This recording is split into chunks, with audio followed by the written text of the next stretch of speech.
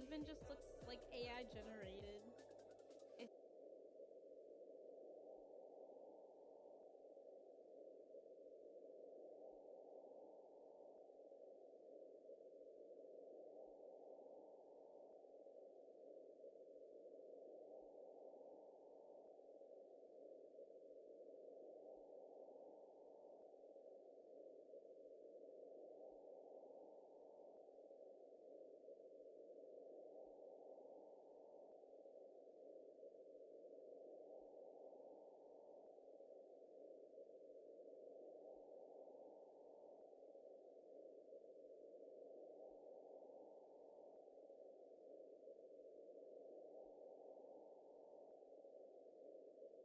See what how people react. People react.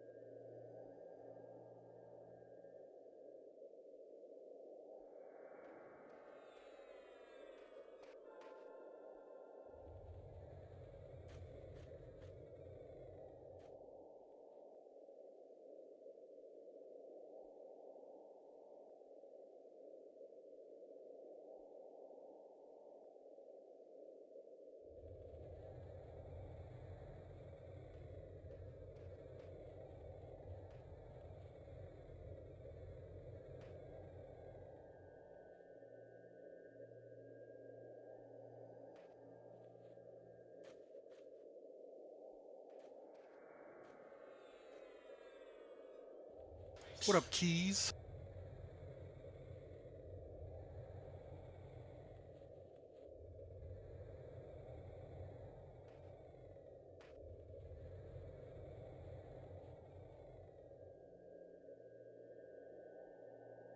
Thank you for stopping by. It's gonna be a couple minutes before we get on our feet.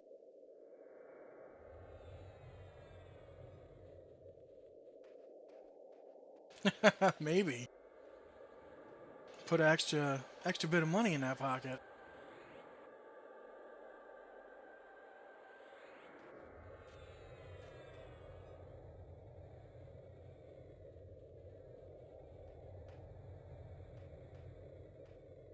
Wife just explained to me that since it's legal in Ohio, she's like, you can have like 12 plants in your house. And I was like, I thought that was illegal.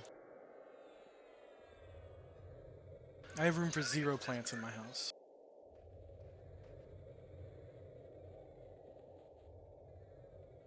Deal insult. I don't know, my kids are still small. I have to deal a lot of snacks and stuff. I gotta separate them with the gummies and all that. Yeah, I guess so. They legalized it in Ohio. I think that was late last year or something. But it was legal across the bridge in West Virginia. So everybody, at least in this town, was still just going right across the bridge to get their stuff. But now they don't even have to do that. They don't even have to drive the mile.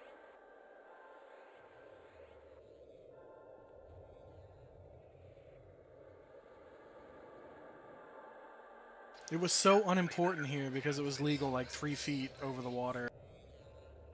Over the bridge. But I guess I didn't really think about it. But yeah, our neighbor was telling Sam about it. He's like, I'll just grow it outside my yard. We're like, okay.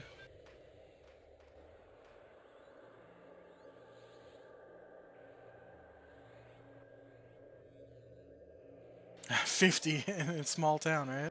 That's how it feels here.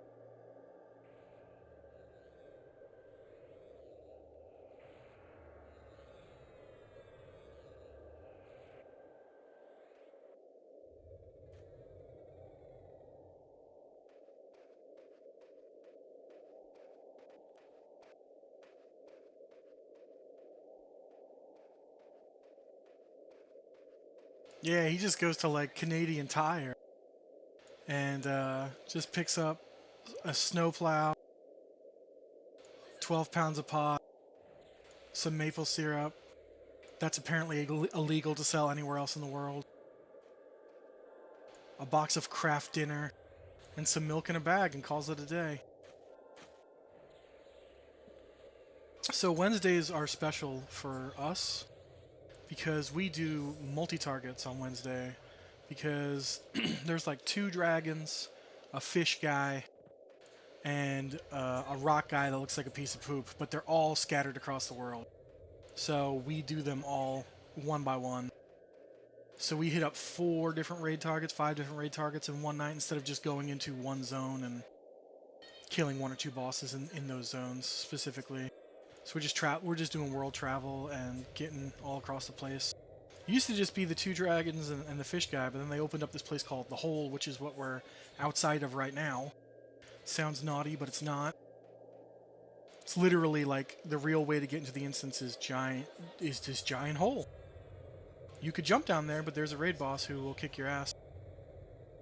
But the way that the instances work is we don't want to go into the actual real instance, or we don't want to go into the real zone and compete with other players.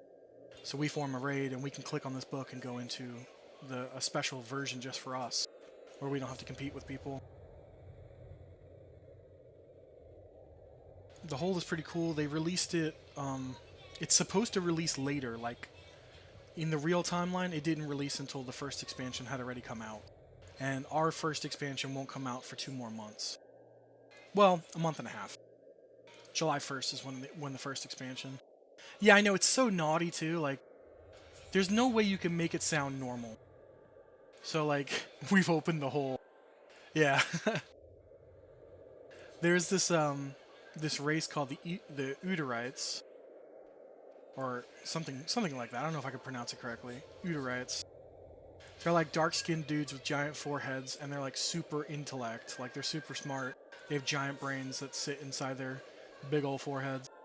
And they were like, in the lore, they were all about learning all types of magic.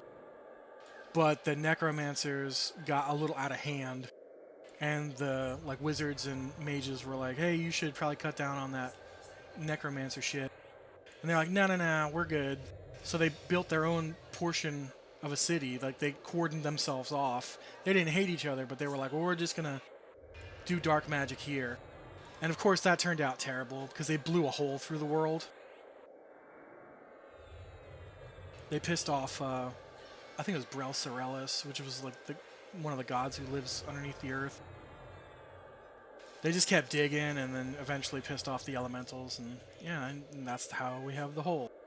But seriously, they should have changed the name. They should have thought about that name before they went live. No matter how you slice it as a guild, you're just gonna be like, yeah, let's go wreck the hole. Quick run in the hole, in and out.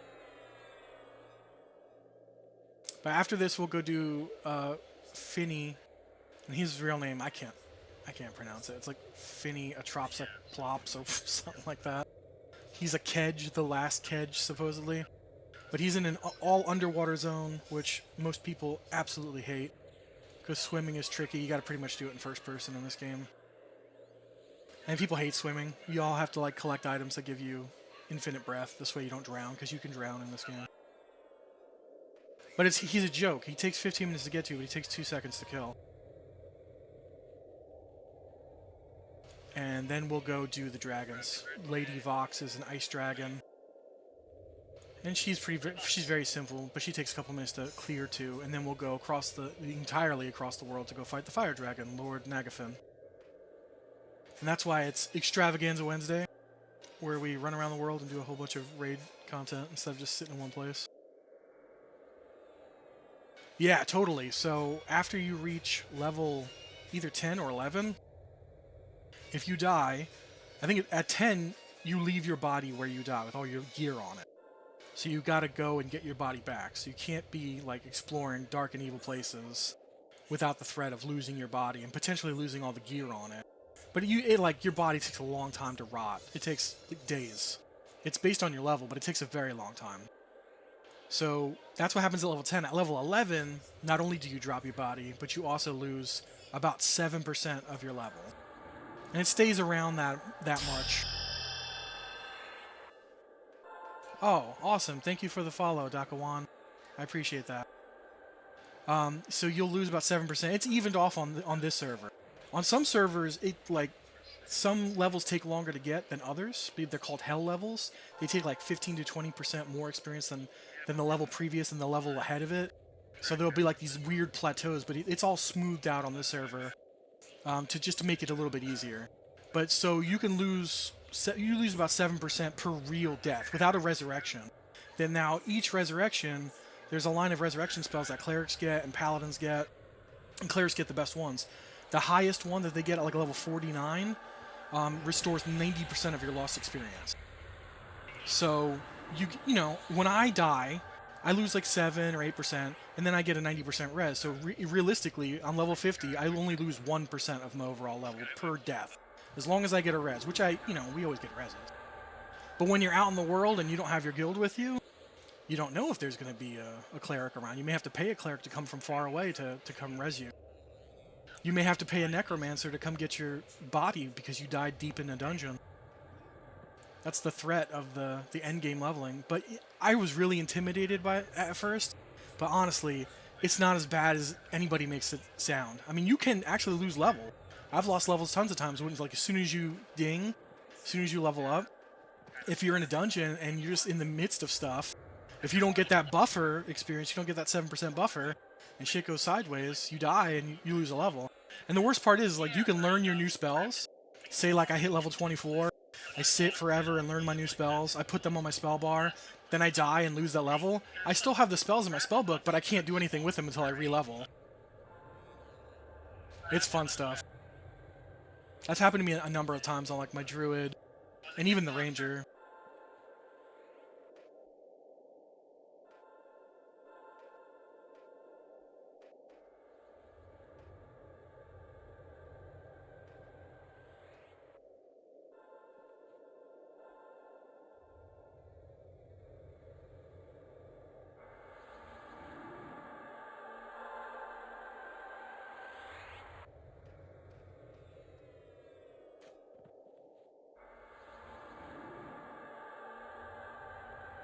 Yeah, I played FF11 a number of times, but I don't remember de-leveling, because the first time I played it was like as soon as it came out, and I didn't get very far, because I was actually playing EQ at the time. All my friends were trying to play 11, but I didn't like it as much. Plus, I didn't think I had a computer that could run it. So, I love being in Savage, Dakawan. I've been here since, I want to say December. I've never raided in EQ in any era. And I had no plans to do it here on Quarm until Secrets decided that she was going to do instance raiding. Like, even when it was just scheduled raiding, I didn't want to raid like once every 9 weeks. I thought it was lame. And I also don't have the spare time to poop sock. So I was like, yeah, you know, I tried it, and I've been happy here since day one. We have a smaller group than some guilds, like Project Faceless and those bigger guilds. They field like 70 people every night.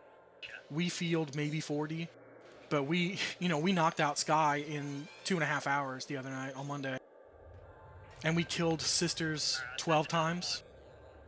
So yeah, we know what we're doing. At this point, most of us are best in slot, or we're just running alts and stuff. Good loot rules too. You roll on set pieces, but you DKP non-set pieces or boss loot. TKP is earned steadily. Officers don't get more than regular players, because I've heard other guilds doing that, and that's insane to me.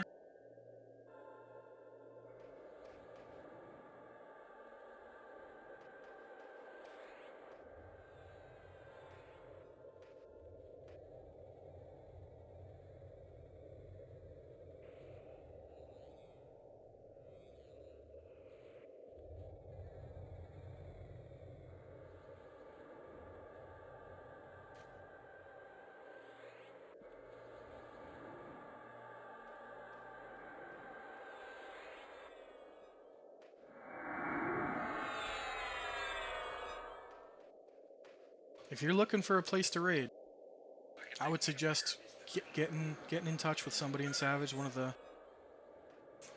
the officers. Like, we have a couple of them that are always on, otherwise we couldn't do the raids. It doesn't really matter what class you play.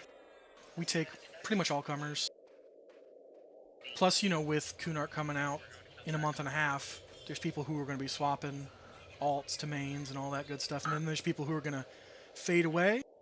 And then there's going to be new people who come around. So, I mean, we always have a rotating door, and attendance is not mandatory, but a lot of our people stick around for everything. I've been best in slot for a while now, and I just come to raids, just rack up the DKP, have fun, talk.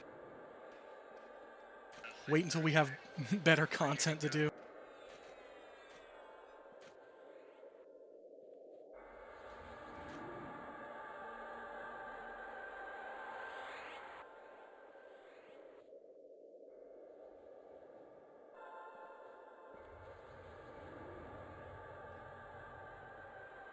I think it's honestly funny that you would say that, because this server is based off of the EQ Mac server, but it doesn't work on Mac anymore. It's emulated to work the way it did on EQ Mac. But it doesn't work base right off of Mac. Yeah, so 9:30 EST, that's my time zone. But a lot of people are from the West Coast in this guild, so it's only like 6:30. And we generally end around 1 a.m. my time, which I think is like 10 p.m. their time. But when we have new content, we push it pretty hard. You'll still get DKP if we go over. I don't think it's possible to run this on a Mac, even though it's based off the Mac server, the original Mac server. The Alcabor project was, anyway, and that's what this server's built off of.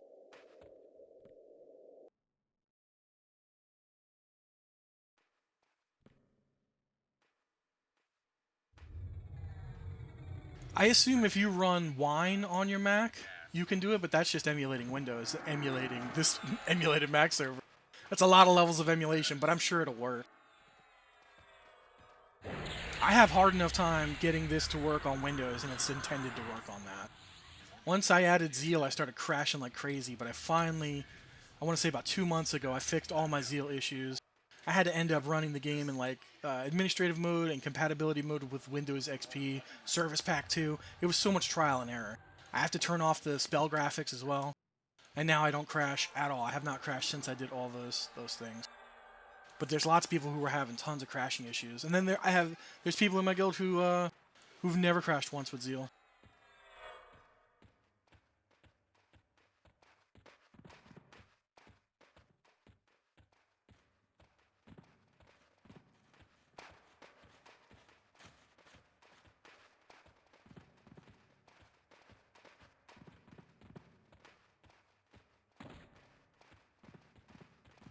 We pretty much only come down into the hole to do Yale and I think Daratan.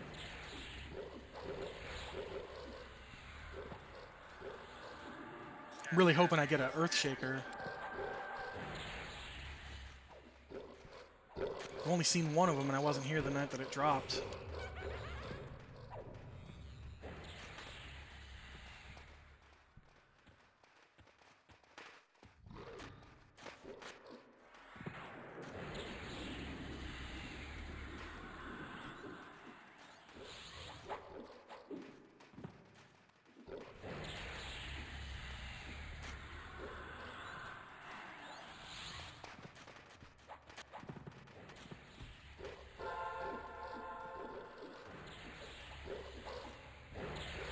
Yeah, I know. Like 400 Switch games, literally over 400 Switch games just sitting on a shelf, and I'm playing this 25-year-old MMO. I guess, crack tastes the same even if it's 25 years old. Yeah, I'm a ranger. Human ranger. But I like seeing in the dark, so I always use my Dark Elf mask all the time.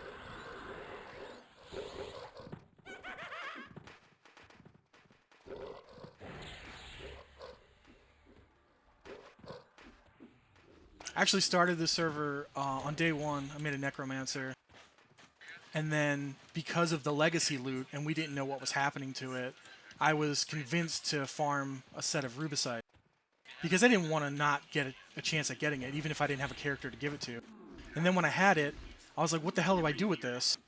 So I made a ranger, and stupid me, I fell in love with it. I know it's the worst class in Classic, but I love it. I love the utility that it has. And I know that it only gets better from here, so I'm playing the long game. I know once Luceland comes out, or, that's when we start getting AAs. I don't know much because I never played in these eras. I played in Classic originally, but I was a kid, so I didn't know what the hell I was doing. But now that I have a chance, now that I'm an adult, I've played MMOs for 25 years now. I have a general idea. I was like, alright, I gotta do that. Alright, Keys, thanks for stopping by, man. I'll see you later. Appreciate you stopping by.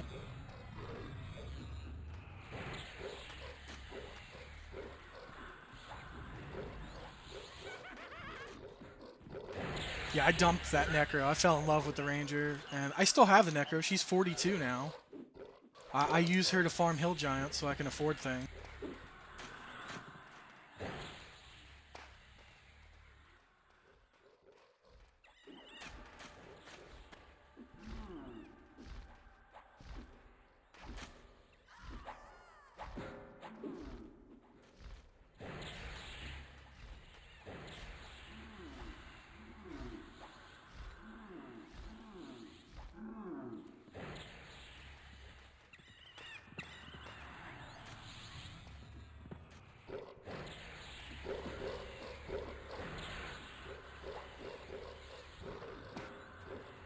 I didn't think I was going to have time to raid either.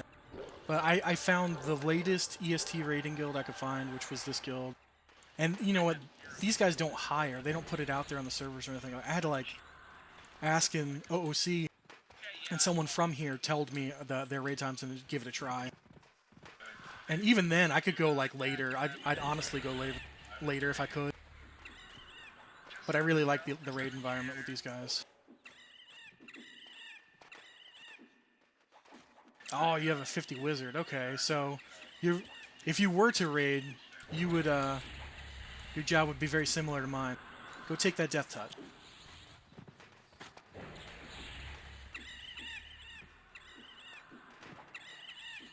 Oh yeah. So they would start like 6:30 your time. Lots of Canadians in this guild too. I don't know what their time zones are because they spread across their country.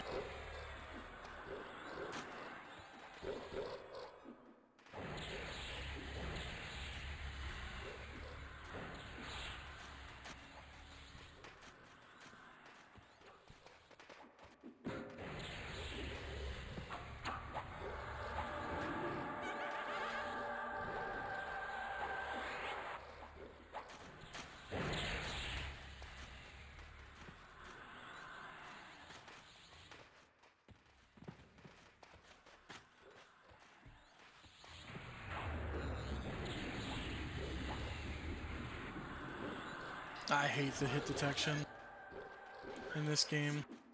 As a melee, anyway. I didn't know about it when I was playing my Necro.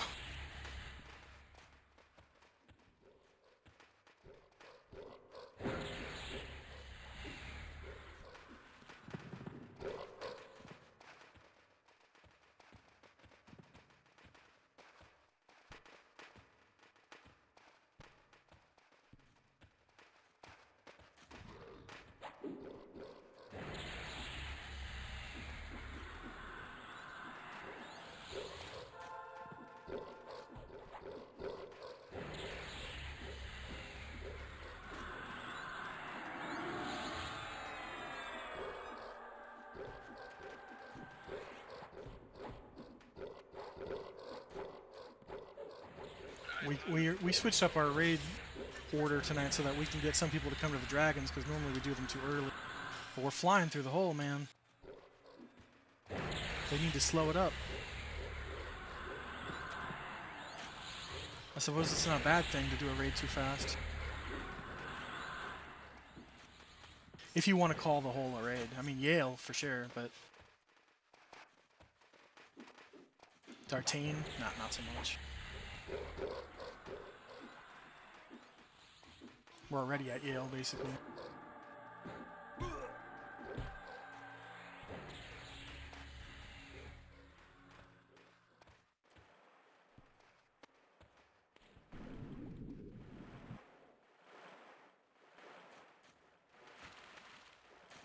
There's nothing you can say about the hole that doesn't sound naughty. They did all that on purpose.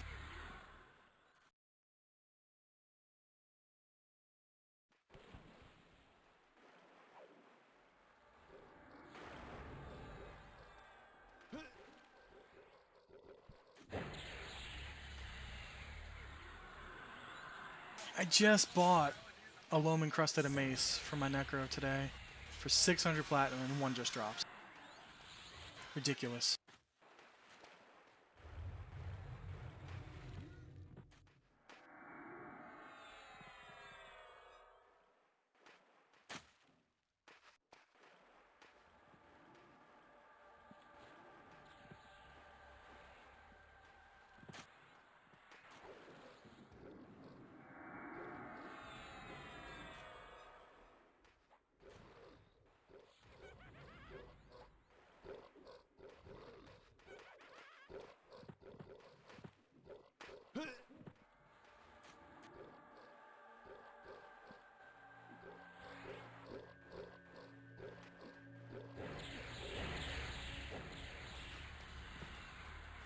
I didn't even swap to my better dex gear.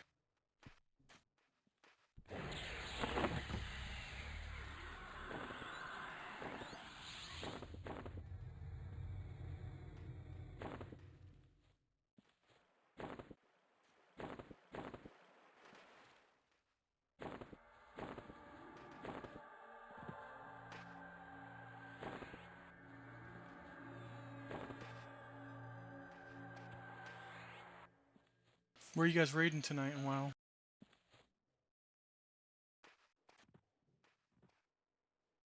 And welcome, Micro.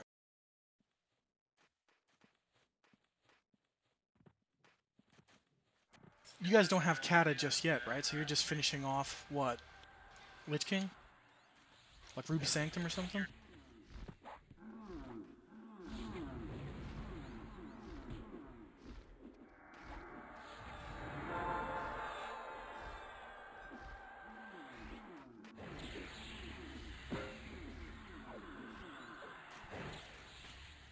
Oh, 5 days, man. That's so close. We're 2 weeks away from Ixar here. Ixar Early Access. So all the gear I've been farming and buying for my Necro, I can't even give to him the first month. So I don't even know how hard I want to go on leveling him, because as soon as July 1st hits, I can just port him out of there to EC Tunnel and grab all the gear and swap Necros. And I'm probably not even going to delete the other Necro, the 40C Necro, because it could still kill Hill Giants naked. So I might just park it out there to kill occasionally.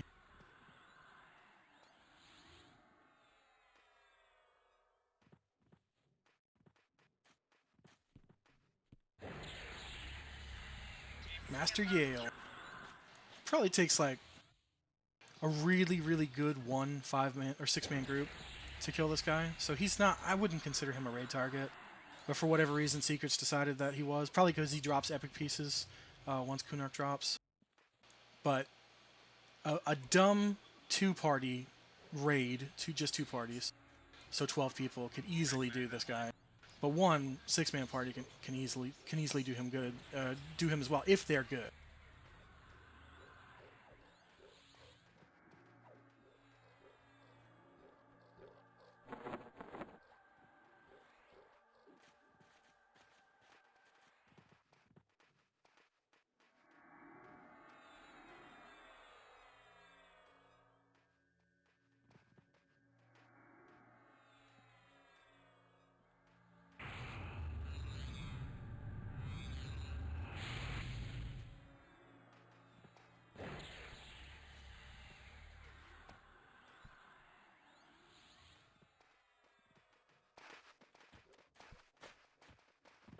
Here we go.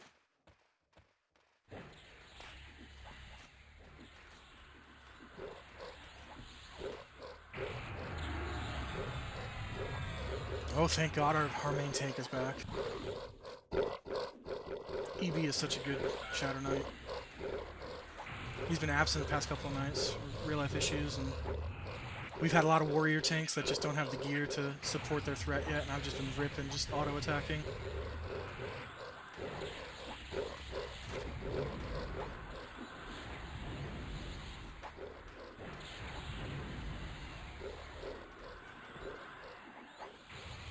Oh, they need a death touch.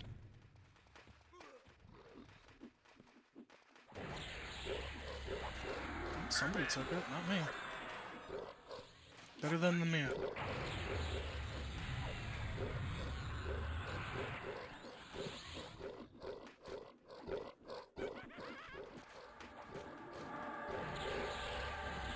Looks like he's got the dagger in hand. The Serpent's Tooth dagger. Really great dagger, by the way. But I was hoping he'd have the 2-hand sword. But he could still have it if he drops 2 weapons. Sometimes they have stuff in their hands and hide the other stuff.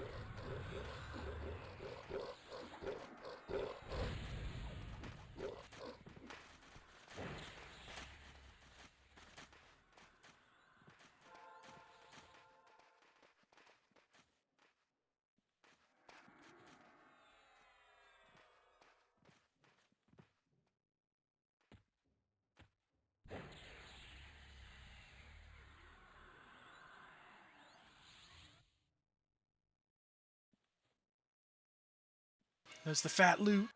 A Serpent's Tooth, which is a really great dagger, and a Brell's Girdle, which is selling for a ton right now on the market.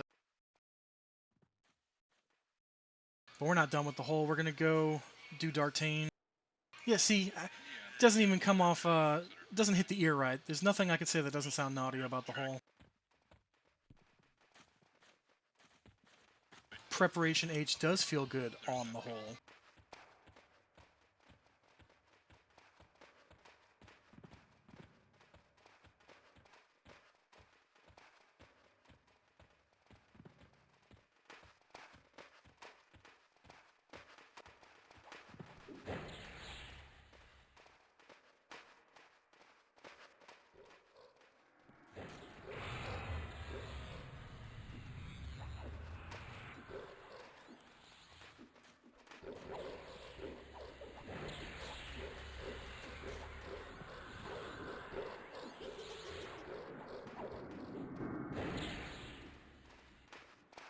Yeah, we're gonna climb through the hole to go beat up D'Artagnan and see what kind of necromancer gear we can get tonight. We gotta waste time. So we're gonna go kill the rest of the names that are in here.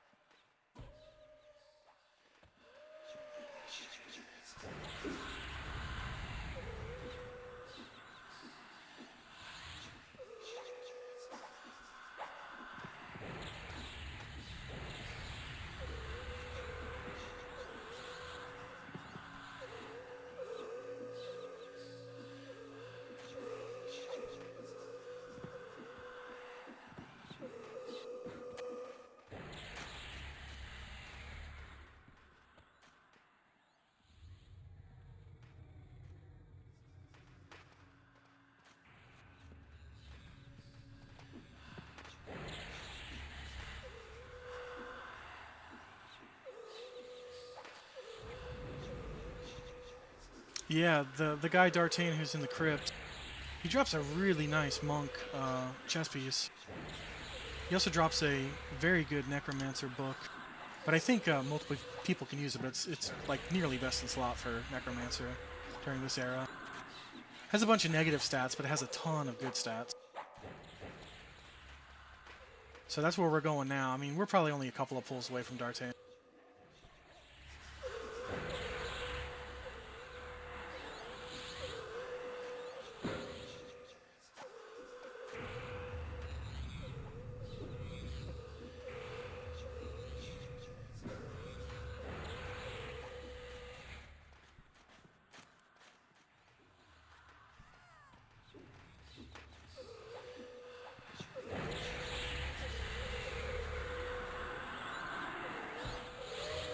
If we get a book of Marigold tonight, I think that's what it's called. I think I'm gonna bid, alt build. Alt bid if nobody else needs. That Necro's getting up there, and I think it's BOE, so I could always give it to the XR.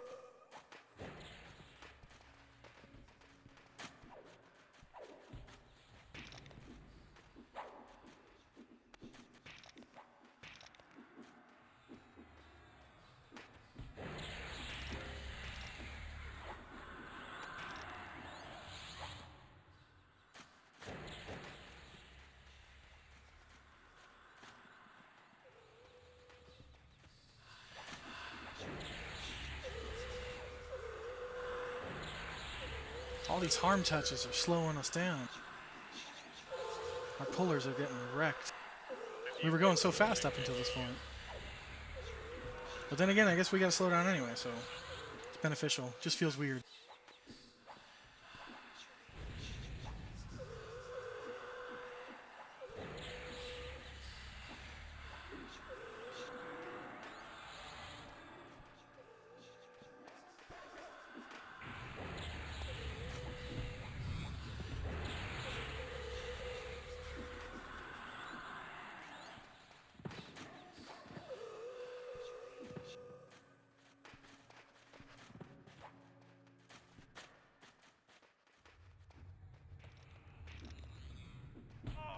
Sitting right on this fallen Uterite. I thought he was just a necromancer pet. I mean, I guess he is a necromancer pet, an NPC. I thought he was just one of the boys.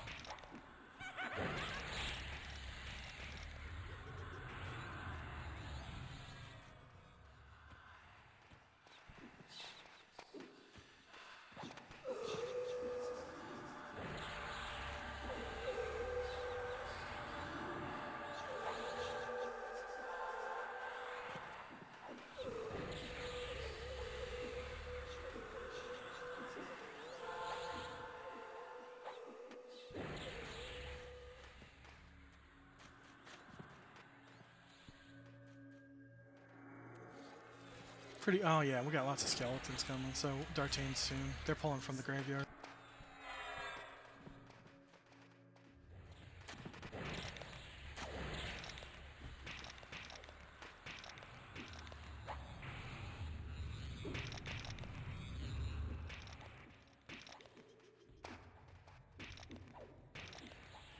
First couple of weeks we did this, we like went and got in the courtyard, dug into the graveyard, and now it's just like so much easier. Just pull it all out here, because there's so many of us.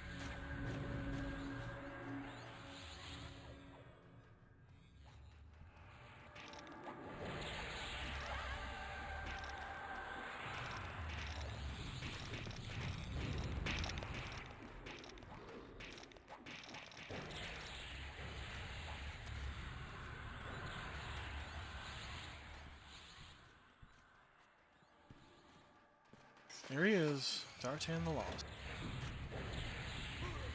And looky who's got a bookie. Oh, he's got 2 books. Oh, yeah. Might actually get one on the cheap.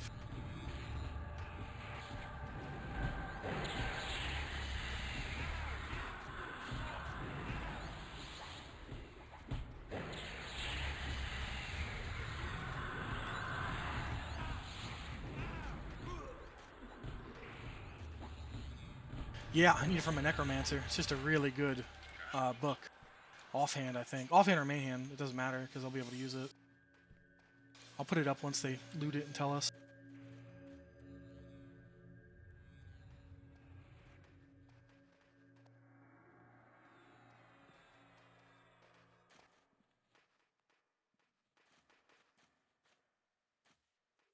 I think it would replace my glowing black stone, which I could just toss to any one of my other casters. But it's only worth like, it's like 9 intellect and that's it. They can go in your main hand and your offhand, and it's not worth maybe 100 or 200 plat, but you can still get them. It's a legacy item. I can get one every 30 days if I wanted to.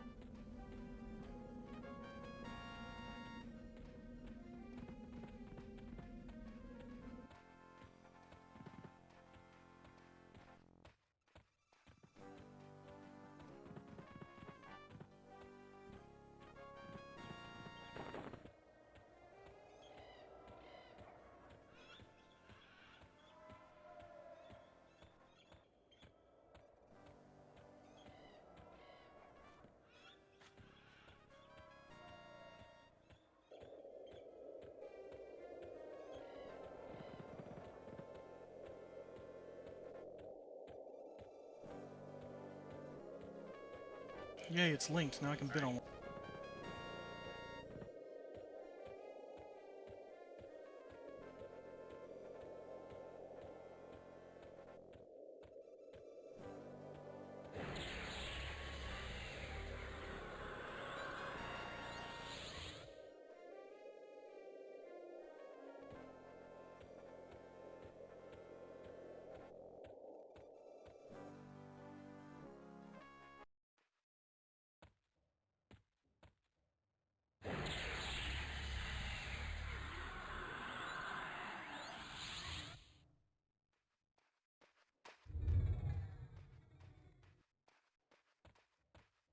Yeah, so it's -5 strength, -5 dex, -5 stamina, -25 charisma, 6 whiz, 6 int, 50 mana, 50 HP. It seems like it sucks, but it's very, very good for Necros.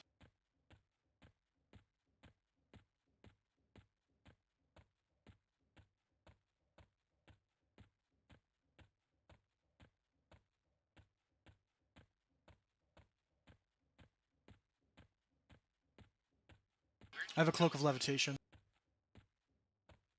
There's a special mob that spawns in the game that you can hunt. It's very easy to do with a ranger or a bunch of rangers. It has infinite uses of levitation. It's called the Pegasus Feathered Cloak.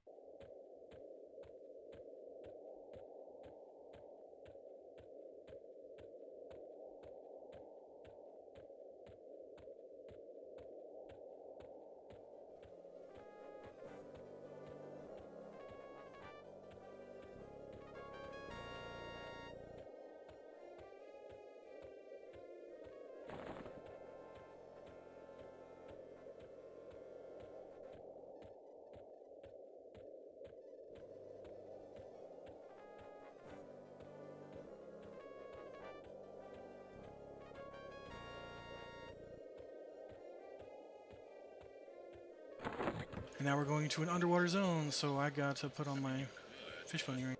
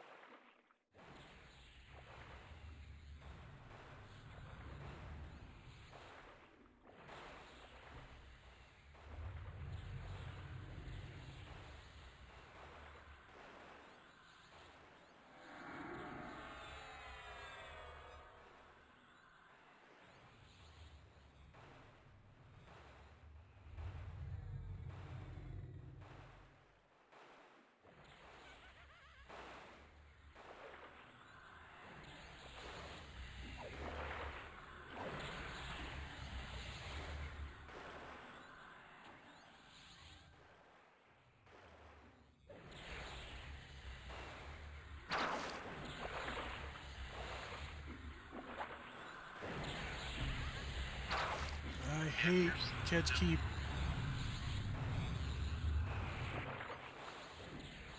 It's cool that it's an entire underwater zone, but I hate playing in first person. At least as a melee. I feel like I have no situational awareness.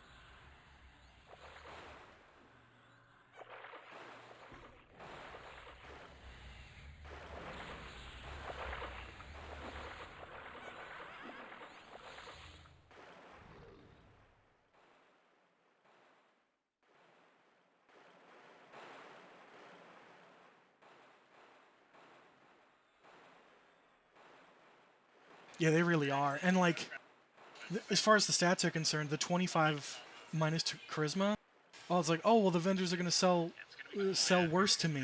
Just take it off, you know, and then sell your gear or sell your loot.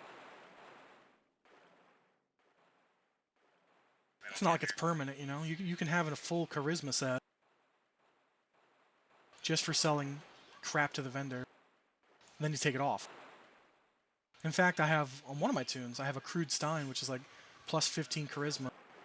Just swap that out with the tome. I can give it to my Necro, swap that out with my tome, and I'm getting better sales for vendor loot. It's all about that 50 HP and 50 MP. For a Necro, that's like 100 MP because we turn our health into mana.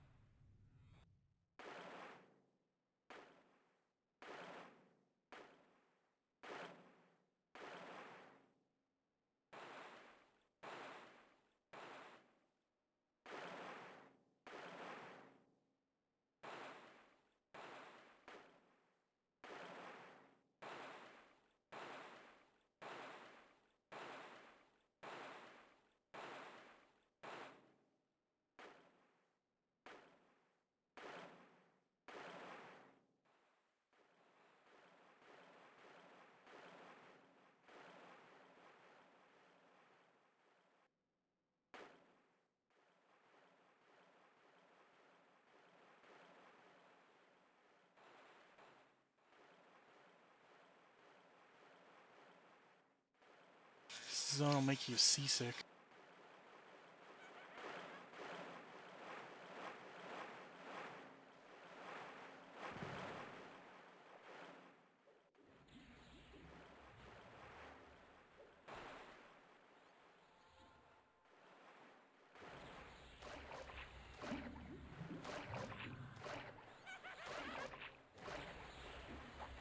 How does the Paladin's Flaming Sword work underwater? Magic.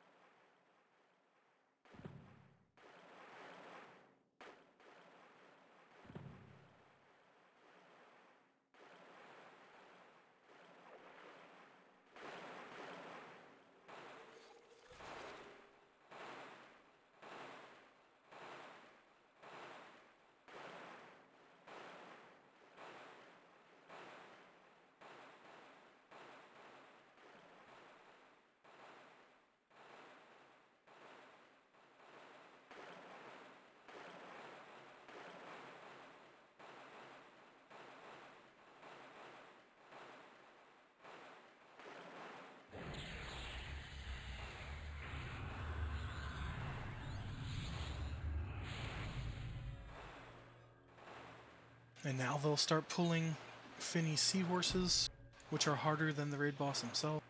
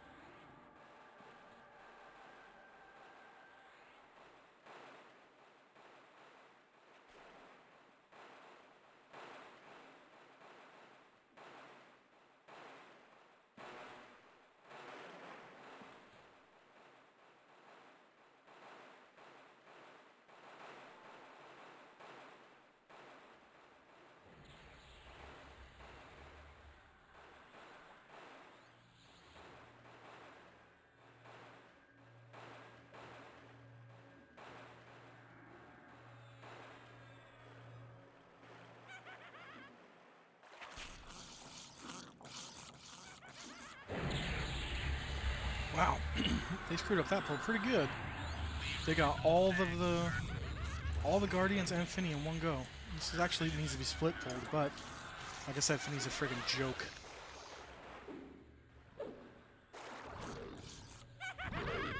Die, you dumb fish monster. I don't care if you're the last of your species.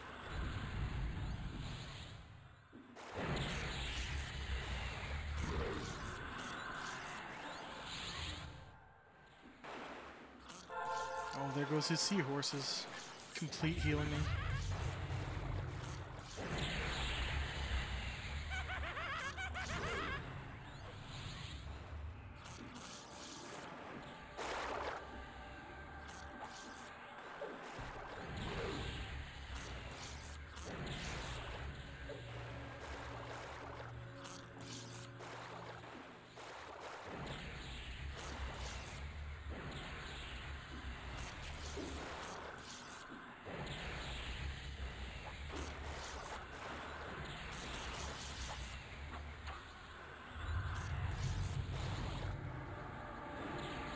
Oh my god, if we wiped a Phinny, I'm gonna lose my shit.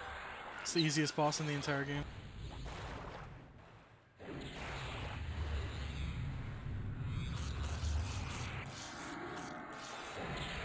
Okay, we killed him, thank god. That would have been so embarrassing.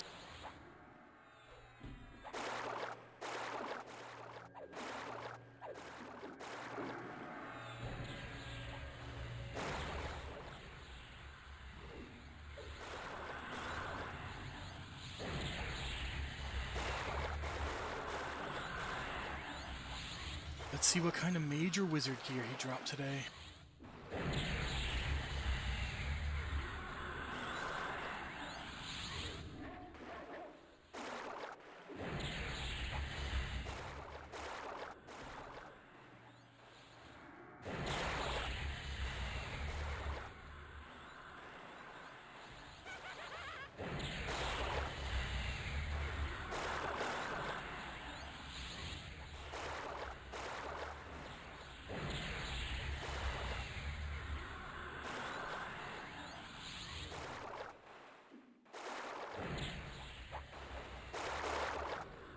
Got a Staff of Elemental Mastery Water, which is great for mages and their epics.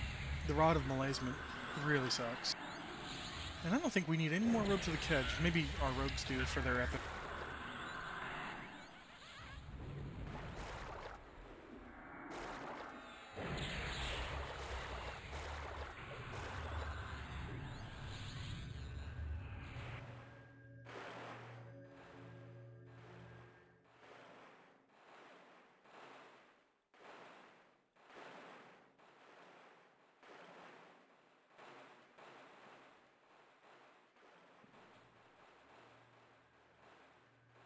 It's all no drop.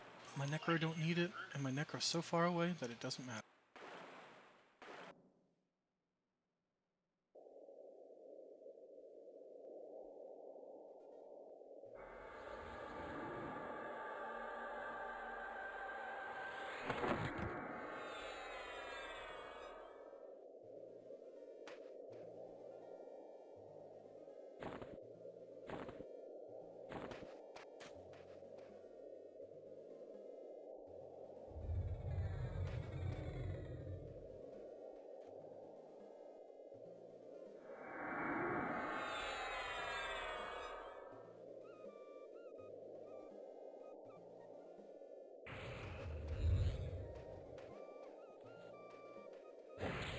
Dagnar's Cauldron always has some pretty legit music.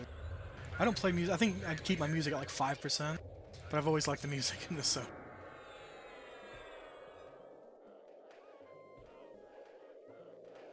%10 music volume.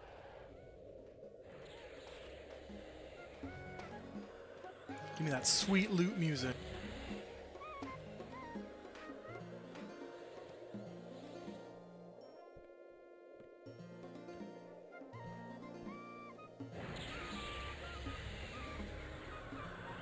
I think we're on our way to Lady Vox next. That's 2 raid bosses down. We're gonna do Vox and then Naggy.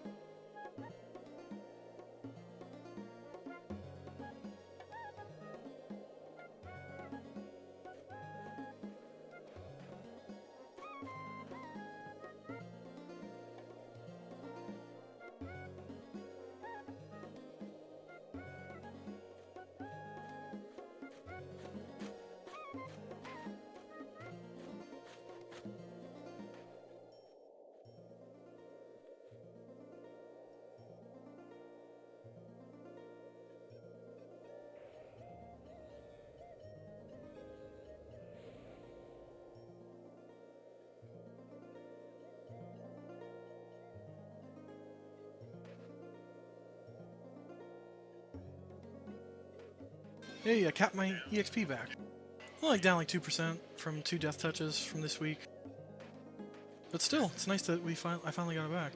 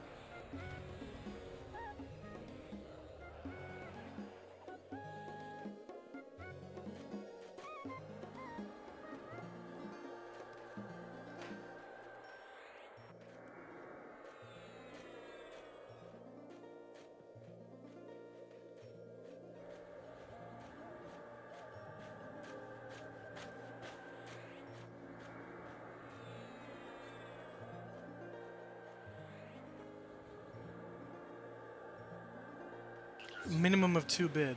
So if nobody else wants it, you just put 2 bid.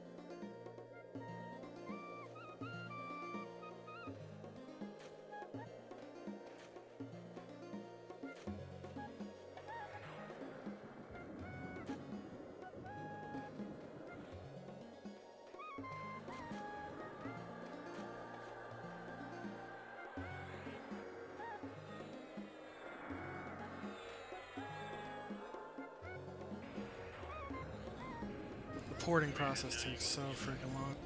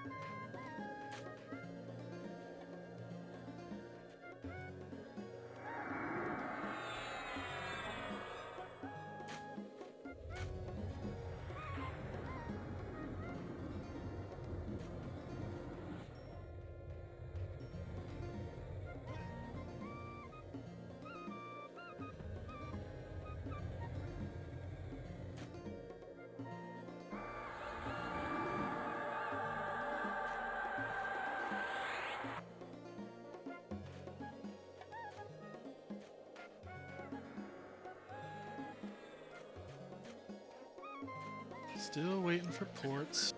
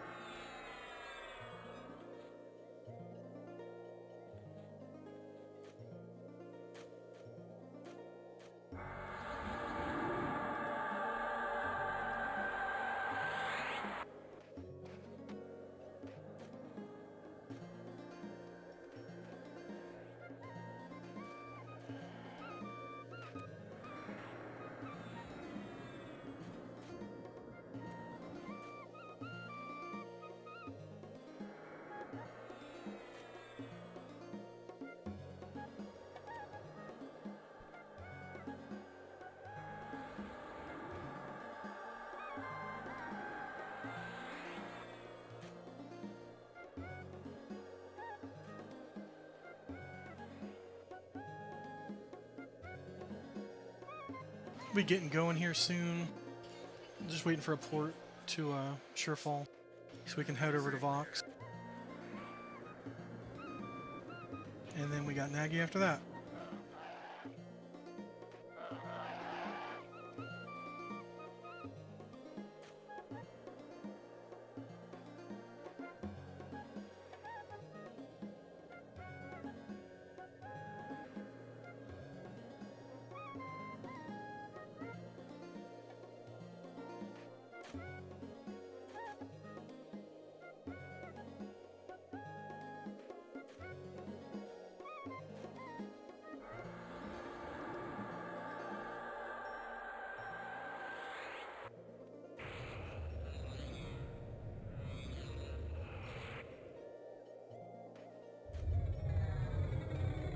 Getting ported to Vox has taken longer than the first like 3 raid bosses we've done tonight. This is taking so long.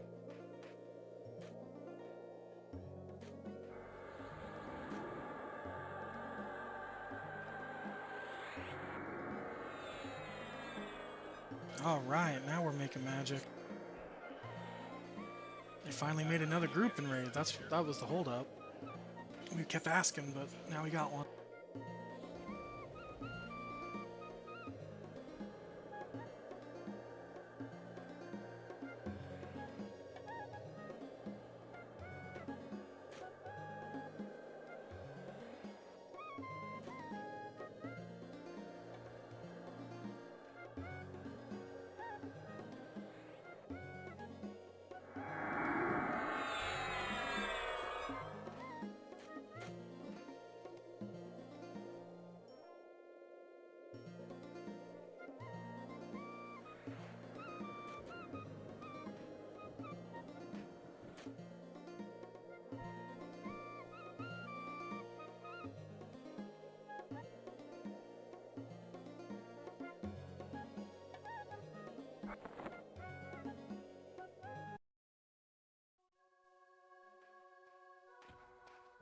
Finally, on the move. That felt like it took an eternity. Could have killed both dragons by now. We are normally not that slow.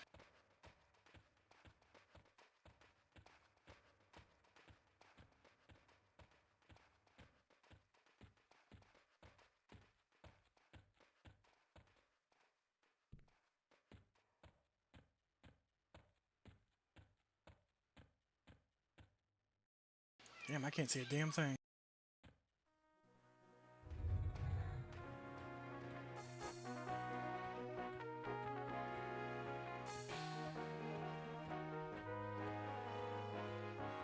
Alright, on the move.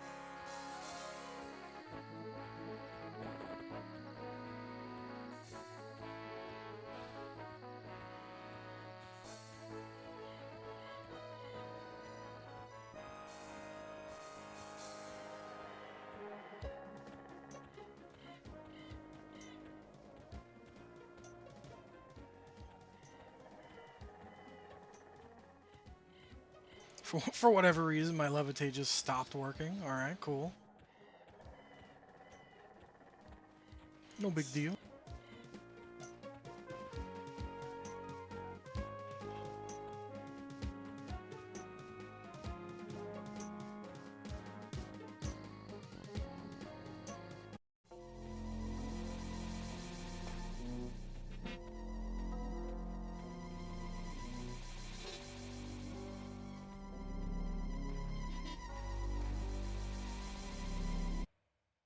Ooh, so we have something planned for after the dragons too, so more content. I assume it's just gonna be sky shenanigans, but we'll see.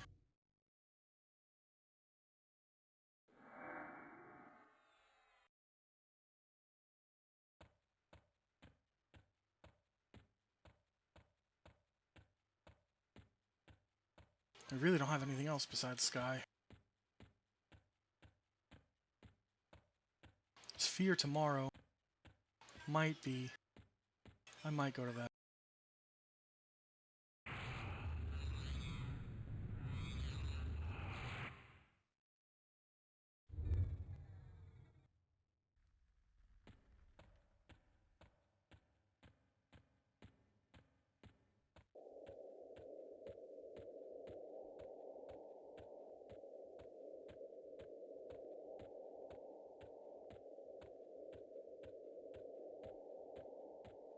Ah, permafrost. They really increased the draw distance in this zone, and it is insane.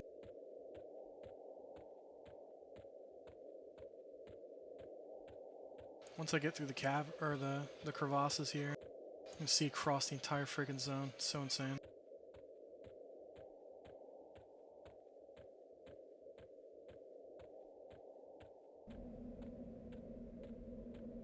There's a recent change too.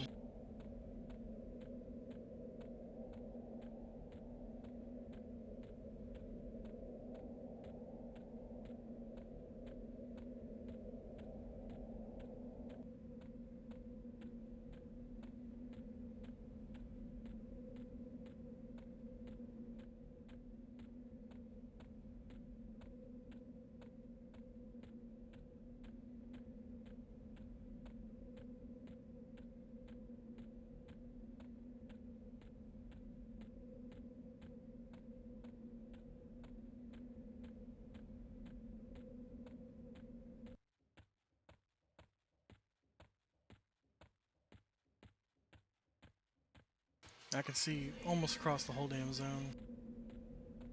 Secrets, for whatever reason, she decided to increase the draw distance in some of the zones. Really opened some of them up big time. You wouldn't even be able to see like 30 yards prior to this change, and now I can see like 300 yards. I see mobs, they're just tiny little specks out in the distance.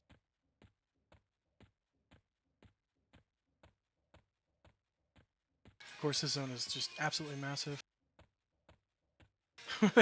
Yeah. Well, I am going to kill a dragon, so very good to have a Tenacious D reference in there.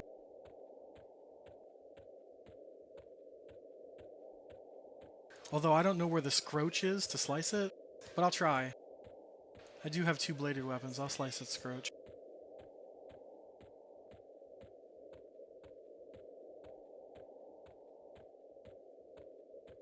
For some reason the dragons are like my favorite fights in classic content.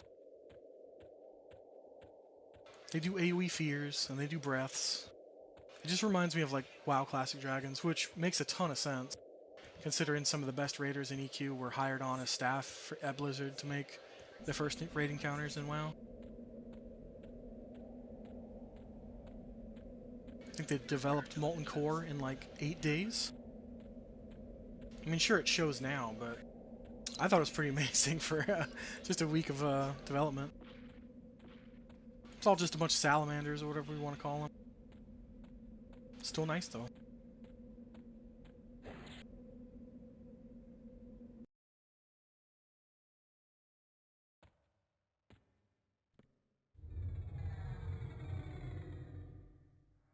Love being a human.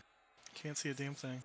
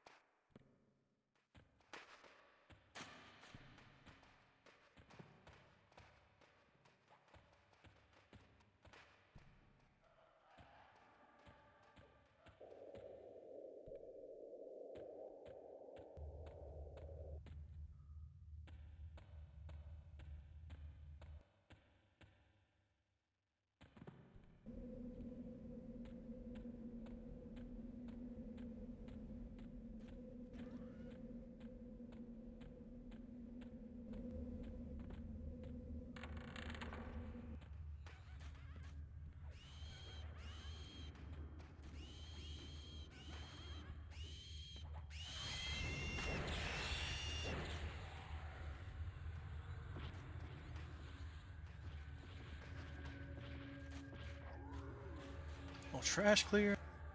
Gotta get rebuffs, because that took eons. Think we lost all of our shamans? That would be bad. No, okay, we got some.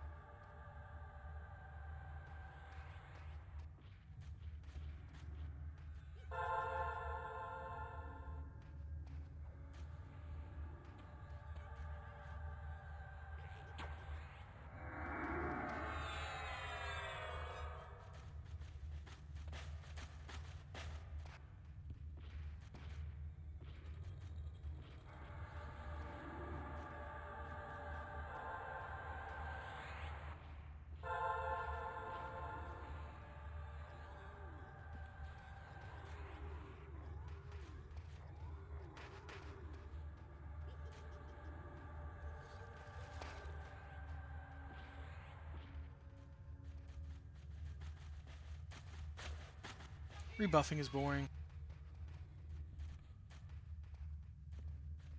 Sorry I was being silent throughout all that.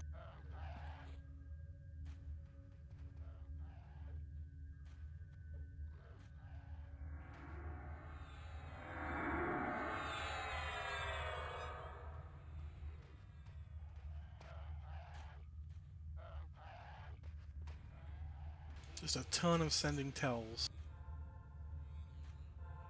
Gotta send one to basically each class for something. But now my buff bar is mightily thick.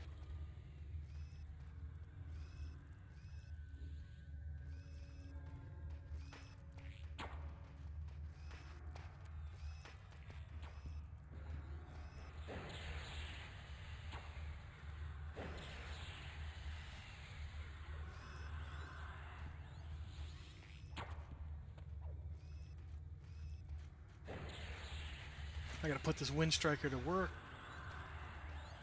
It's okay to pluck away on the trash. I'm actually gonna I'm probably gonna bow the dragon.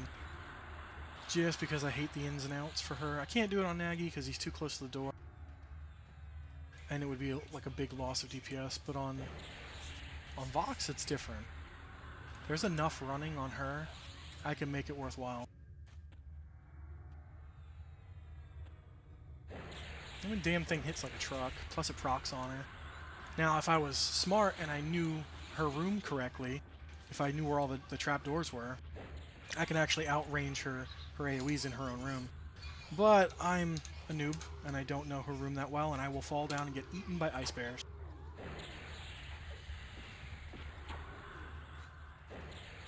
And I don't want to be bear dinner.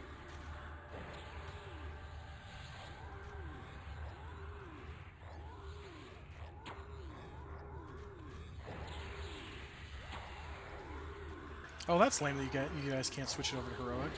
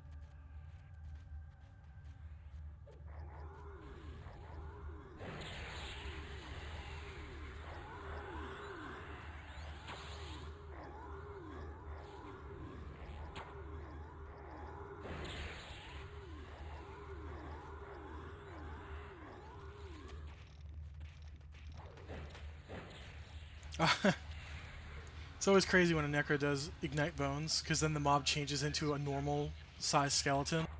So most of the people in the raid are like, where the hell did the raid mob go? Like, you still have it targeted, but it's visually just gone. Just turns into, like, you know, a dark elf sized skeleton. We just had a giant turn into something that you couldn't see past an ogre.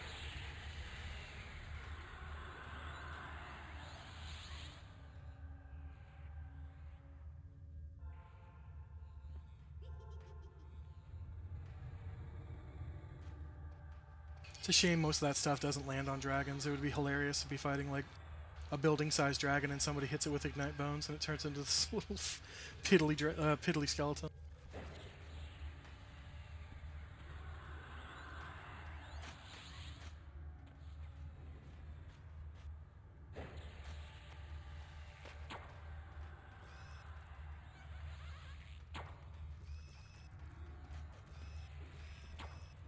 So now that you can't do the heroic, what are you guys doing now?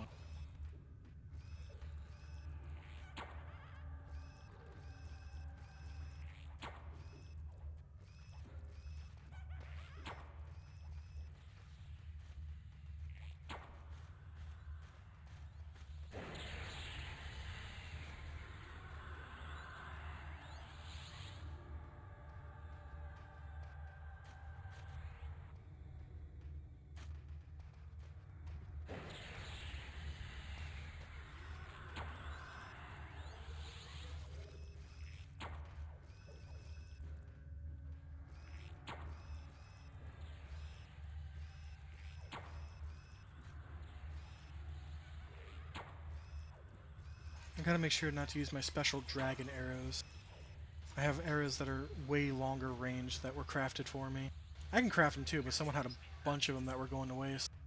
So like, hey, do you want like 50 stacks of them? I'm like, hell yeah, dude. Damn things cost a ton of plat to make. But combining it with my bow, I think I have 250 range. Or maybe 350? I don't know, it's a ton. My bow is 250, and then it stacks with the range of the arrow, and I think the arrows are 100, so I think I'm 350 range, which is enough to outrange a dragon's fear and outrange a dragon's AoE. I can't do it here, like I said, because I don't know her room, but I'm just going to peek around the corner and pluck her. But I don't want to use them here because it's like throwing platinum at these trash mobs that don't even drop loot. But I still got some cheapy vendor arrows. And until those are all gone.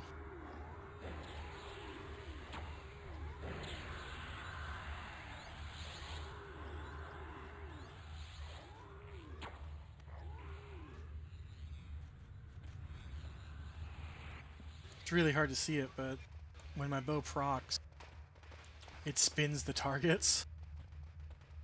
So like sometimes they'll be running away and then you just start doing like a disco dance.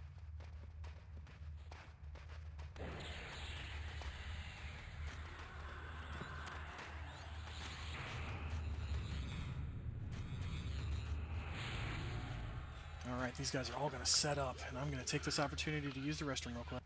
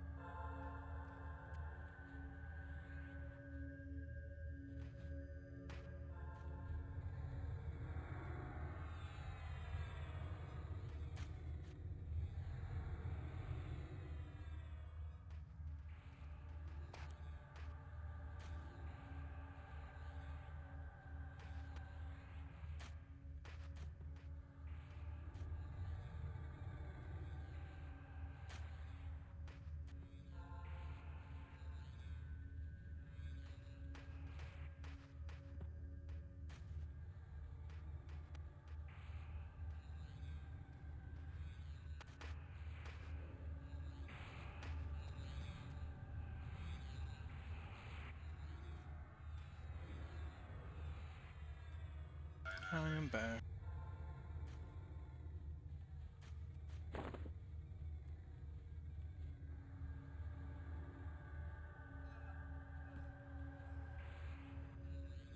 equipped my dragon killing arrows.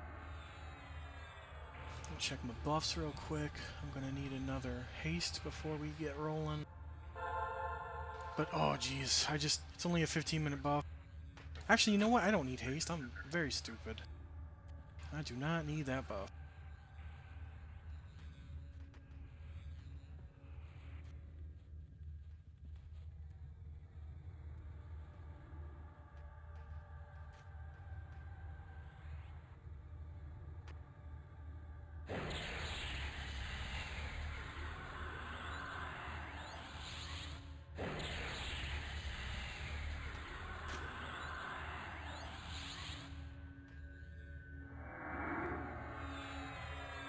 Couple, I don't know, probably less than a couple minutes here, and we'll get this big old white dragon down. Unless she wants to do something stupid like pull through the wall. We've had her do that so many times. She's not supposed to leave that cavern, but she just wanders through the wall, chases us down the hidden paths.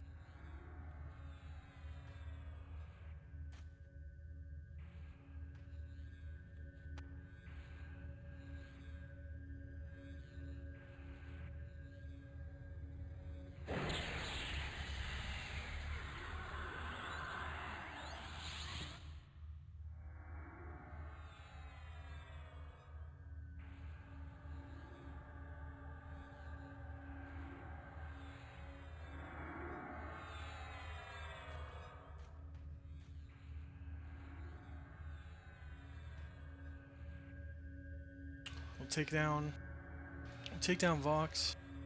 We'll port over to Naggy, take down Naggy, and I'm pretty sure we're gonna do a little bit of sky action tonight. Maybe just noble, but it wouldn't be bad to do a little bit extra. Maybe clear Island 3 or 4.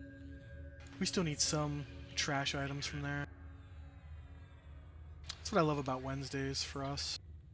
We just do everything that's not nailed down. Plus, some of the best loot comes from dragons, even if we don't need it. It's still exciting to see that stuff drop. Or to see people get it who've been waiting a while. We'll see if Vox drops any rune-bolstered belts. Always like seeing those things drop. I paid $344 DKP for mine. And like, I think I seen one last week go for like 20. Heartbreaking, but I'm so happy to see people get them. Then again, I got my best in slot bow for 2. Because the other rangers were too tired to keep going.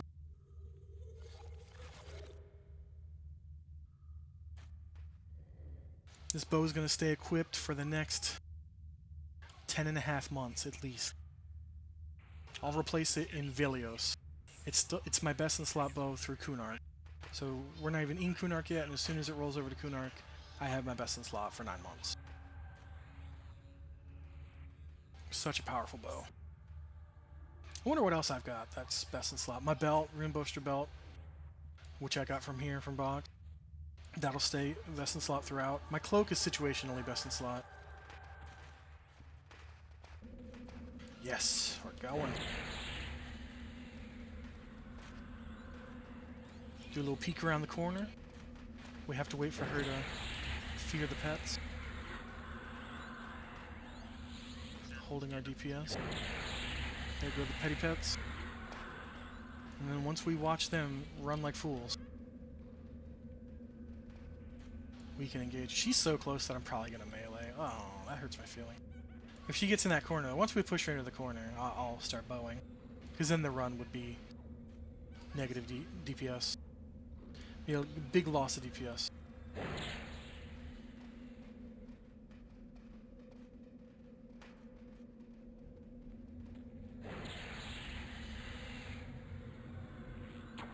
There we go. She can't clear my buffs from that far away.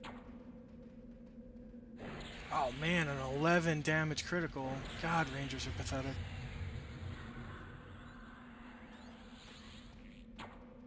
There goes, she's out. I had no damage. I took no damage from her there. I took no debuffs.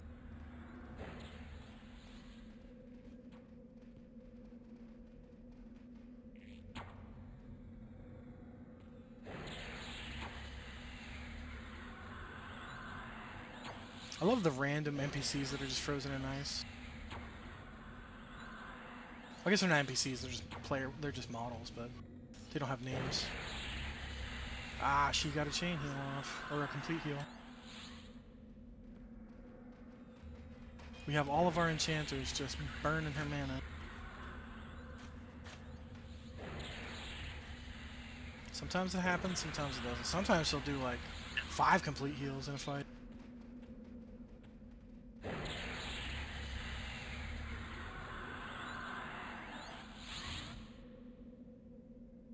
I don't know why I wasted a cast there. I think she's a belly caster, so I can't... Oh, what? No?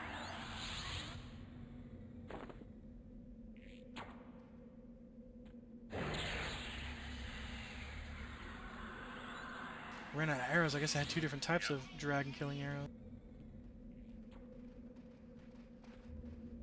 My damage is dookie.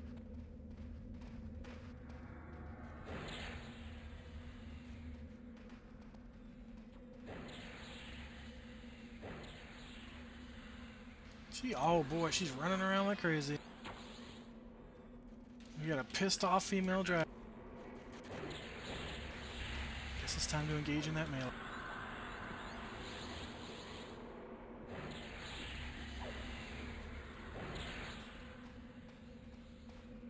You know the best part of this is, like, you can see items in her head. She's carrying a spear. Like, I don't even need to know what she's got loot, because it's coming out of her head right here.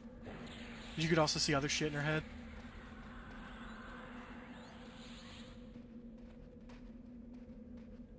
She's got a horn. She's got a bard horn and a spear right in her head. I'm looking right at it. God, I love this old game.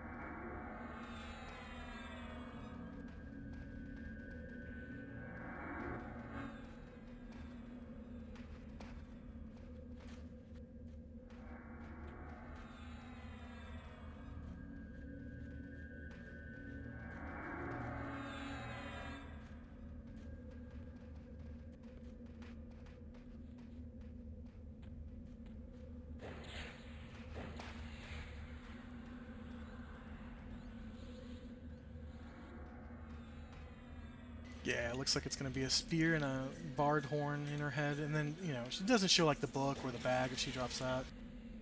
Alright, let's see. We got a horn, a white dragon hide, and a crystalline spear. That spear is going to go to waste. We'd probably sell it, though. Oh, that dragon hide is... It just went to 150 DKP right off the hop.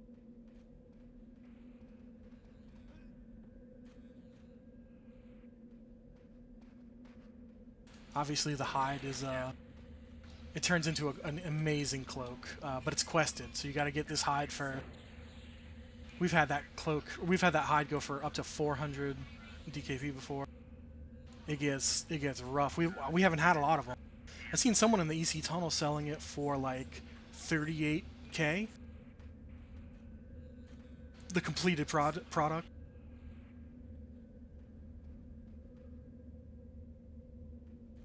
Spear will probably go to our bank because none of our rogues need it, and it's only there's other classes on there, but only rogues are using that thing for the high backstab damage. But the horn, we got like 2 new bards, so that's not going to go to waste, which is awesome.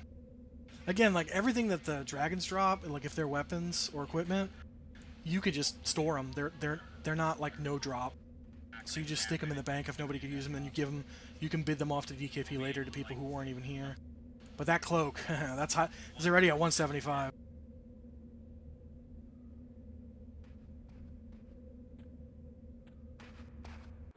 I don't need any of that crap. I don't need anything from any raid encounters in this game besides an AON.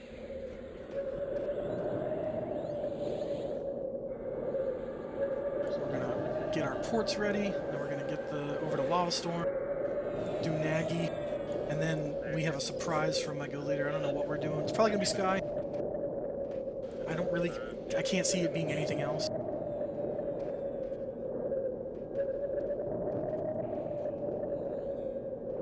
It won't have that improved damage focus until like one of the later expansions, but once we roll over to that expansion, it automatically applies to the item. So it's retroactive, which is why a lot of people hold on to stuff, because there's items in Classic that have like improved mana regeneration, but they won't have it for an expansion or two. But once those click on, they become highly sought after again. So getting your stuff early in Classic might be beneficial to you. But those stats, 9 int, 9 whiz if you're a caster that already has so much for a cloak, and 75 mana, which is just outright ridiculous. And that cold resistance will be so helpful in Kunar. There's a lot of Frost Dragons.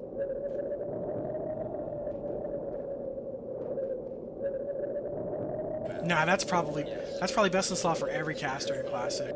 Maybe Kunark as well. I have resources too that I should probably send you when you're bored. That can tell you like your best in slot lists, so you have not just like an inclination of what to look for.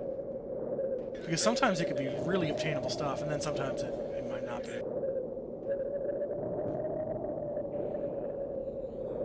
Yeah, okay, so they corrected me. I thought it was like 38k. It's 28k. 28,000 platinum for that cloak right now, going on the open market. See, that's the finished product in Classic, so it doesn't have the focus on it. But it's got everything else you just said. And that's just insane for Classic stats. That's totally insane. Well, that's the best part. We have to come back to all this stuff. So on normal servers, the dragons and Phinny, they have a level restriction to them. Like you can't be over 55 or 52 or something like that. But on here, Secrets has decided to just say to hell with that, so that we can still come back instead of having, because what normal people would have done would be have alts and then lock them in that level range so that they can do it for your main. So you still have access to be there to get the loot, because most of it's tradable on the dragons. So you just go there with an alt, help out your raid, bid for your main. But we don't have to do that. We can go there at level 60 now. Once we get level 60 open to us, we can come back and do the dragons and Phinny with our mains, which is amazing. It helps out so much for people who don't want to do alts and shit.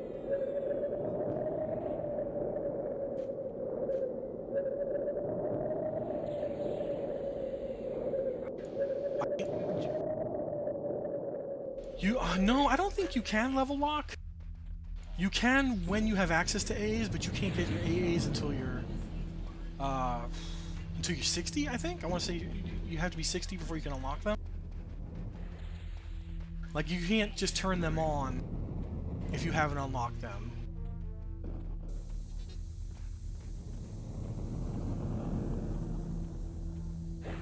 But what's important is here on Quarm, instanced raids only give 10% of their total actual EXP.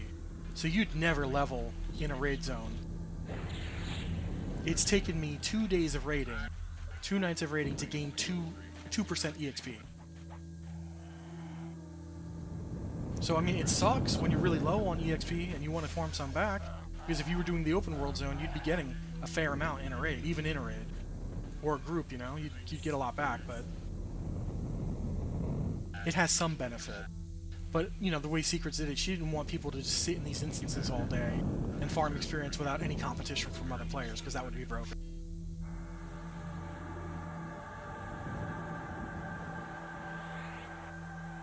Time to go into Nagafin's lair.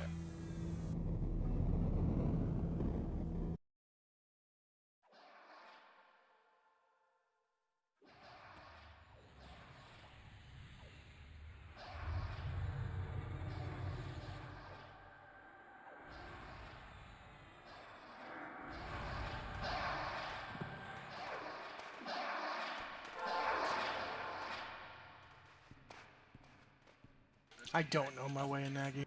I kind of know it, but I kind of don't. Fox is the only one I know. I'll never learn Phinny, ever, ever, ever. I hate Kedge Keep so damn much.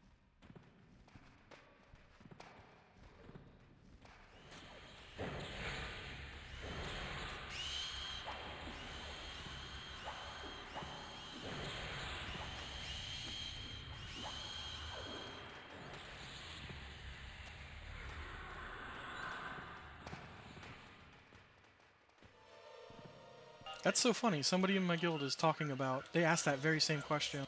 We were just having a discussion. I was just talking about it a moment ago. They asked, are there some items that are not best in slot now but become best in slot later because of their focus effect? And I believe that to be true. One of the veterans will answer that for real. Running through the lava. Okay. All my buffs are still pumping. I'll get a new clarity in a haste.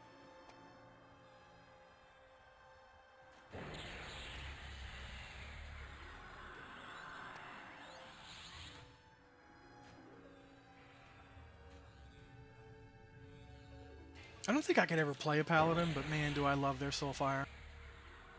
And I think their epic, it looks very similar. I don't think it has the hilt. I think it's just a pure flame sword. Like even the hilt is made out of like golden flames or something. But soulfire, I mean, look at that classic model. It's like one of the only models in the game with a particle effect. Something about it's just special. I remember playing EQ back in 1999, seeing my first soulfire, and thinking to myself, that is the coolest weapon in the entire world. And then 17 years of WoW, everything is so damn flashy and hurts my eyes that I liked the transmog where I just looked normal. Not over the top stuff. I didn't want, you know, buildings on my shoulders. In this game you don't even have shoulder armor. It's just paper dolled over with a color. I don't know. Less is more in most cases for me when it comes to that sort of stuff. Do I like transmog systems? Absolutely. Do I like dyeing armor and all that stuff? Do I wish it was here? I'm not sure. The community has asked Secrets before about armor dye, because there's technically a set of armor dye that you can get within the timeline that this server is going to fall into, but it's only like turning one specific set black. And then the expansion after pop is the expansion that everybody got the armor dyes. So people were like, can we get the armor dyes? And Secrets was like, no, absolutely not, because you need to know what people are wearing for prestige reasons, you know, so people can show off. They want to show off the gear that they earn. But then she does something silly, like when she took out Russet, the original Russet armor, and added the Brilliant. So instead of looking like a gold potato, now you look like a teal potato. It's the same exact stats, but you change the name, you change the color. So it's okay for when a server owner wants to change the color of an armor set. I appreciate the fact that the armor still drops, because it's really, really good stuff. Russet is amazing for all melee. Even some clerics, you know, like Russet. But, like, why was there a double standard when it came to the dye? I would have loved to seen the dye enter, you know, late pop, like when we were getting no more content, just as some, you know, a carrot to dangle. But they straight out no, and then I'm going to do it for the stuff I like. It made no sense. Like the Rubicite and the Pinkicite stuff. You can get Rubicite's gone out of the game. You can still trade Rubicite, but Pinkicite's now in, and it's all no drop. It's like, okay, I guess. I appreciate the fact that it's still in the game, but it's kind of silly. Could have just made Rubicite remain in game, but no drop or whatever. And then the original pieces that people still had that would be like tradable, let them remain tradable. That might be confusing on the open market though, when you're trying to trade some Ruby, but you have stuff that's bound.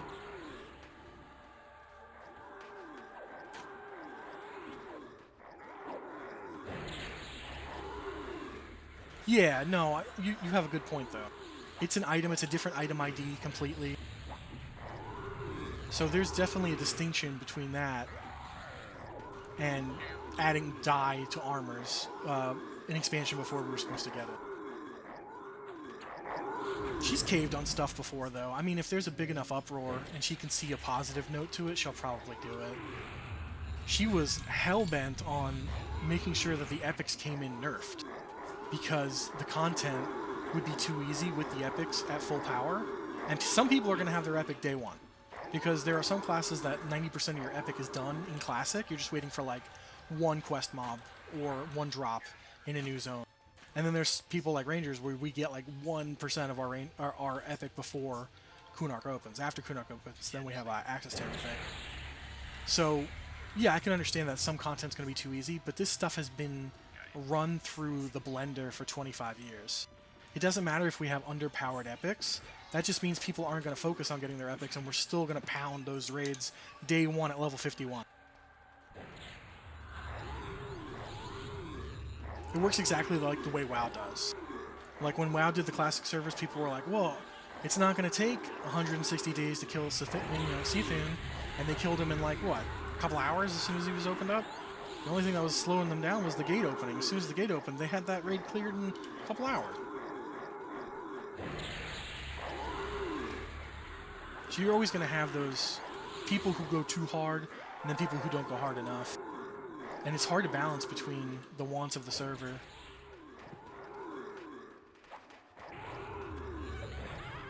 All I can say is I'm glad I am not in a position like that, because I don't know how I would react to having that many people bother me all the time about stuff that may be insignificant to me, but may have value to other people.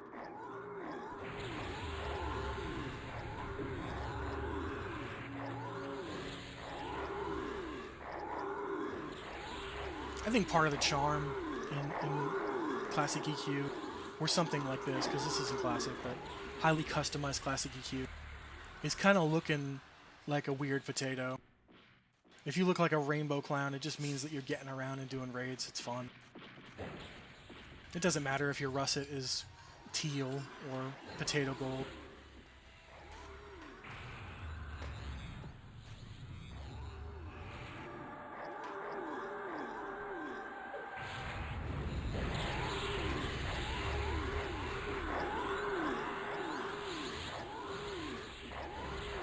Yeah, Scarab Lord, or like Aetish, you know, all that stuff that's like really defining moments in the game. It's why you want to do stuff like that. That's how epics are in EQ.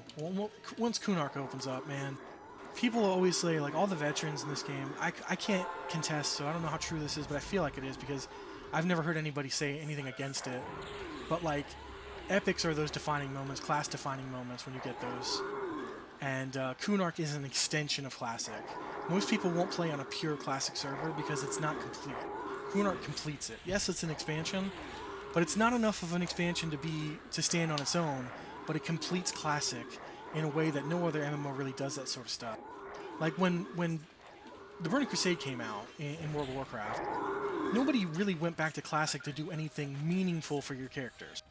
You'd go back, you'd farm a mount, you'd farm a rep, that doesn't matter anymore. In EQ, at least for the first couple of expansions, and that's why people love them the most, it's just that they add on to it without taking away from those original experiences and the fact that you have to go back and do that stuff. Like these planes that we're running, Hate, Fear, Sky, they get a revamp in late Velios, which is 18 months away. All the loot gets increased. The mobs kind of stay the same.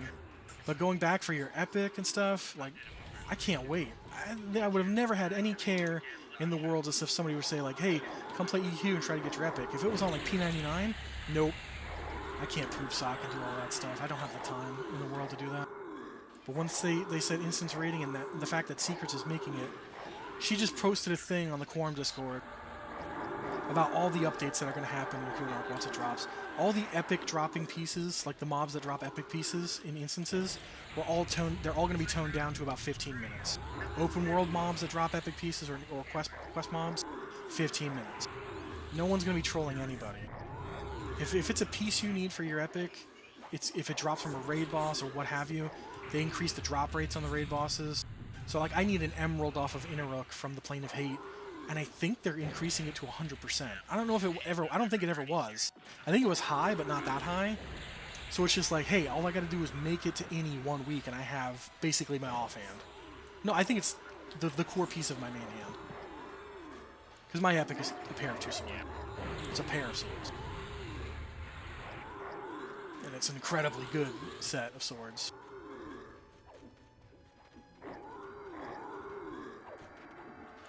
I guess you could say, at least for somebody who mains a ranger, going into Kunark, everything's coming up Millhouse. because I stop taking death touches. I get my disciplines. There's a certain discipline, I'm not sure if I get it in Kunark, but it's one of the major disciplines. It's called like Blade Stopper discipline. I get like 10,000% parry for so many seconds as long as, you know, I'm facing the mob. So there's like these really good transitional fights where I have to help tank swap aggro without getting anybody killed, and they're just like, they're gonna say like, Thatch, grab it, hit your discipline, laugh at it for however many seconds, and then we'll get this ball rolling without having anybody die. That's so much better than please stand there and get zarked by a god.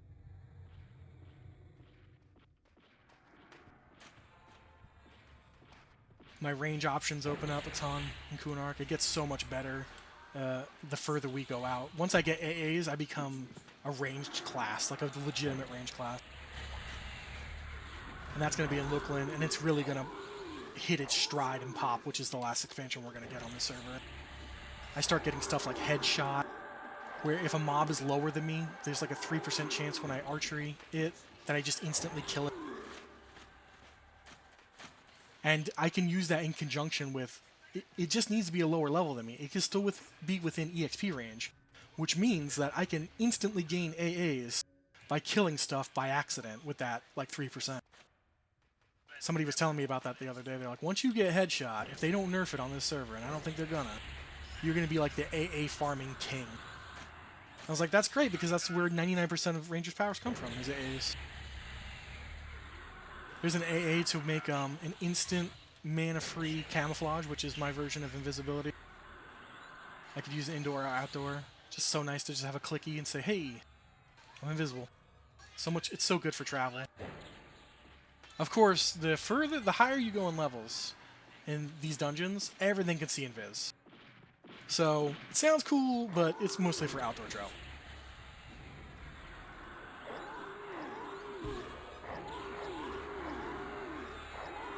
Wow, we have 50 players in Raid tonight. We've never had this many players, ever. I don't think we've ever broken 45. Damn, everybody loves Dragon Knight, man. Not the Pokemon, although he's badass.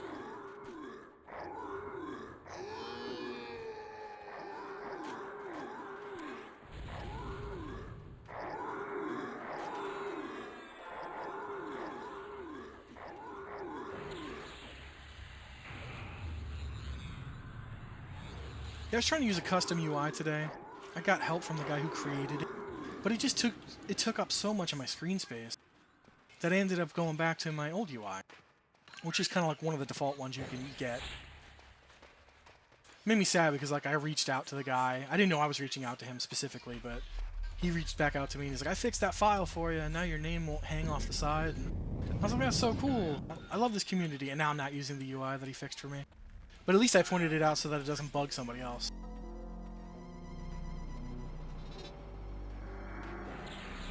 And that was the Nillipus UI, made by the guy named Nillipus. It was specifically for 1440p screens. So maybe that's why it was so big. I think I could use his original UI and it'll be scaled down. But it had like a really big mouse cursor, which I thought was nice at first, and then I was like, oh, I just started to realize the icons were too big, and I didn't like the buff bar, and I started to get stupidly anal about it. The one reason why I really wanted to do it is because there was a dedicated Zeal page. There are some people who create UIs and edit UIs so that there's an options page for all the Zeal options that you can toggle on and off. I have to do those through text commands. But most of the Zeal options you're not using constantly. Like, I had to make a macro for auto fire, but I just replaced it with my normal shoot button. So it's not a big deal for me. I don't know if it's bothering anybody else, but it wasn't a big deal for me.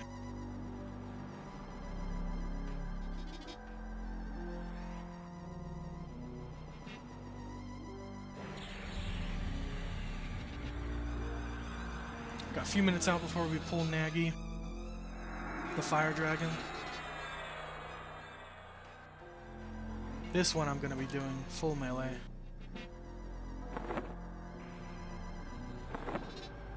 No bow cheese for Naggy. Although I do sort of cheese, because the dragons, they do a purge of the top buff in your buff slot. And if you don't have a buff up there, they could just go to the next buff and the next buff, and they purge you down. Well, if you have an instant click item that gives you any type of buff, like an amulet of necropotence, you can just use that as a junk buff, and he'll clear that, and then you just immediately do it after he does his clear, and you just put it right back into that slot. So all he's ever doing is purging your junk, which sounds awfully naughty. But I have my Sky Cloak, which is a 50% haste buff. It only lasts for a couple of seconds. If I just do that and leave it in my number 1 slot, just keep backing up to refresh the buff, he'll just purge my haste, and I can immediately reapply it and never have to worry about him purging my actual buffs. Which is important, because at least on Naggy, you're in trouble if he purges your levitate if you're a melee, because you could fall right into the lava, because we push him over the lava. If he purges your levitate, you'll fall in the lava and you have to swim out, and you might get caught by a sphere. You might get messed up. Remember the first time I did this a couple months back? Yeah, I had no idea what I was doing. Obviously, I didn't have my Sky Cloak then, so I was just like, YOLO. He was purging all my buffs. I fell in the lava. I was like burning myself to death. But we had, fortunately, killed him right before I died, like right before I almost died.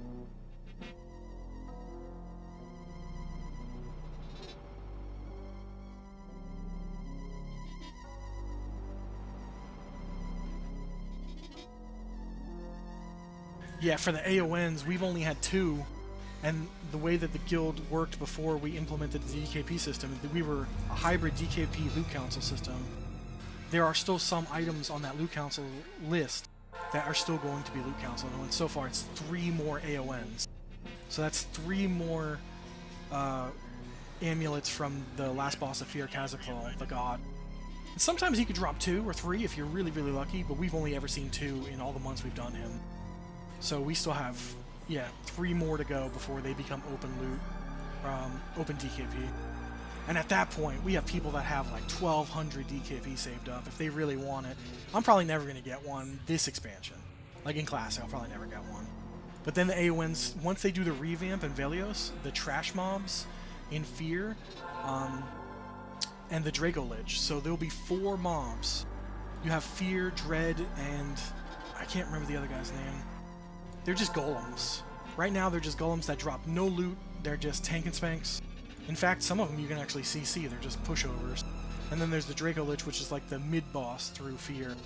Once the revamp goes through, all of those guys get Kazakthal's original loot table. So you can have like 5 or 6 AONs drop after the revamp in one night, because their loot tables get so much better. And Hate, the Plane of Hate, also gets a huge revamp. There's only one sub-boss in there called the Maestro, and once the revamp goes through, they add a bunch of sub-bosses in there, like 6 extra ones, and they all get the loot table of Inara. So for my epic, if I don't have it by then, which is, I'm probably going to have it very early into Kunark, but if you don't have it by then, the emerald from Inaruk's table gets spread across all of his sub-bosses, or whatever you want to call them. So you have, like, I like that, how they do that, because you're always coming back to these raids for a while. They'll become obsolete in, like, Lukland, which is fine.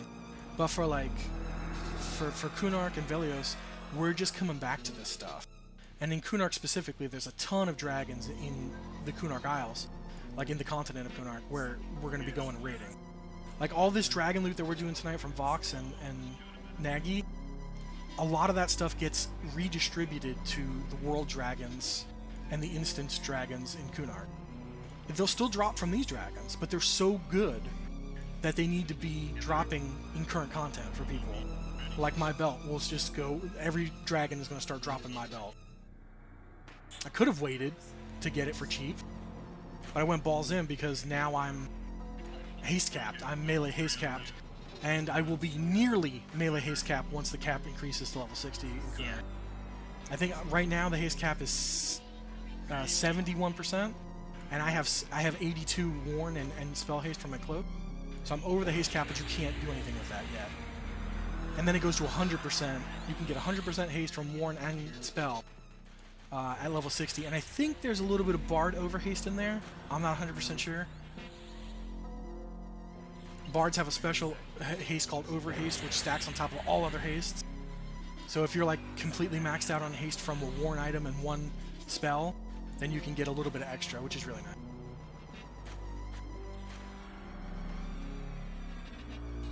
is, Lord Naggy. You can kind of see him through the door up there.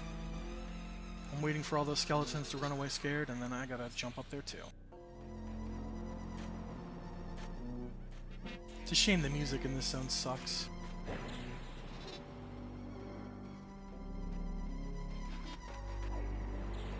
Compelling content, guys. I slice at a dragon's belly until I'm told to run away.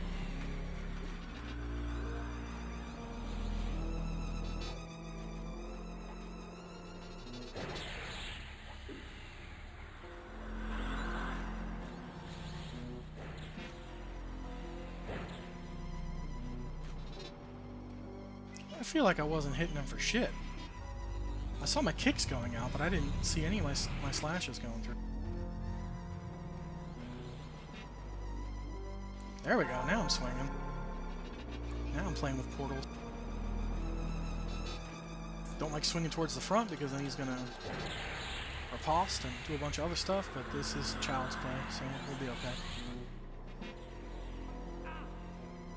This stuff was so nerve-wracking the first time I did it because I was so scared, like, of how raids worked in Classic EverQuest, but I just had to put it in comparison to some of the other MMOs I played, and it's safe stuff. Although, when they told me that there were, like, hidden traps on the Vox level, and you'd fall down into bears, I've always had that fear of doing that. I've never done it. I've never fallen down a trapdoor and found the bears. A lot of other people have, and I've watched them do it. You basically just die, and then, because there's, like, no vertical access in this game, people will just drag your corpse from above, and it won't notice the gap, and it just like shoots your body right through the floor up until where they are, and then they can just drag you to a safe spot to res you. That's stuff people learned 25 years ago that I would have never guessed. Like, yeah, you could drag yourself up 30 levels in a building.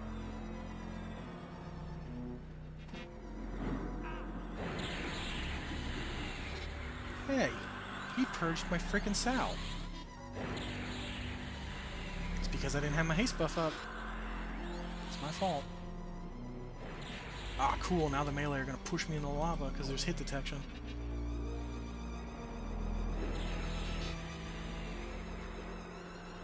Dead dragon. Oh, he stunned me at the last second. The hell?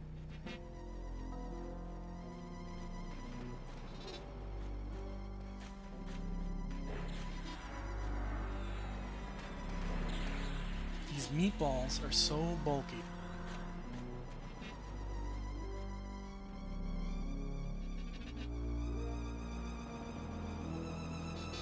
Everybody's waiting around for loot. If the fiery gauntlets of might drop, I might drop a couple DKP on them. I hear they're swanky. And I've passed on them before. Let's see. Oh, there's a bunch of stuff.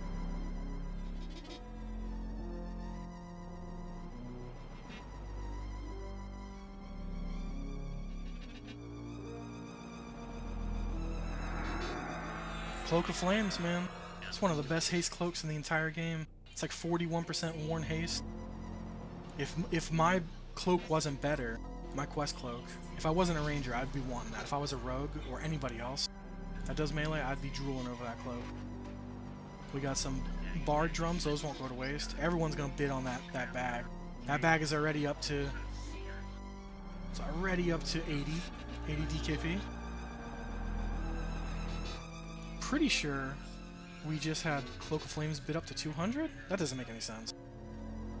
Unless somebody's bidding it up for fun. This torn burnt book turns into that fiery sword I was talking about earlier for paladins. Red dragon scales turn into a melee chest piece.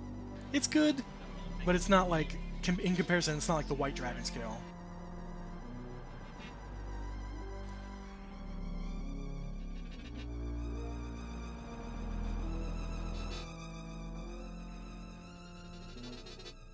I would love that satchel, because it's a 100% weight reduction bag, but I'm not paying that kind of DKP for it.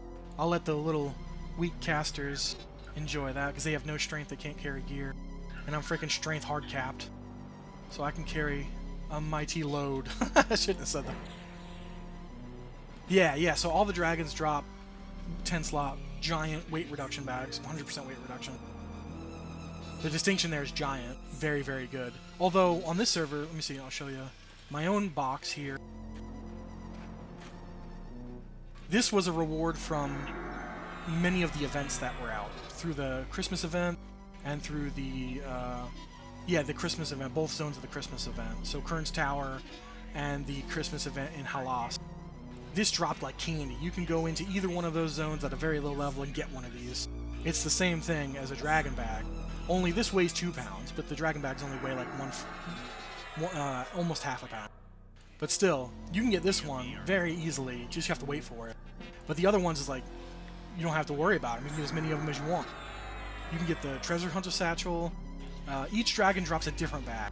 And I think there's another bag, I just don't remember who it drops from. So you can have, between the event and the 2 dragons, at least 3 100% weight reduction 10-slot giant. And there's other cool ones that you can get too that are legacy loot. There's a Sown Evil Eye bag that is from the mod that drops the Mana Stone.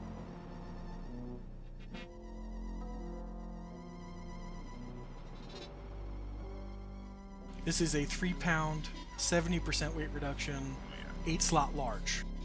You can get this just by going into Lower Guck, live side, killing the level 30 Evil Eye. You get a Mana Stone or a Mana Rock now, and then you'll get this 100% chance for both items. So once you reach that level 30 breakpoint on an alt or a new character, you ask for help, someone to come in, take you through there and murder it, and then you walk away with at least one of these. And in the same zone, Lower Guck, there's another like 65% 8-slot large bag that drops. You could also buy it for like 300 platinum. Very, very cheap. That one's called like the burlap sack. It drops from the supplier, which is an undead frog, a frog lock.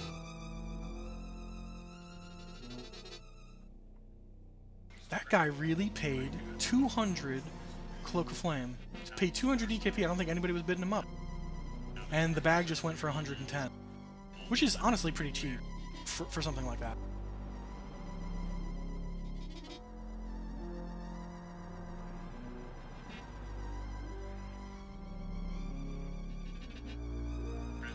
Pretty damn good loot tonight. Yeah, we're gonna do Sky. A little bit of Sky. Probably just gonna do Noble tonight, but yeah, we got a good amount of raid bosses down tonight, and it's only been 2 hours and 20 minutes.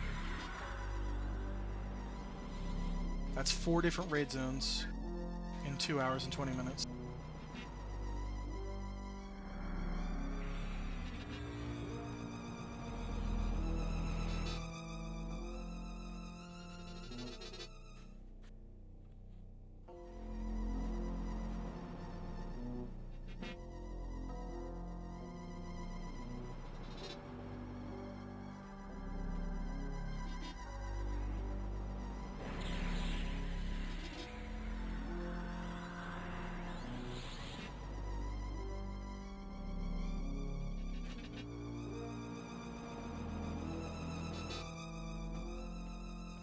I gotta get the hell out of here and see if I can get a port.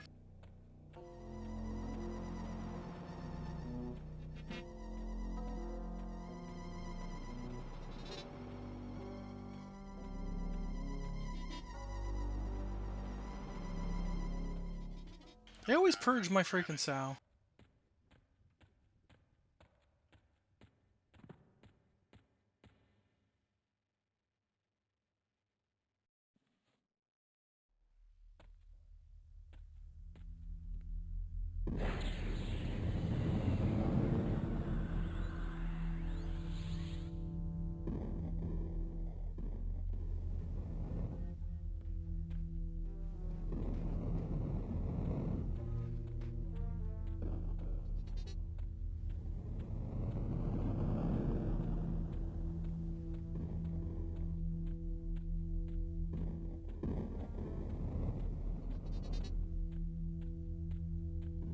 Probably be easier for me to just freaking run to Sky instead of wait for a port.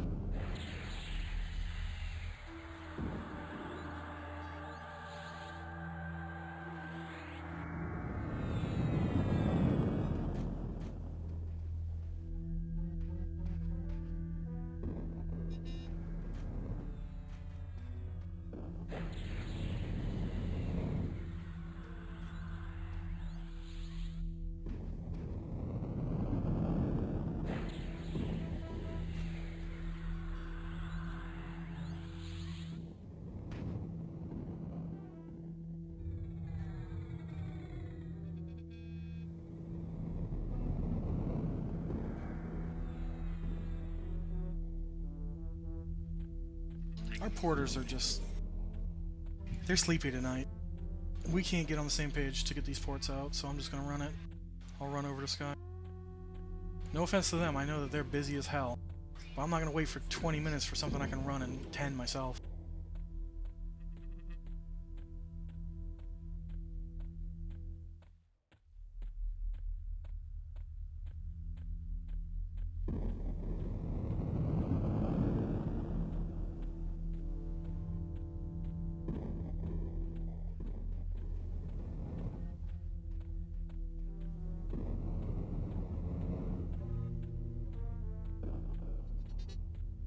Oh, you're talking about ICC.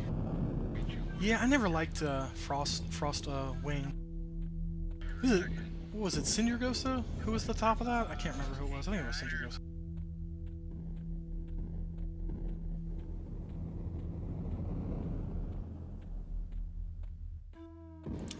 Thatch won one.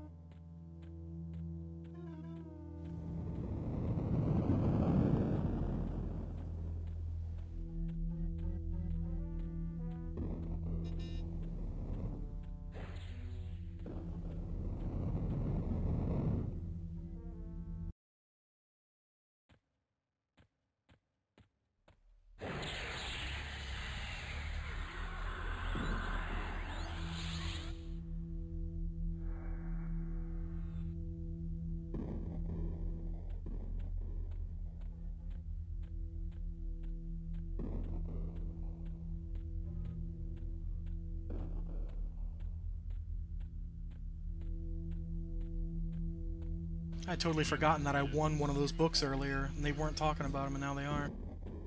Now I have to run across the world to go get it.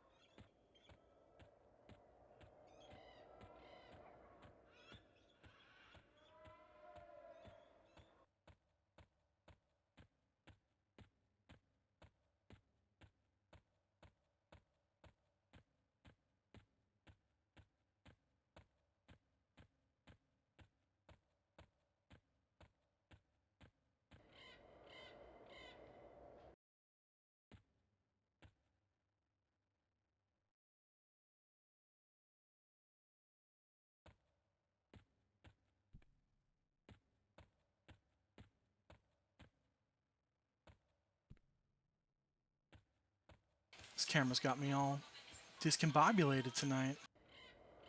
Unfortunately, it's a byproduct of Zeal that's going to get fixed soon. If I change the pitch of my character, for levitate reasons, I change my pitch so I can stay higher instead of dropping too quickly. And if you change your character pitch, there's a setting for Zeal where your camera is supposed to save the setting, but the pitch screws it up. So because I like to have my pitch really high so that I can max levitate, I end up zoning and looking right at my character's crotch. But they're going to fix it very soon for us. Very annoying. Looks like I did win that book for 2 DKP. That's going to be sick for my Necromancer. I had totally forgotten that 2 books dropped earlier in the hole.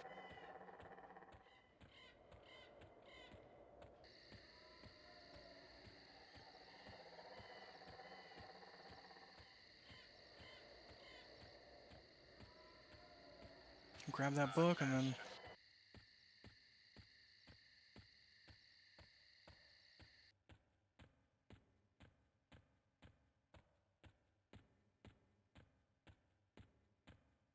Ooh.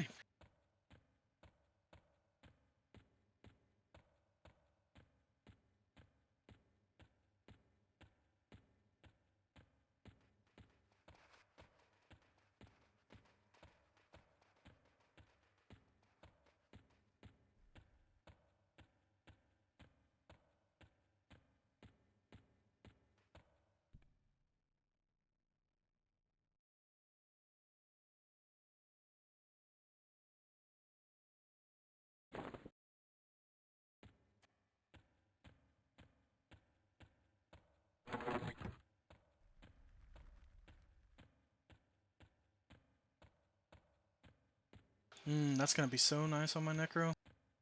50 health, 50 mana, 6 int. I gotta pay the human tax. I have no idea how to get through this tunnel, even though it's a straight tunnel. I still get lost in the pitch dark.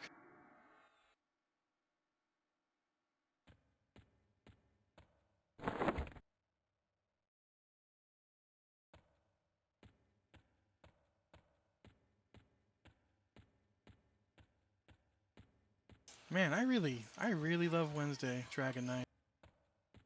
So many, there's just so much variety.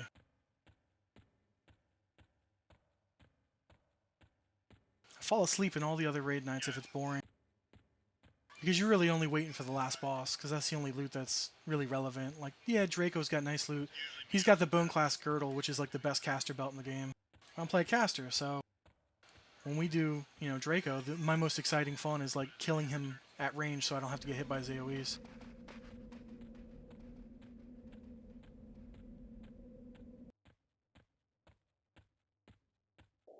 See, I'm dropping really low with Levitate now, but if I hit page up, I maintain my Levitate height much better than dropping.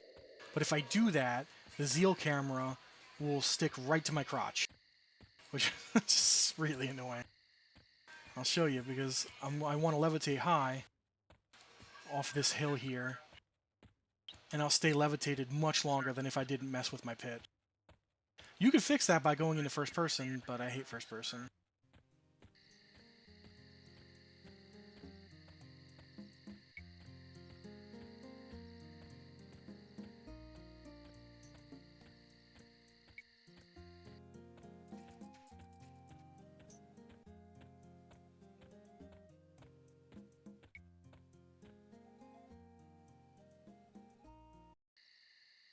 Hello, crotch.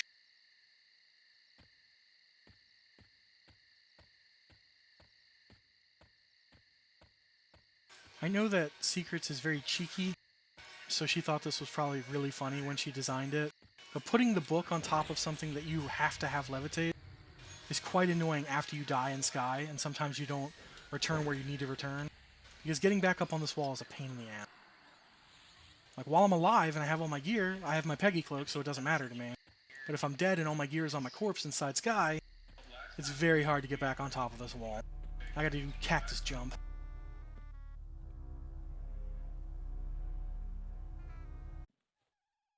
Crotch.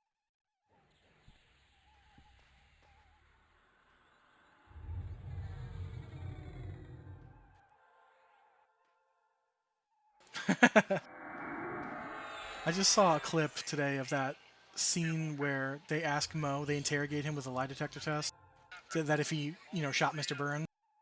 I forgot how many rapid-fire jokes there were in that 1 30-second clip that were all still incredibly valid and funny today. He's like, I'm going to go on a date. And it's like, bam. He's like, no, I'm not going to go on a date. I'm going to sit at home and eat dinner alone. Bam. No, I'm going to pleasure myself to the Victoria's Secret magazine. Bam. It's the Sears catalog. Ding, ding, ding.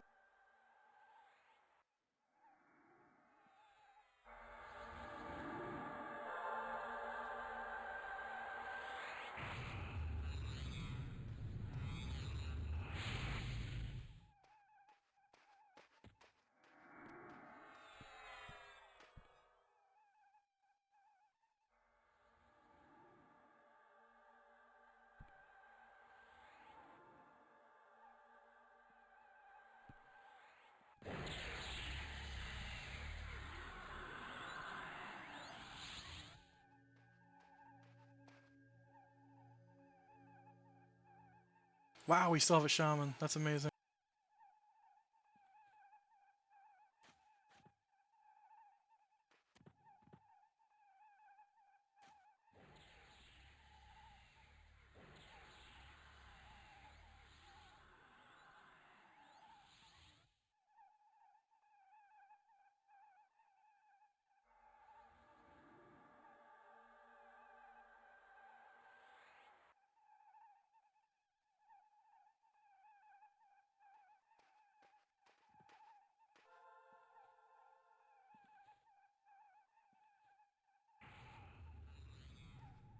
Sorry for the silence, guys. I hate asking for rebuffs, but it is a necessary evil until we get to that expansion where the raid buffs last for like 3 hours.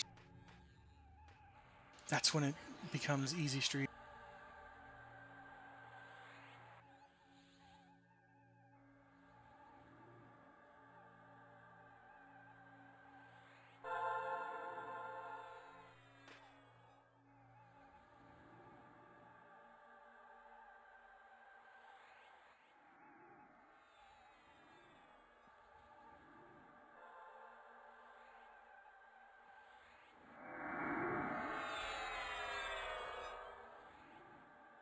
I don't know if I'm gonna be raiding tomorrow. I want to because it's Fear, and I want DKP. Don't really need anything, but just want to be there. I want to stream it so that I can, stream all the raids in 1 week. But I just don't know because I did hate this week, and generally with my wife, I decide to not do one of those per week, which is normally hate. It's not that I hate, just not. I like Fear more because there's the very small 1% chance that a ton of AONs drop and I might get one.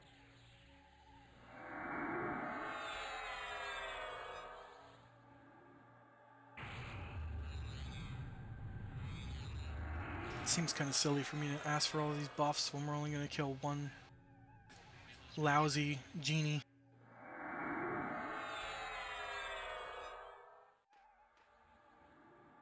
We may go further. It's still super duper early for us. Got an hour and a half of raid time left, more or less. All these West Coasters, it's like these guys haven't even eaten dinner yet.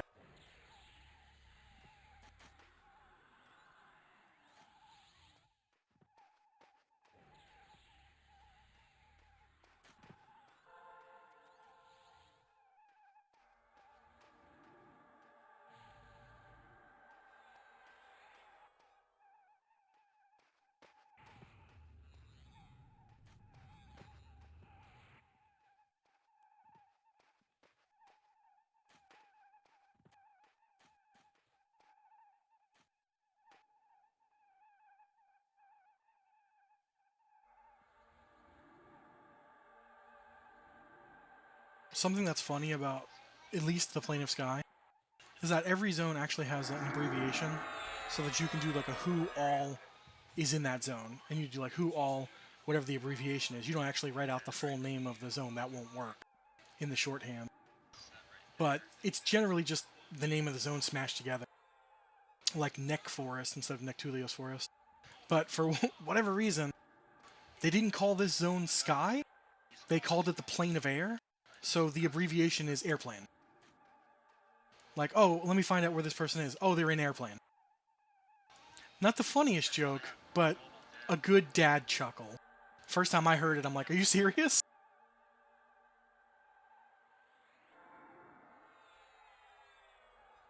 Someone did that on purpose.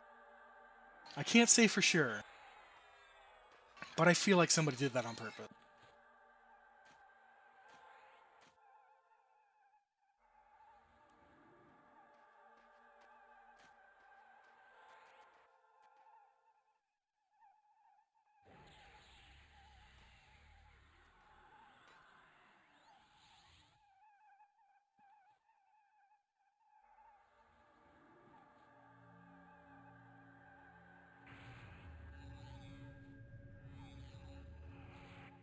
Oh no, they posted a death touch rotation, which means we're killing something that could death touch. What did I get myself into?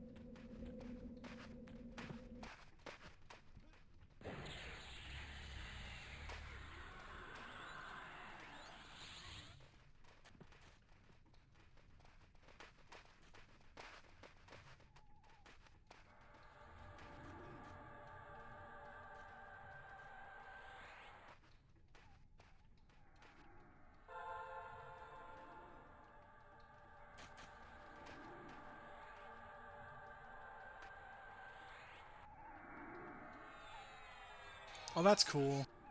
So this weekend, my guild is going to do another Pegasus cloak farm. I'm going to see if I can participate in that. I love helping people get that cloak. We can get like 20 cloaks in a few hours doing that with a bunch of people. You just get a bunch of druids and rangers to track, and there's a special way to kill the mobs in the zone to where you can force pop the Pegasus, and it has like a 50% chance or a 60% chance of dropping the cloak.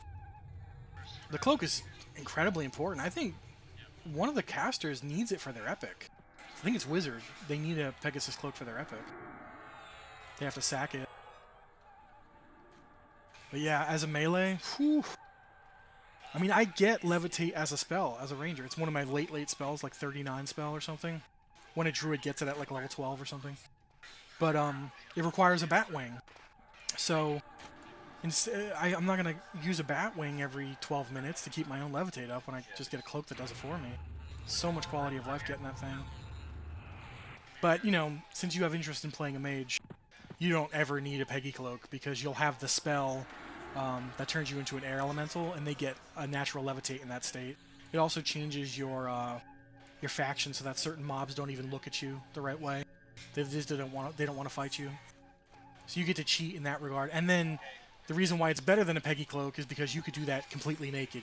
You can lose your cloak on a body somewhere. You still be naked and cast it on yourself. No reagent for that spell. So of course, as you know, mages, they like to cheat.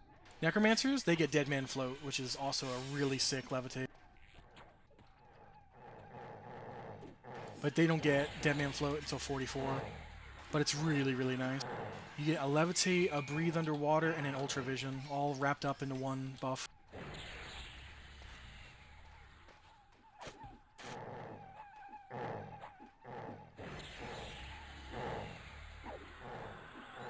Casters just cheat, dude. Sucks to be wizards, though. I think they just get base levitate, and druids, too. So they need Batwings if they want to do that, otherwise they get a cloak as well.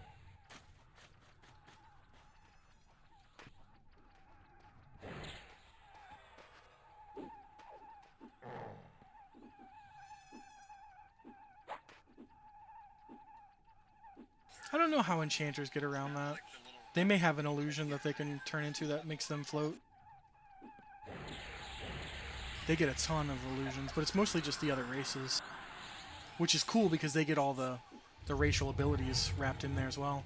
So if they do a troll illusion, they get the troll regeneration, which is the exact same regeneration that an Ixar gets.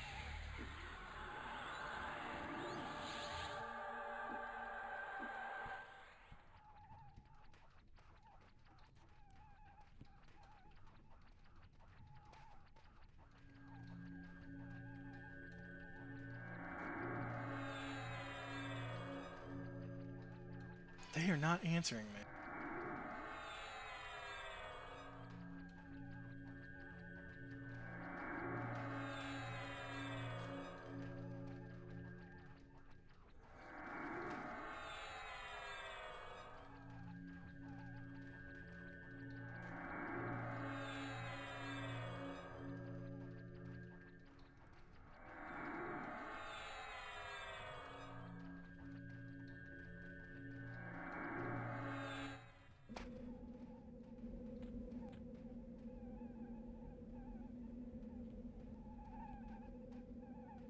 I guess we're doing some island action tonight.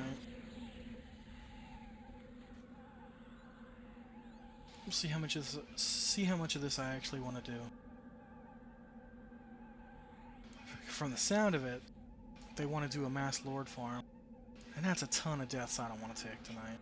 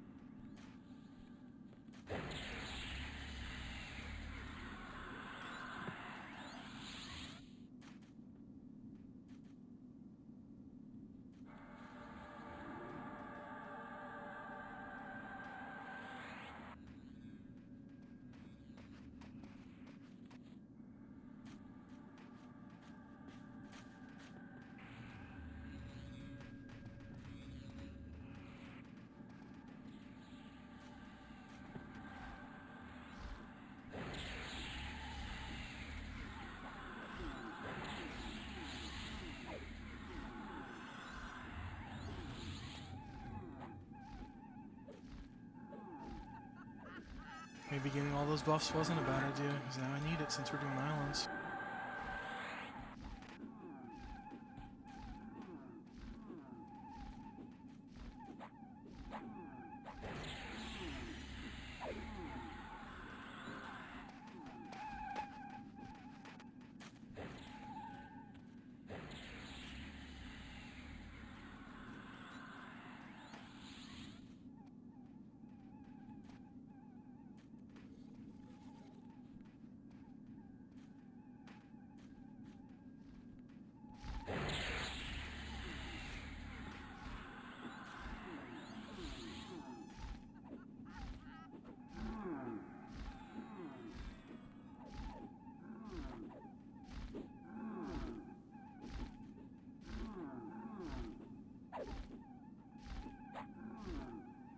I'm always the last ranger. Sometimes we start with 3 or 4, and I'm always the last one. Everybody else bows out so early.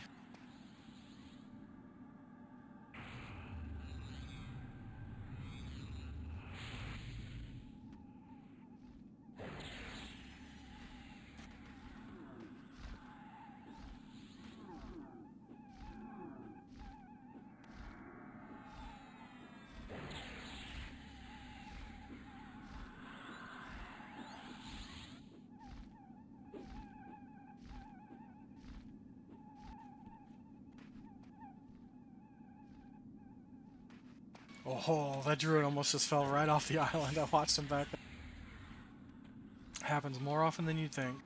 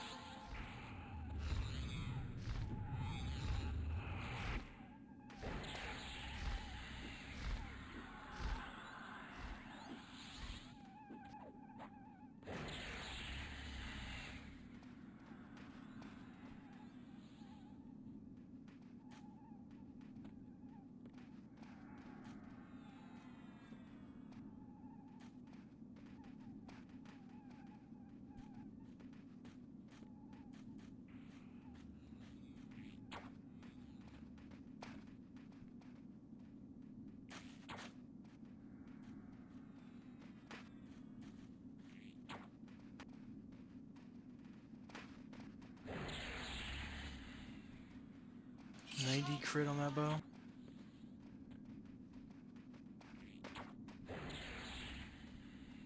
Still only like my half of the strength of my crits on this bow.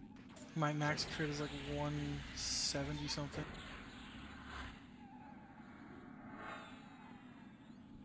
But I'm using my long range dragon arrows, so I'm not wasting any more in here. In fact, I gotta switch back to my crappy one.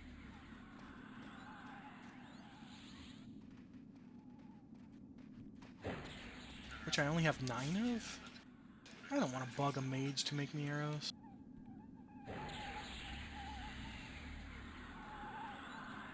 We only have 1 mage. No more bow for me tonight. I say that, but I'm so tempted to hit it.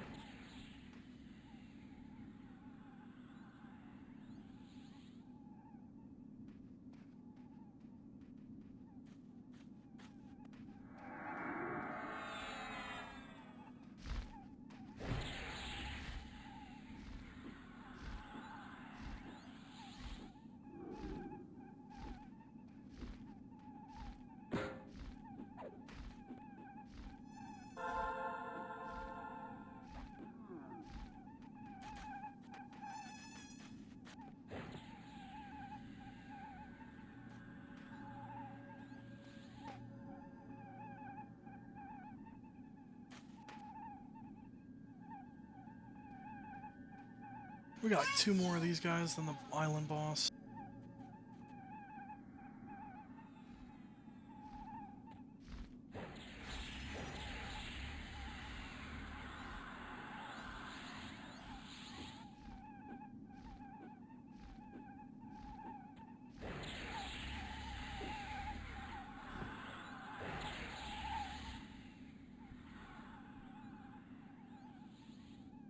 You still playing WoW, or what are you up to?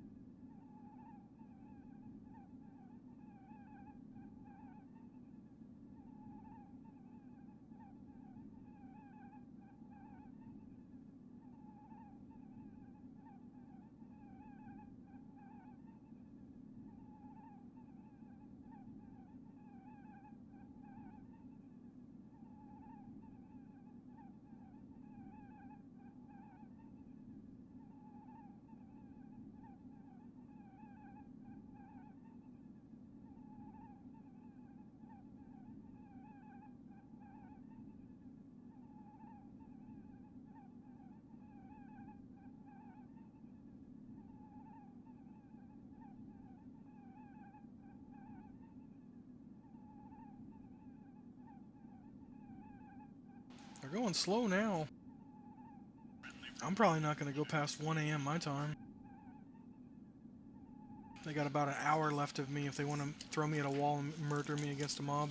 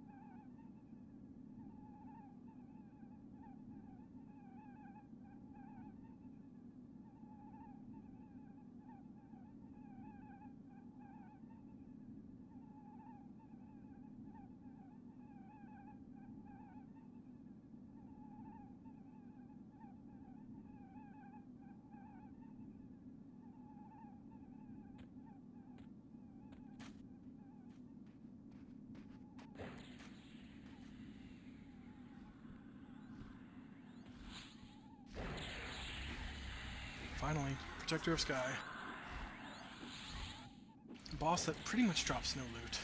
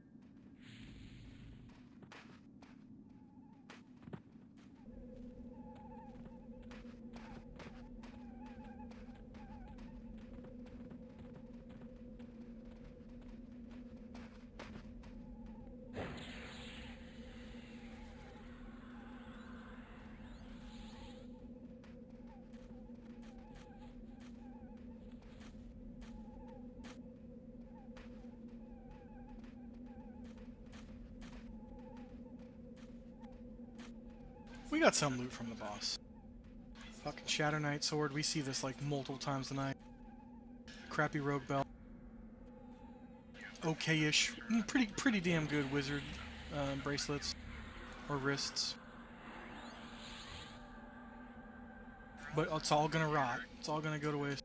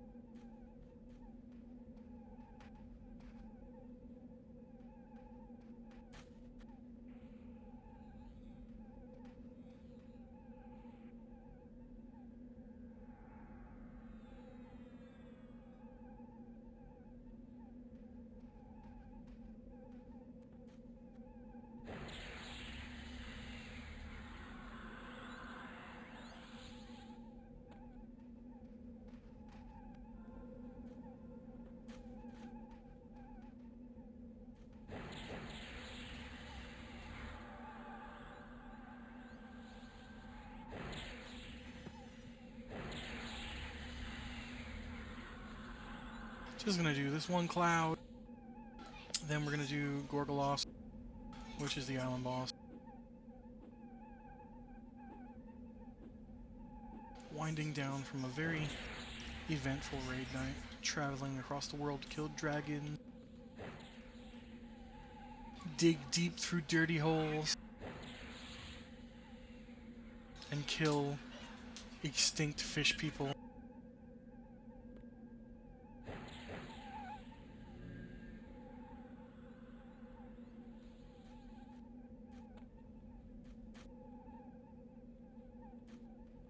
That eye gives me anxiety.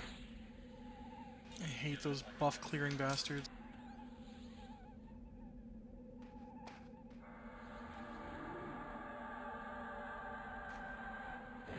You stay over there, buddy.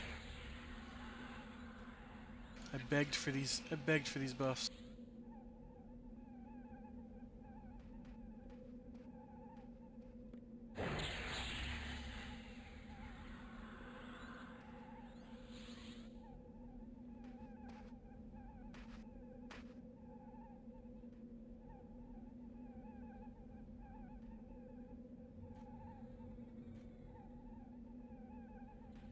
Still trying to get the boss pulled in. That eye is giving everybody... It's giving everybody heartburn.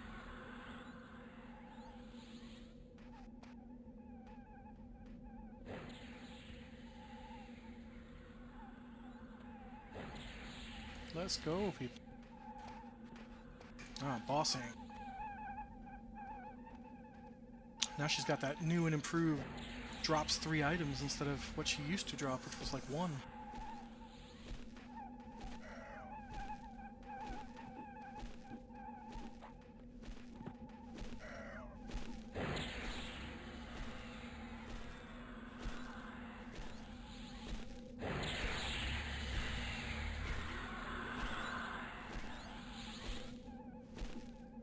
We better be careful we don't push this thing off the edge. Yeah, this is the boss in comparison. It just looks like every other heartbeat on this island. But instead of Gorgolask, this is the Gorgolosk. But she now drops fat loot. Three items instead of 1. It was like 1 item for a while, then they increased it to 2, and then they increased multiple bosses in here to 3. She stunned me. She stunned. I think... No, she doesn't rage. If she raged, I would have been dead. Because I was facing her.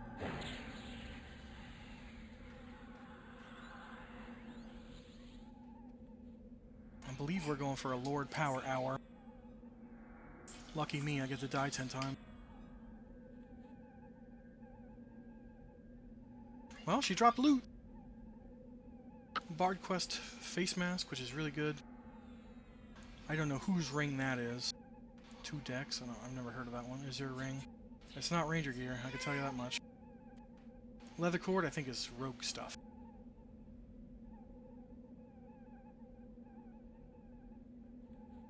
Ah, the Azure ring is warrior stuff, because our warriors are bidding it up. Oh, more stuff dropped, too. Just some crappy belts.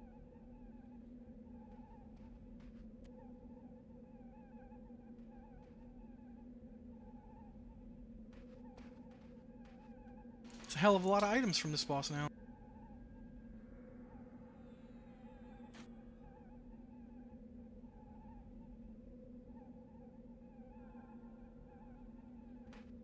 I would say the item of the hour is that Azure ring. I don't know what kind of warrior ring it makes, but people are bidding up. It's up to 50 right now.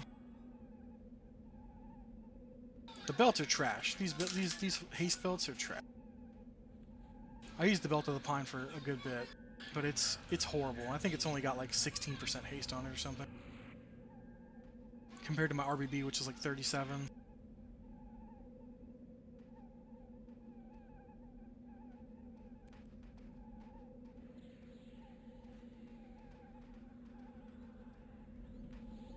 Yeah, those. Well, we have new warriors, so.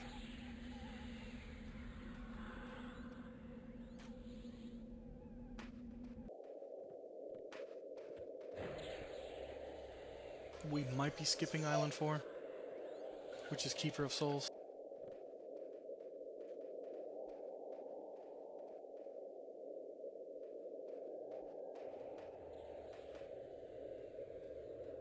Ah, we're gonna do Keeper. Okay.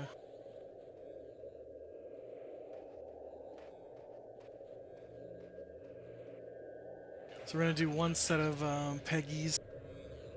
And they're gonna do the whole split, so we're probably gonna kill 5 mobs and then the boss, and then we'll go up to Spearrock Island, and you guys can watch me die a bunch, because I'm on the Death Touch rotation. Although I think we're gonna have an Enchanter or a Wizard take the initial Death Touch. I'll take the tanking Death Touch.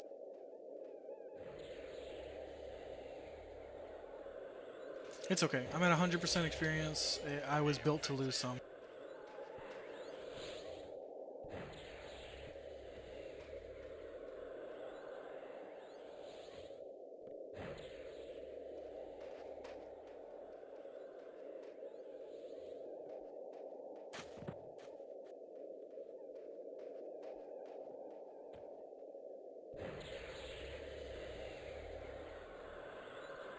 Are you cool? I'm glad that you made your account.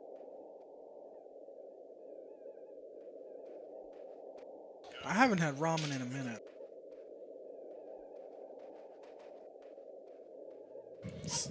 Wife took her mom out for Mother's Day, like a belated Mother's Day lunch. I just told her today that Red Lobster filed for bankruptcy. It's like one of her favorite places to go. So she took her mom to Red Lobster. Because it might be like the last time she could ever take her. I don't know how fast the restaurants are going to go away. Probably take a couple years. But they're going to decline.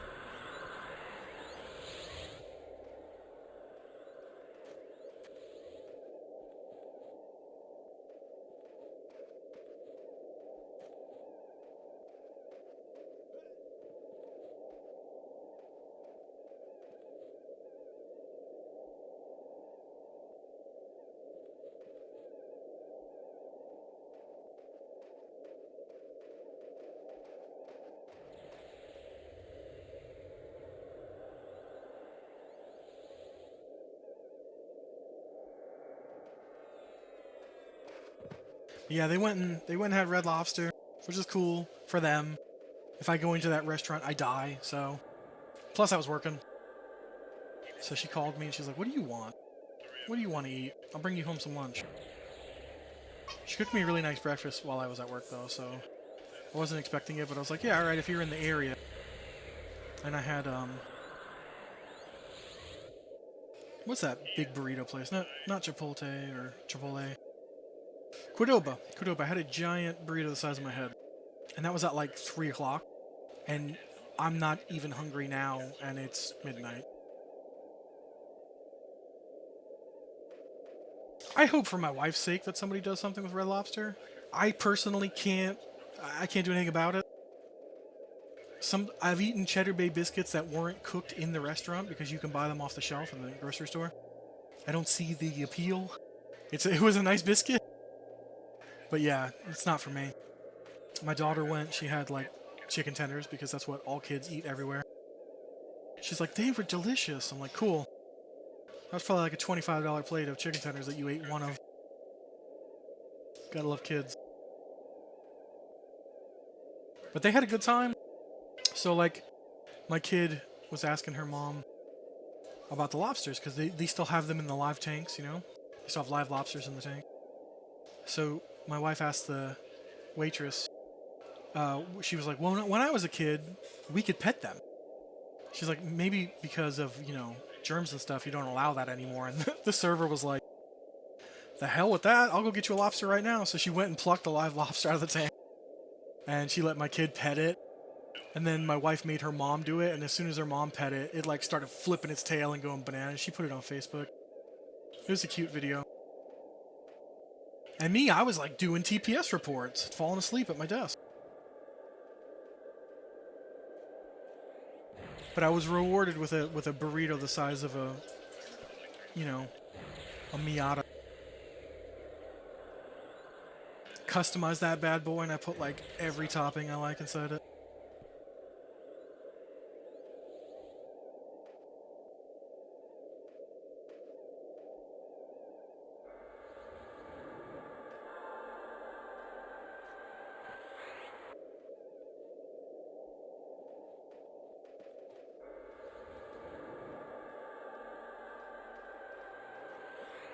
I've always been a big fan of onions. But I tell you what, pickled onions are so much better than regular onions. Like the purple pickled onions they put on those burritos are just like chef's kiss. Oh, 30 minutes. Yeah, that's a hike for a burrito. I'm like 3 or 4 hours away from a White Castle and considering it. And that's round trip though. So if I go for like a day trip, plan my entire trip around going to a White Castle, but without the pot smoking from Harold and Kumar.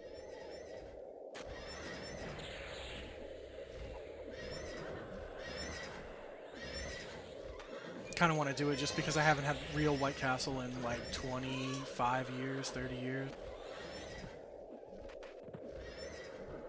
And we don't have Crystal up here like we did down south. We're just at, there's no mini burgers. Mid-Ohio Valley, West Virginia, no mini burgers. If you want them, you're not getting them.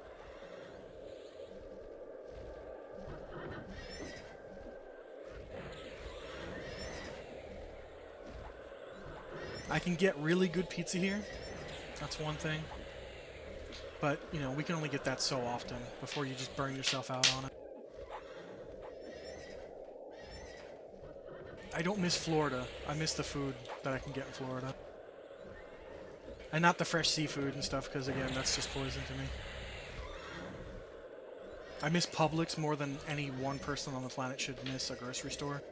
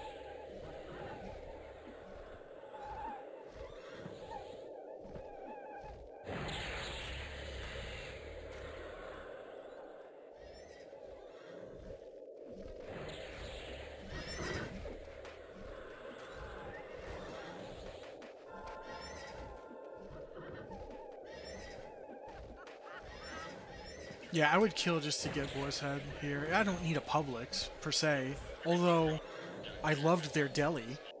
Like, even the non-Boar's Head stuff was just amazing. But the cold cuts here, like at the Kroger, which Kroger's cooler than Publix. I like Kroger a lot. But their deli is god-awful. I've never heard of these brands. I'm like, I'm not buying cheese wheel, cheddar, or anything like that. It just sounds like Temu shit. I'm not getting my cold cuts from Wish.com. So then I have to resort to, like, eating Subway, which I'm not the biggest fan of Subway. It's very expensive for really crappy sub. But I will tell you this. Firehouse subs, not so bad. I like their subs. They're gigantic for what you pay for them. And their meat's pretty good. I've heard of Fred Meyer's, but I've never seen one, because I think that's a West Coast thing.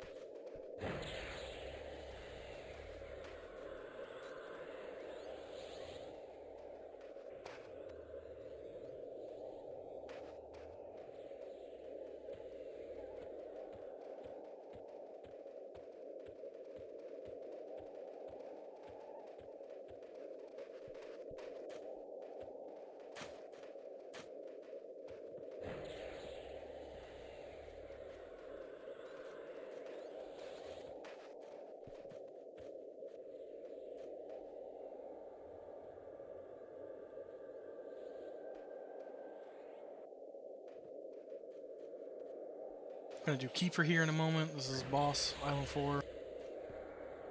I'm gonna eat a Death Touch for surezies.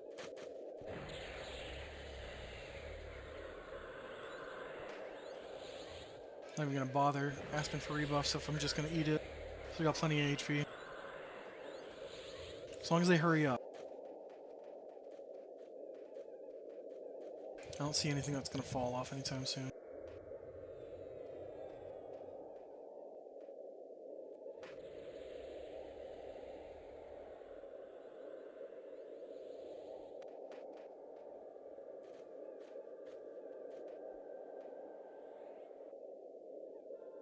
Safeway. We have Safeway here. I've never gone into... But I know they have a big food section at Safeway.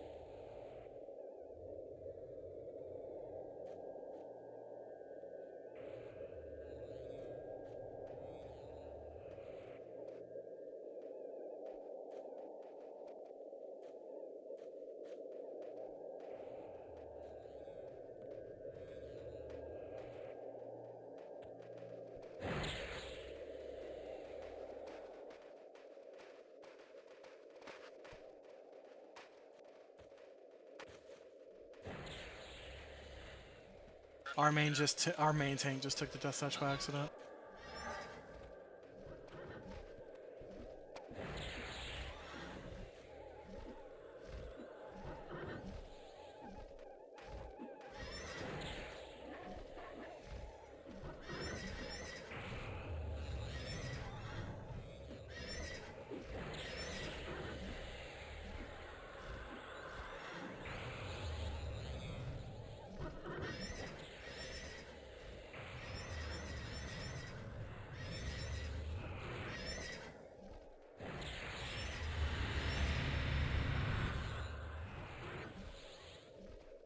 Glorious Ranger. Doing what I do best, eating death touches.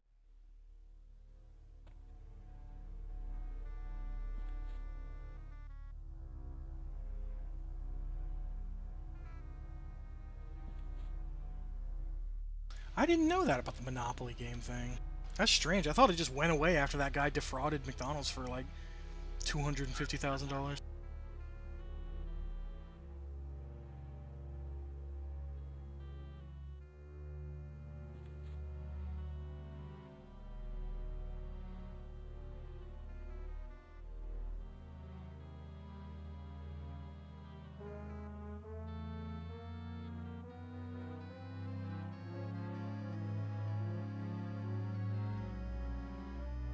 A Necromancer cloak. Go fig.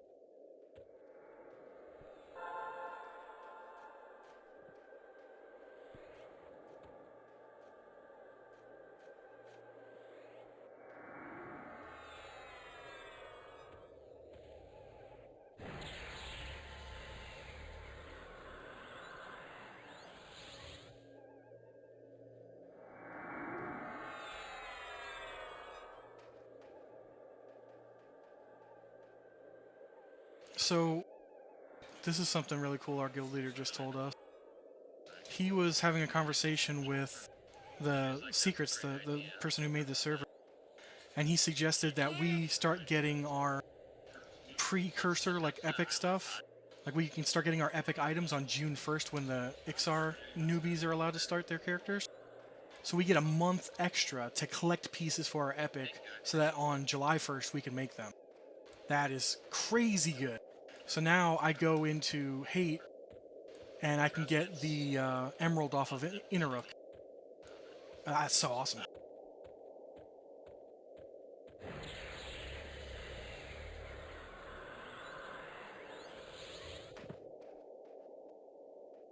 Oh, I thought he only got like $250,000 in cash. I know he got like a camper that was probably worth over $150,000, a couple of ATVs and some jet skis and stuff. But yeah, that news that he just dropped on us, that's so cool, man. I don't know how much of that... There's a lot of stuff in the hole that drops for Rangers that's part of their epics, like a ceramic bowl and a bunch of stuff that I need to grab. So that's so cool.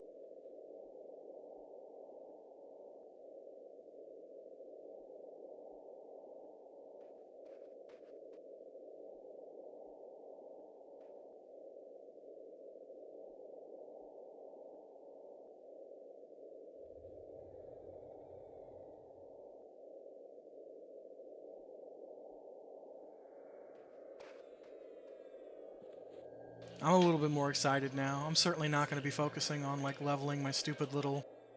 Did I just waste mana healing myself when I needed a sound? Sure did.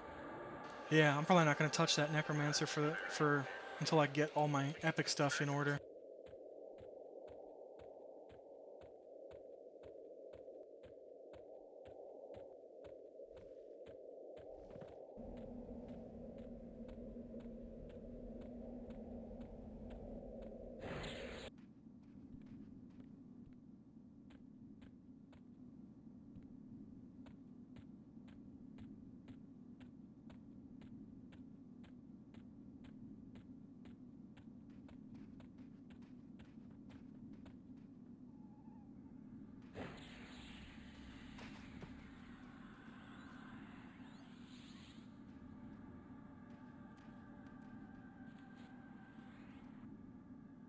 That's always a nuts story to recall.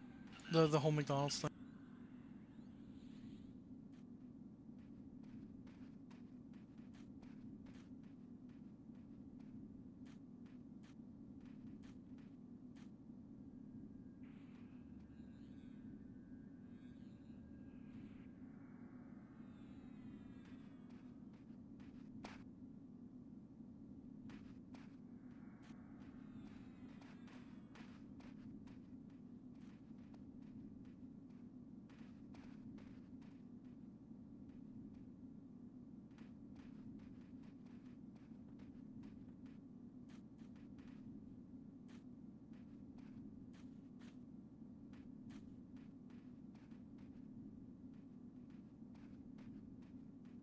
You guys ready to watch me die a bunch? Here it comes. I'm gonna have to get rebuffed every time, but I'm about to get destroyed by this guy. I guess we gotta do trash first, so there's time.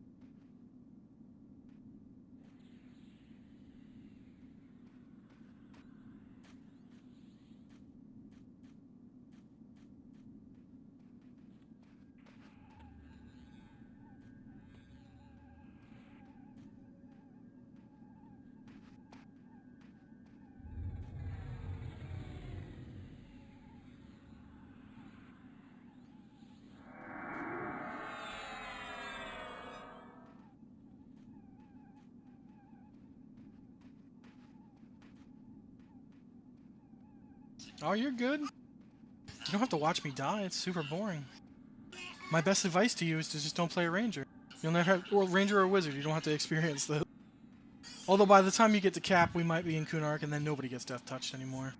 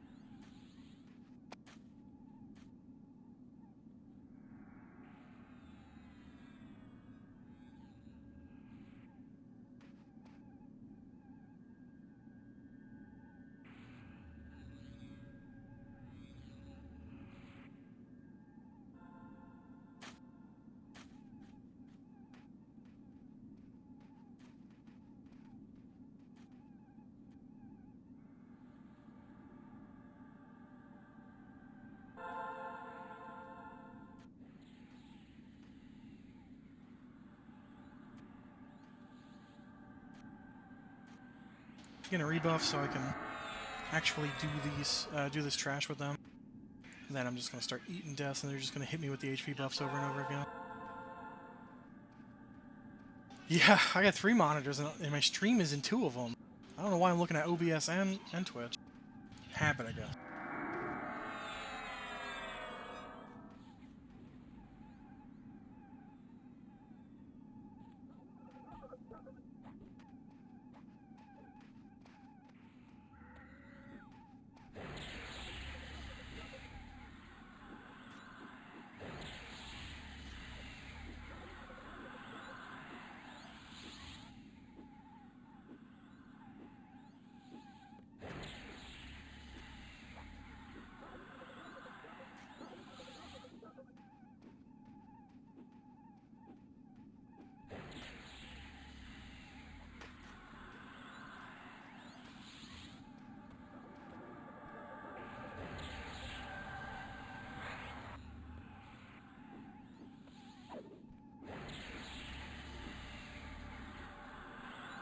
Love how all of our rogues are in wolf form because they're in a druid party.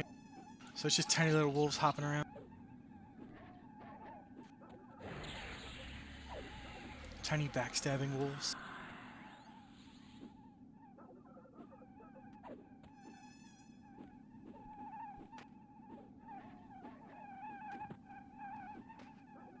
That's true. I am one of my viewers. So that makes sense.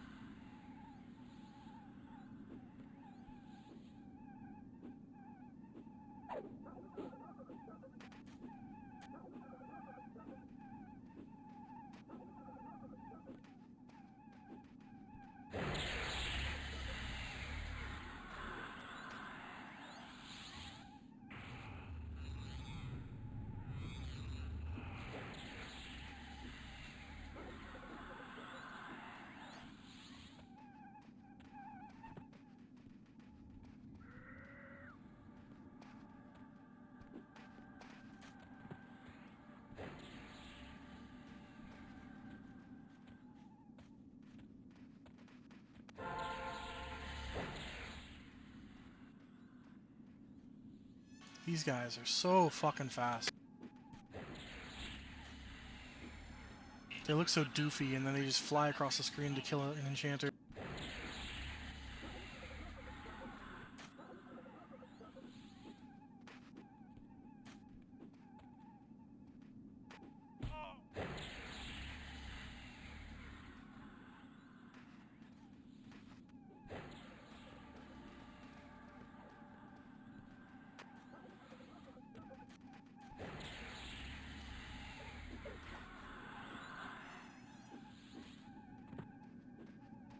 Ah, damn that damage shield.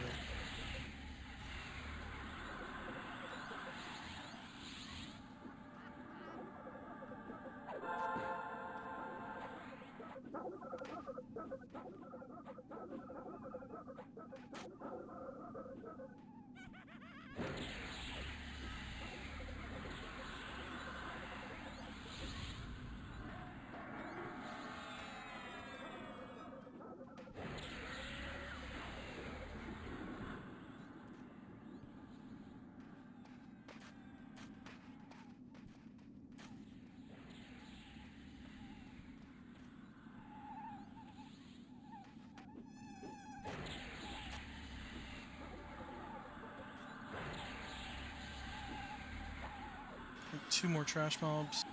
1 or 2. Then we can start pulling lords. Jeez, I'm chewing myself to death on that damage shield.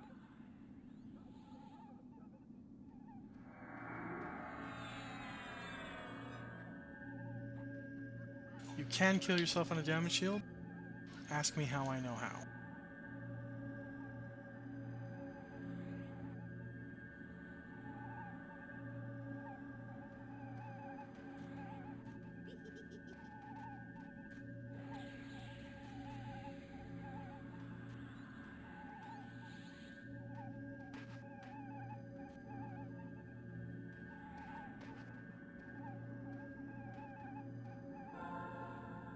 The Lord is just over that mountain, Chance.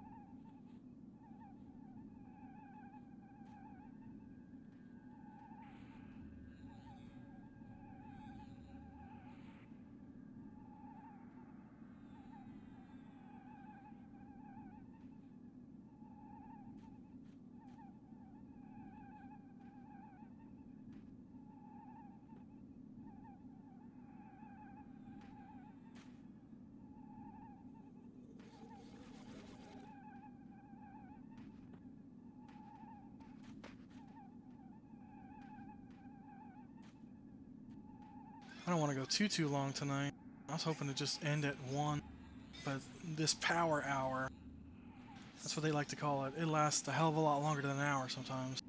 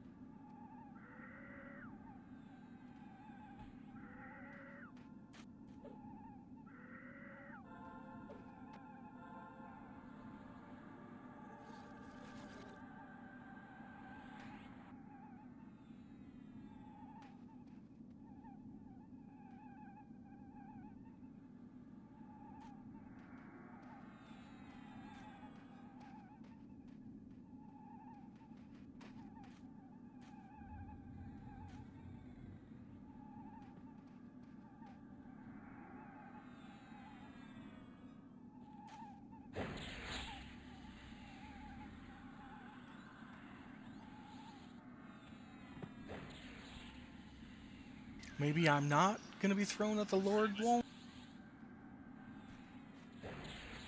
Saying they only want to do one Lord. It's only one death touch.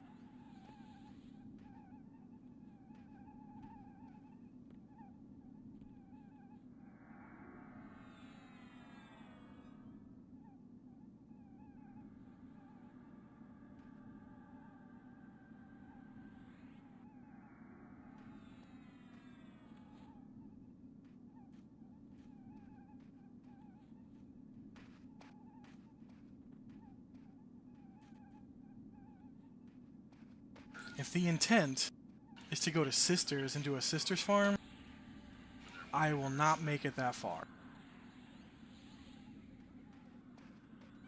They are crazy. They're going to stay up forever if they're planning on doing Sisters.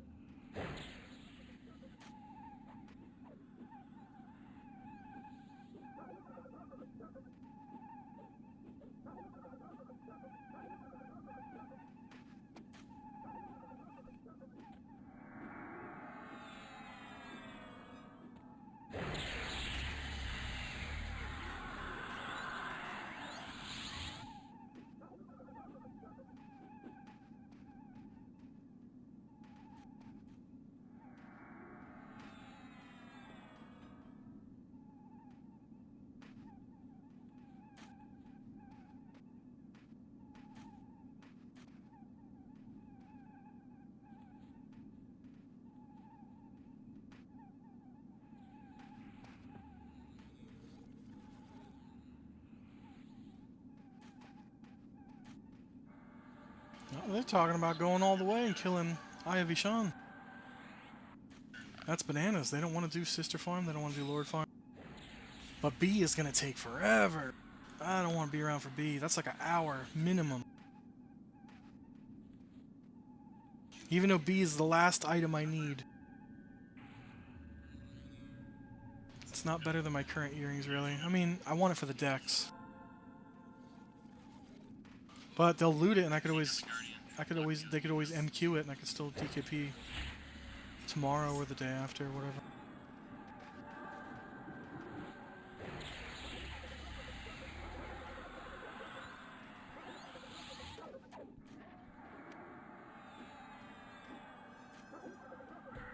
Yeah, Sky resets every 18 hours, so you could do Sky once a day if you really wanted to, and it's the best gear comes out of here, so some people do. But that's why everybody hates Sky, because you could do it so often, and most guilds will just do it even if they don't like it because of the gear. Ah, blown. I'm blown.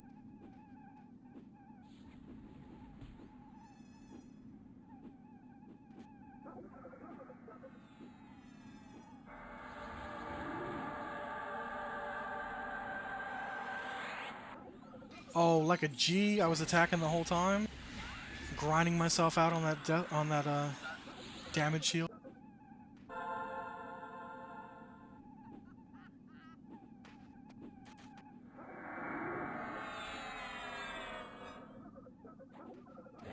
Yeah, one of the best things about Sky is that even if you're not here, if your guild does like a DKP system, if they pick up the items, they can turn it in for you at the quest giver, and what they call multi-quest or MQ, and you can still get the gear. You just collect the reward for them. All you have to do is like turn in a couple of quest items that are not bound, and they turn in the bound item, and then you turn in the quest items in rapid succession. And then the NPC doesn't give a shit that you didn't turn them all in because they just collected all of them. And then you turn in the quest and finish the quest, and you can get the item. Yeah, it works that way with a lot of no-drop items. Lots of multi-questing you could do, not just in Sky, but elsewhere as well. Some class quests. You can skip parts of long quests, like epics and stuff. It just depends. You'd have to look it up in each individually for each quest and each item to see if a part of it is MQable.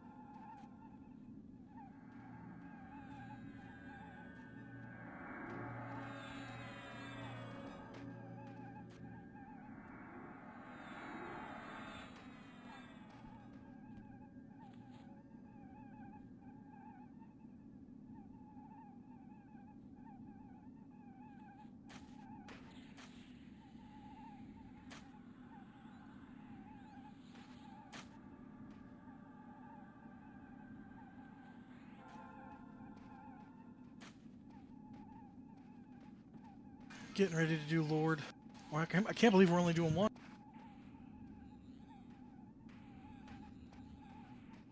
I hope he drops the Earth Totem. Every other ranger's waiting for them shoulders.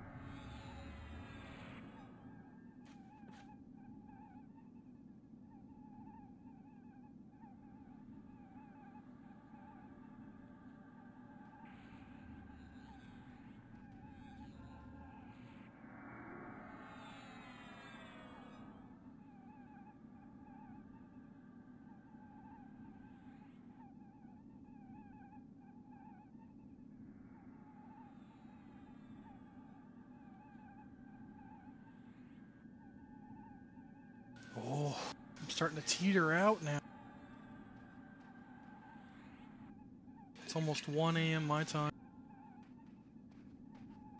I don't really go to bed until like 2 or 3.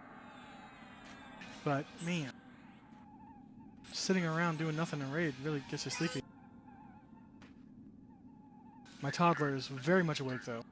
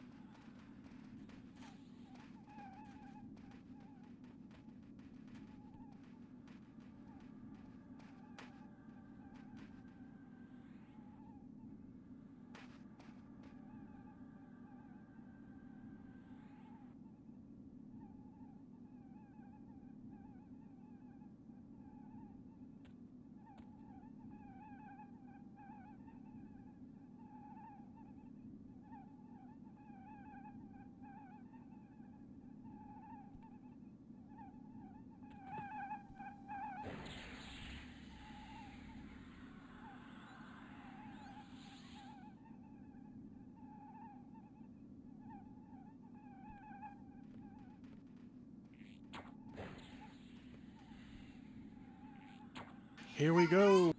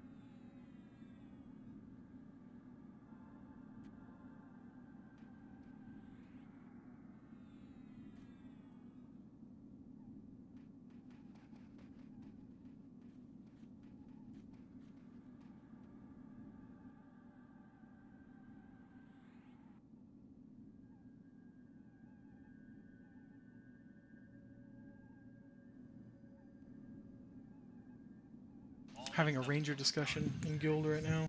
So I was silent. Someone's like, how do you rip threat? I'm like, it's literally called Flame Lick. It always resists because it's a level 1 spell. Level 9 for ranger. It's like, how do you do it, that? Oh, I just hit one button over and over again. It's not magic.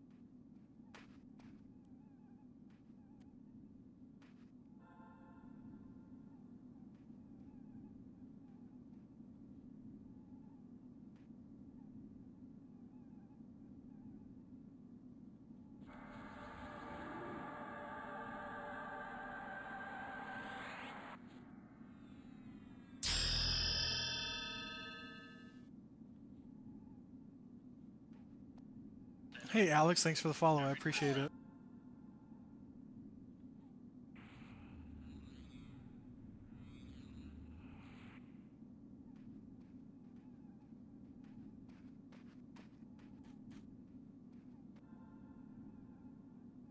It's going good. Very long night of raiding. Going on about 4 hours now. We started with the hole. Went and knocked out Phinny, Vox, Naggy. And now we're just doing a little bit of extra Sky. We cleared Sky on Monday, but we're just back in here again because we're addicted to loot.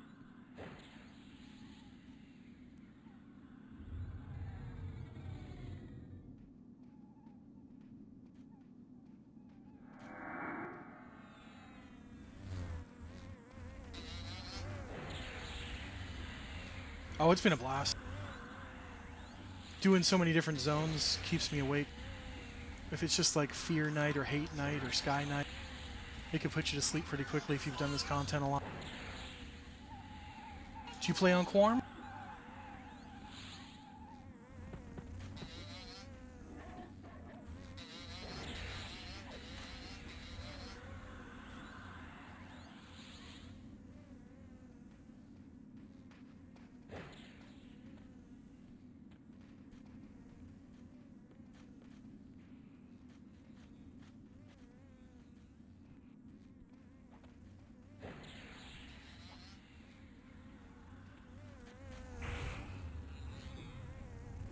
If you've heard of it, then you probably played or watched people on P99 then, right?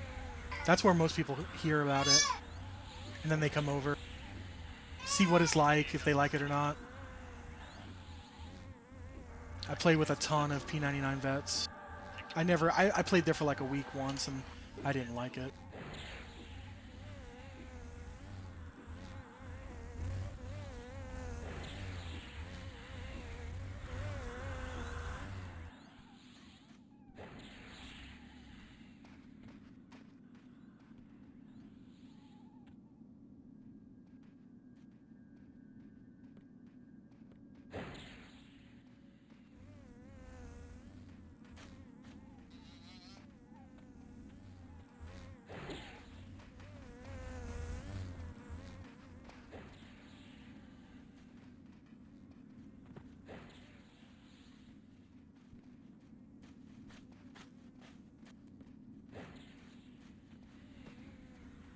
This bee is wild.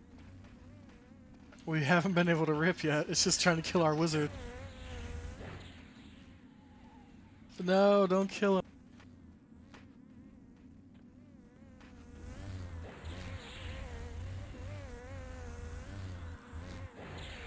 Yeah, I mean, there's nothing to lose. It's free, you know? So give it a try if you wanted to give it a try. There's so many guides and stuff out there that can help you set it up in a couple of minutes. It's a lot of fun. I mean, if you have any experience with EverQuest at all, I mean, I played in '99 when I was a kid. I was a teen. It was a lot of fun, but I didn't know what I was doing. This is the first like real experience where I understand what I'm doing with the game. It's fun to see stuff I saw back 25 years ago. I didn't know what I was doing then, but now I have an inkling. And there's so many people that have been doing this for 25 years straight on private servers and emulated servers. And they're always willing to help and tell new people what to do. It's a wealth of information out there. It's really cool. And then there's, a couple of people who stream it, it's always good to watch other people's streams.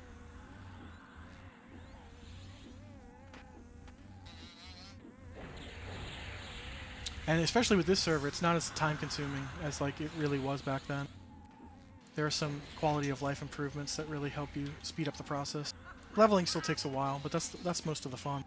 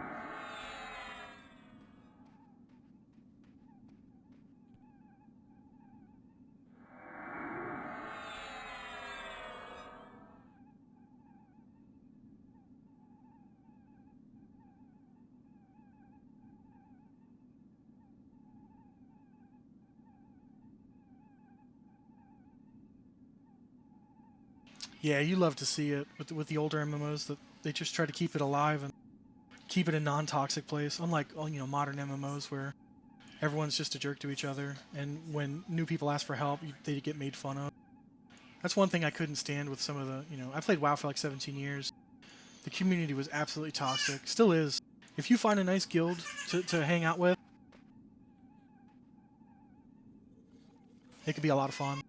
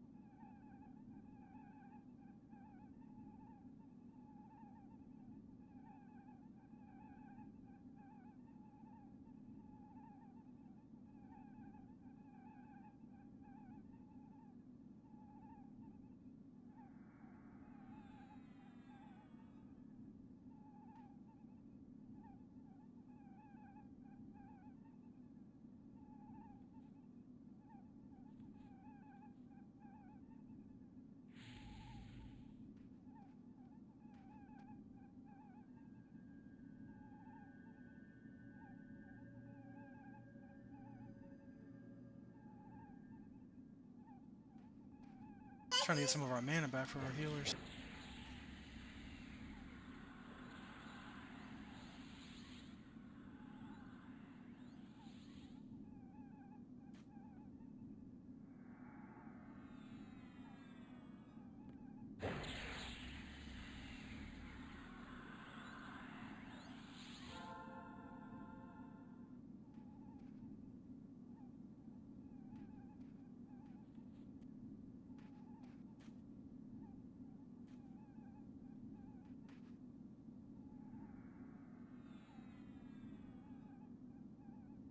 Oh, so you're playing Cataclassic? That's cool. Micro here, he's in chat. He's doing that too. I considered maybe trying out the Seasons of Discovery stuff, but this keeps me pretty busy, and we got an expansion coming out in a month and a half.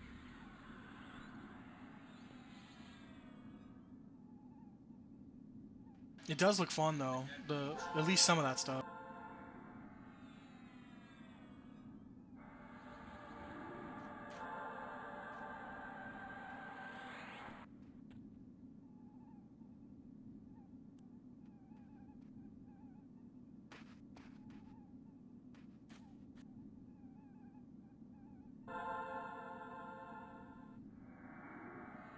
If you can isolate yourself in WoW with a good group of people, you don't have to worry about that toxic crap. Like if you have a mythic group, if you're playing retail, and a good raid guild, or if you're playing in classic, if you just have a good group of people in a guild, so you could do heroics with and stuff, you can really just avoid all that toxic BS.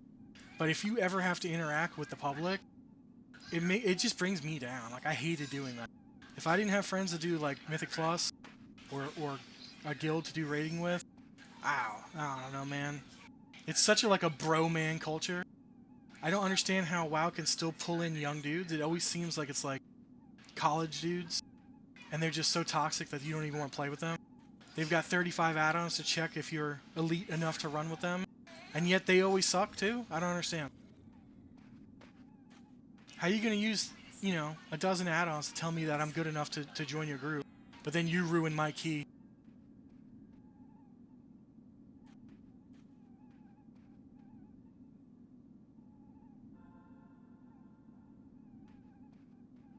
Yeah, it's true. They get through. They get mostly out of desperation, A guild will just they'll need somebody, or they'll give them too many chances. But you know what, though? That kind of stuff is unavoidable in any game you play. It's rarer in older games just because of how the community needs to interact with each other. There's no raid finder in most MMOs. There's no group finder in most MMOs. But now I was watching a video on the next expansion for WoW, right? Apparently they're doing the NPC dungeons. So you just hire a bunch of NPCs like Final Fantasy 11 did with their trust system, and then Final Fantasy 14 did it as well. Yeah, SOD looked a lot of fun until I watched a lot of YouTube about it, and I realized how hard some of these people go. Like, if you're not running the correct glyphs or whatever they're called, forget about it. There's no experimentation. I thought that was the whole idea of SOD, was the experimentation. It looks cool, though. It calls to me because, all the fun stuff they took away from us that people begged for, exists in SOD. So you have, Warlock tank, Rogue tanks.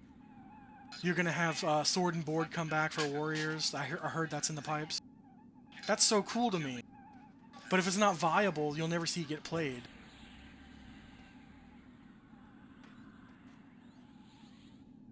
And most of the stuff I see is a bunch of efficiency runs. It's just hunters and mages AoE farming Zul'Farrak to make billions of gold, or thousands of gold. To do what? To buy consumables for 30-man raids? Or level 30 raids, or I guess it's 40 now. 40 raids. The concept of it sounds amazing, but I guess the community kind of ruined it.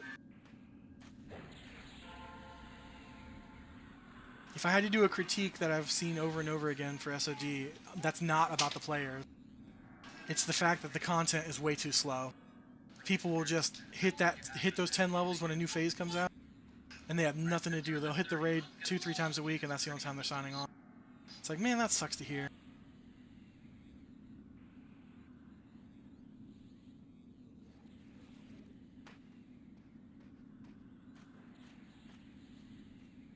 Yeah, so initially they were like, there's going to be no public test servers for it because we want to keep it a surprise, which sounds awesome on paper. And then it's just a big unbalanced mess because nobody can test stuff. And it's all about flavor of the week.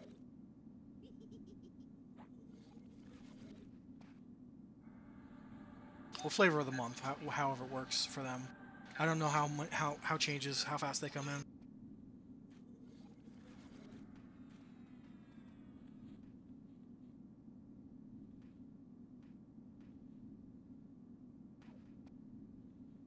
Quarm has a more intimate setting because we only have about 2,000 players locked onto the server.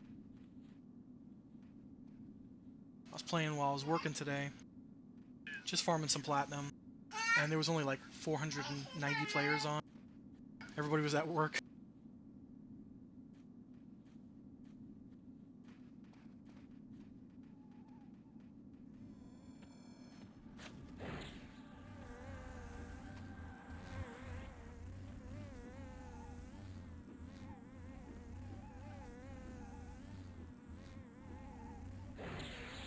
I see ads for Ascension. Classless WoW, right? That's what they called it. That had some good ideas. I watched like 1 or 2 videos about it.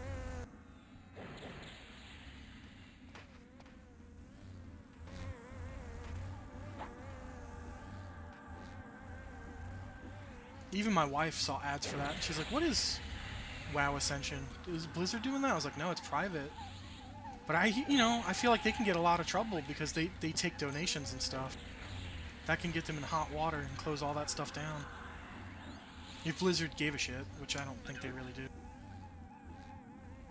Only if it makes too much money, then Blizzard will be like, oh, that's our money.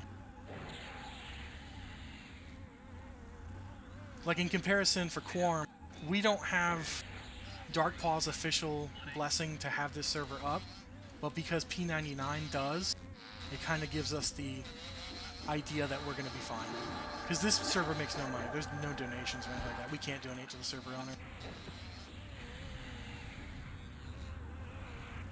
We just hope to fly under the radar, never ruffle any feathers. But I do know that the P99 community, they freaking hated us when we came out because we pulled all, like, their entire population. But it evened out. Now, I would say that on any given day, if you have 1,000 people on Quarm, there's probably 1,000 people on P99 during peak. But we're really in a lull right now because we're still a month and a half out from new content. Once Kunark drops, I fear for the P99 folks. Because a lot of those guys are just going to come and play here. So many people are waiting for Kunark.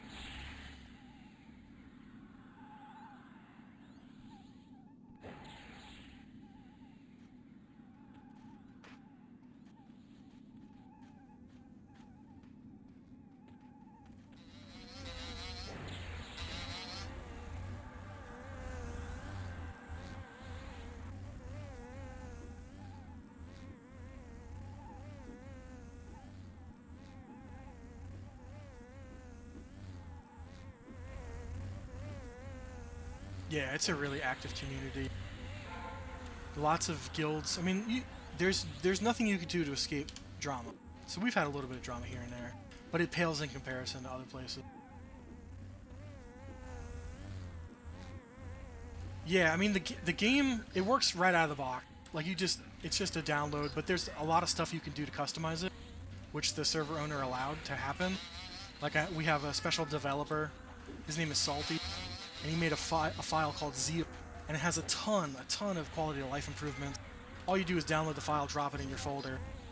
Make sure you give an exception to your firewall and let it go. And then we have, like, they gave Rangers auto fire in this file. They gave us larger draw distance, the ability to have smooth camera in third-person mode, because this is built off of an EQ server that ran on Mac. Now, this doesn't run on Mac, but it was built off of that, so the emulation is shoddy at best. But that was the idea. The original Alcabor project, TAC-P, was built off of the one server that actual Sony had that ran on Mac that had no updates for 12 years. It ran for 12 years on Mac. So, I don't know, for whatever reason they chose that, and then this was a fork off of TAC-P. We're going to go to the Plains of Power expansion, and then it's going to be done.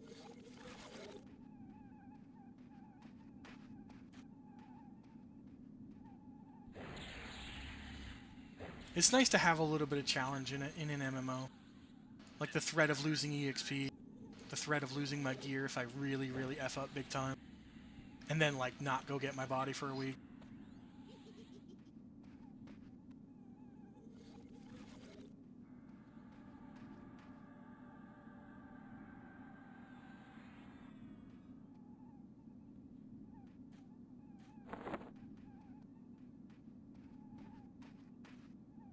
Oh, sweet.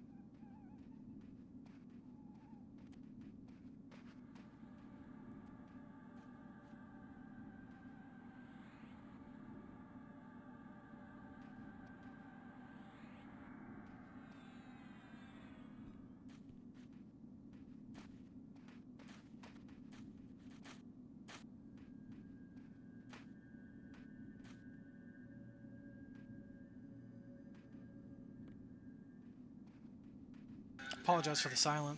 I had to equip all my disease resistance gear because we're getting ready to do our bee pull, queen bee.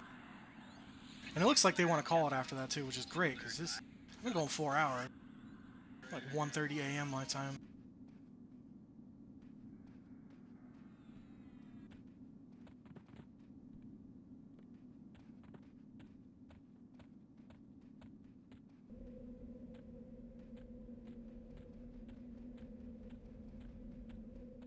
To the hardest mob in Classic.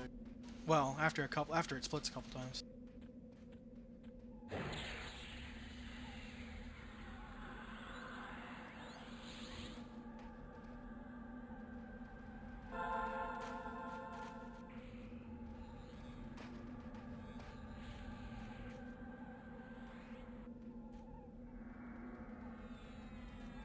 It should. Unless she comes and kills a cleric, we should be fine. We got 32 people in raid. That's pretty average for us right now. At this hour, though, that's crazy how we have 33. We had a peak of 50 tonight, which is insane. But there's other guilds who that max out that 70 by a long shot.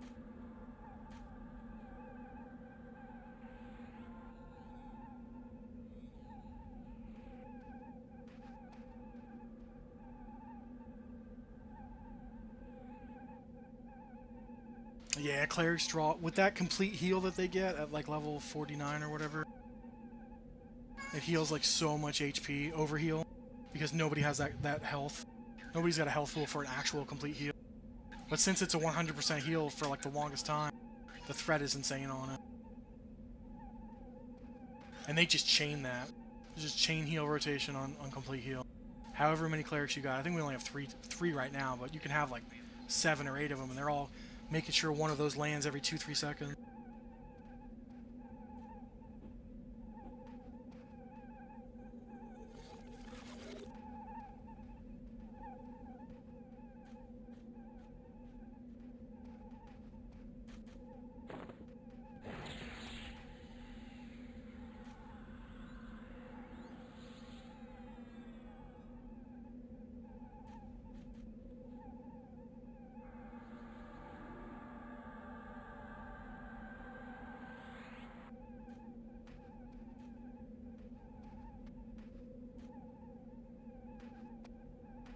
think the only reason why we're blazing through Sky tonight is because of these enchanter pets. 4 is a good number to have. On Monday we had 5 or 6 of them. They were just melting everything. So powerful. Enchanters are so OP.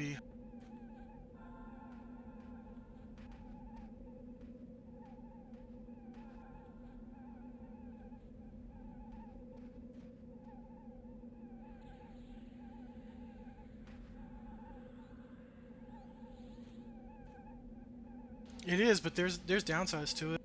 Like you can never go to the bathroom again because you're mesmerizing the pets. You're charming them.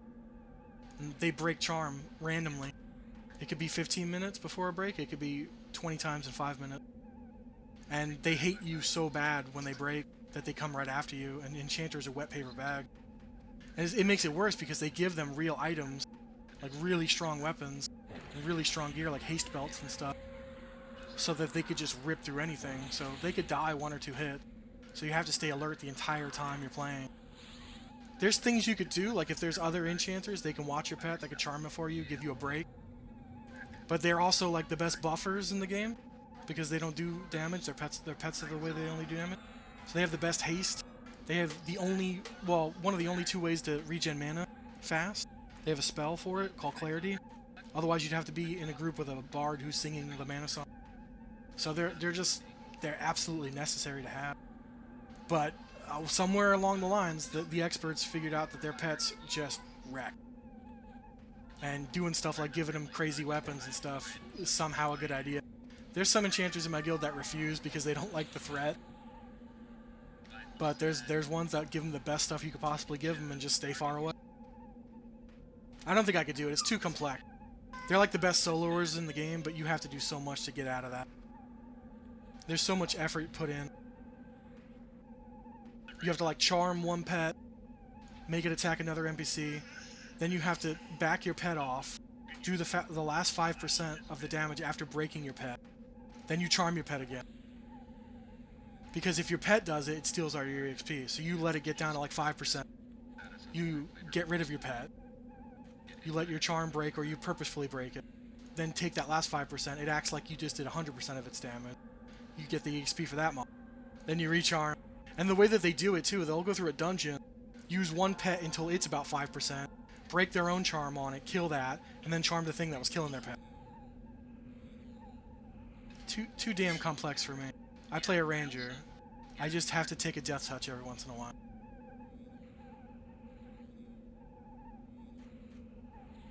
The other pet classes though, I like them a lot. Mage has got a lot of versatility, but they're safe. Their pets never want to murder them. Same thing for Necro. You just gotta ask yourself what you want more. Mage is like nukes and pets, and that's basically it.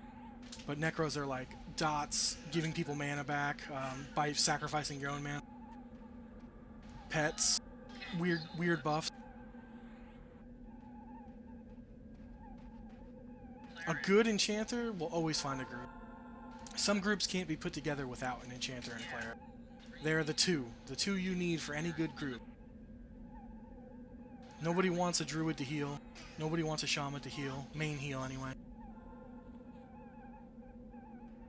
And if given the chance, people would take a second enchanter over a mage.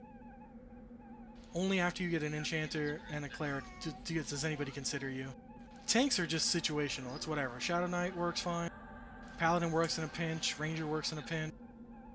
Warriors, they kind of suck until Kunark comes out, because they need proc weapons to do all of their threat. But once they have the good proc weapons and they get a little luck, they can really rip and hold. But that'll all change in a month once they get their disciplines.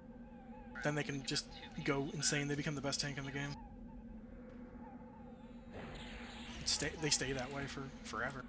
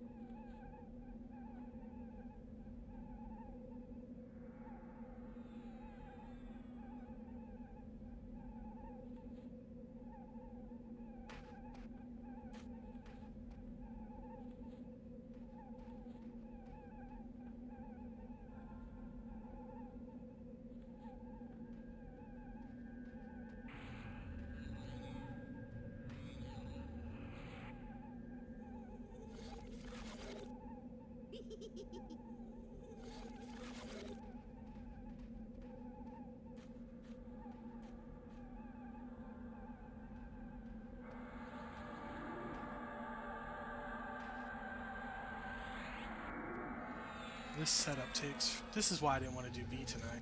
This setup just takes eon. We got... Some of our clerics only have 20% mana.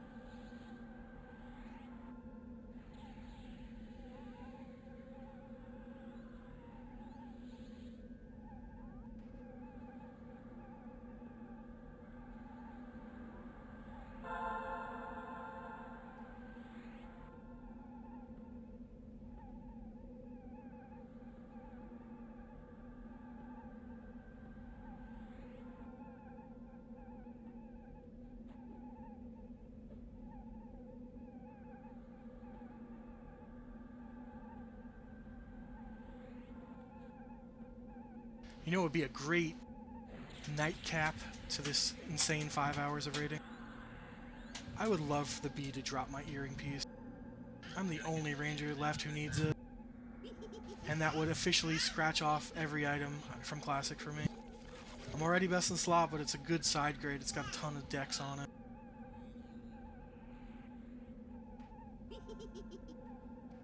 I would love for my doggo sword to proc more.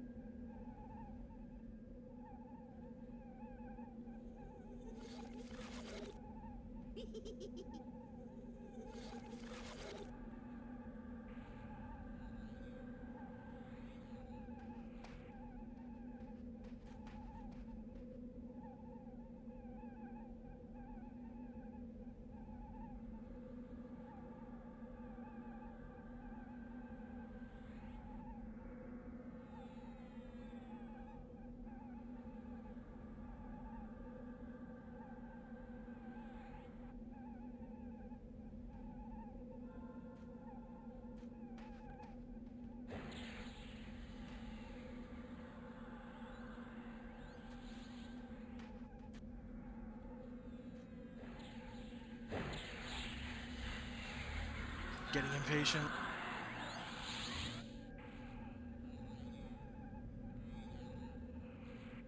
I don't even have to worry about living through this fight. I'm on the DT rot. I'm taking the first real death touch. Somebody will take the initial pull death touch, but I'm going to take the tanking death touch. I've only taken 2 DTs tonight. 2 or 3? I don't know, I'm back up to 98%. So it's not that big a deal.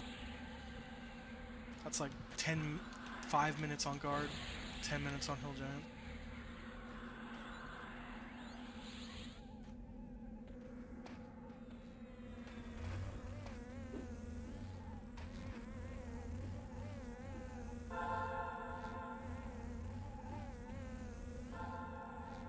We got 2 splits. So this is the boss, but this is not the boss. It is and it isn't. Once this kills, it's going to split, and then it's going to split one more time.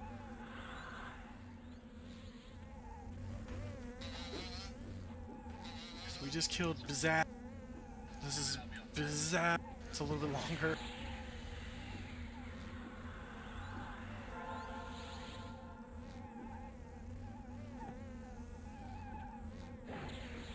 Then we're going to have the first chubby bee split off of this one. We call these bees, they're obviously wasps, but they turn into bixies, which look like bees. So they just call this Bee Island, even though it's primarily wasps. Yeah, now they all have different abilities, too. So you really have to just look them up to see which Bizet does what.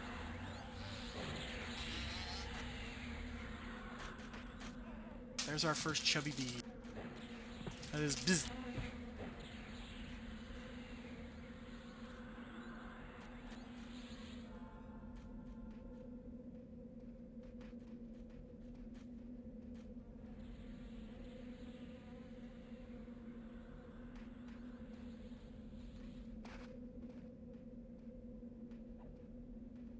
And now for our genius strategy. Kite that fat bee while all the mana is med.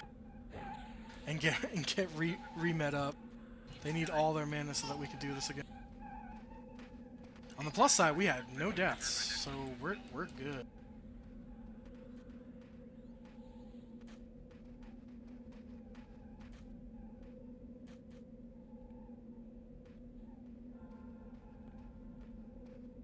Yeah, we've got really good cleric. One of our clerics just hit our mage with an instant complete heal at 3%. Because he has a clicky necklace that has charges on it that he has to recharge. Saving them from them clutch moments. If it wasn't for that guy, we would have lost our first death touch, which was our wizard. I probably would have had to take the initial. Which is a loss of some kind of DPS. Rangers aren't stellar.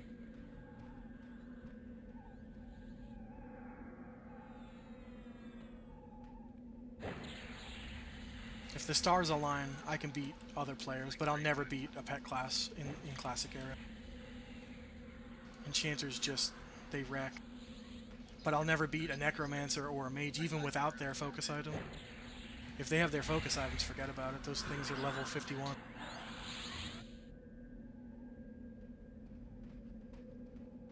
Yeah, they stay good forever, too. It's just that everybody else gets better progressively, and eventually you don't notice the difference between them. But in Classic, good lord, you don't need melee classes. You just don't. They're a hindrance more than they are a help. But monks are really good puller. Rogues are okay. They hit backstab every couple, seconds. It still doesn't do more than a level 50 mage pet, but hey, they're there. They're better than Rangers. Rangers just exist to eat the death touch. And cast Sal on people when they want it.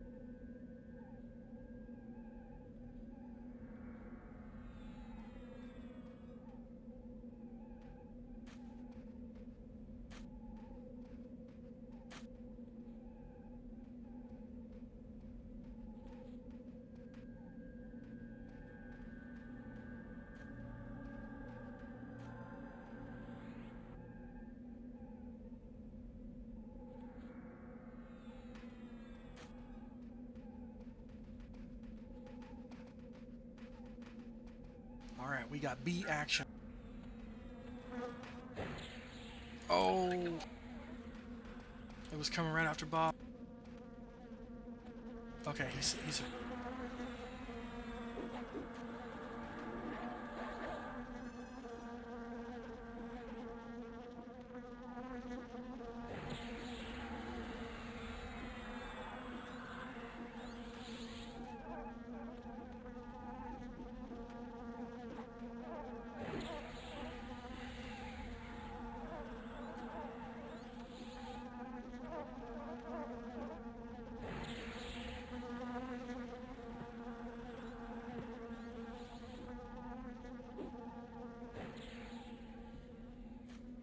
They're just backing out for the death touch.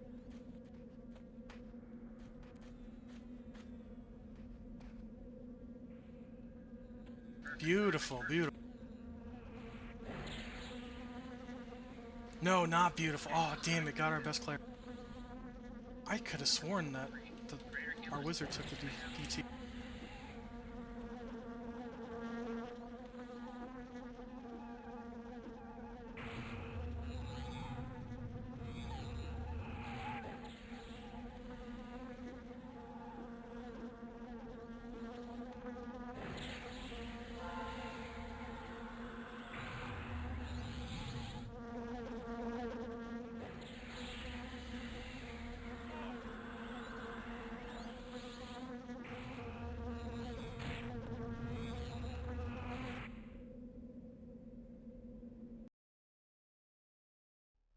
I'm a death touch taking master.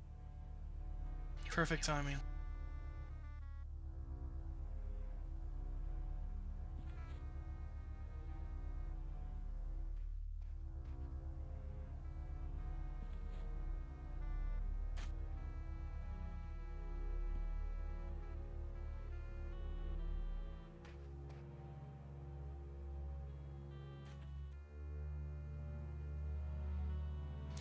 The B move.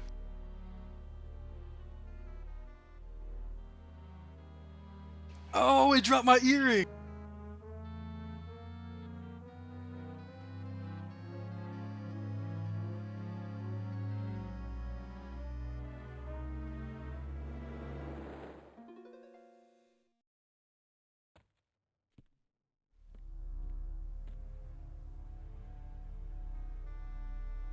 Yeah, I have to. I gotta pay DKP for it, even if I'm the only ranger here. You have to bid minimum of 2 if you want something. But now I don't have to. No other ranger needs that, I think, besides one that never shows up. So that's it. Best in slot. In every single slot.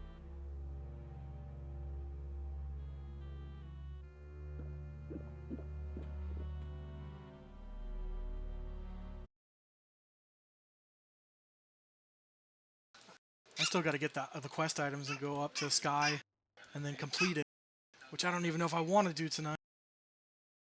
But I might as well since we're raiding. They'll keep the raid open.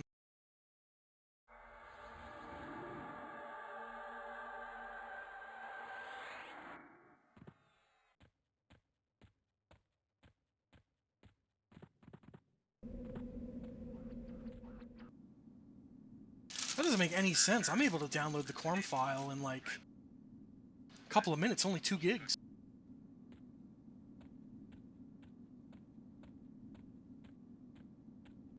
Are you downloading it from the Quarm server, the Quarm Discord? I assume you're following Level Up Larry's guide. Oh, it's unzipping. That's weird.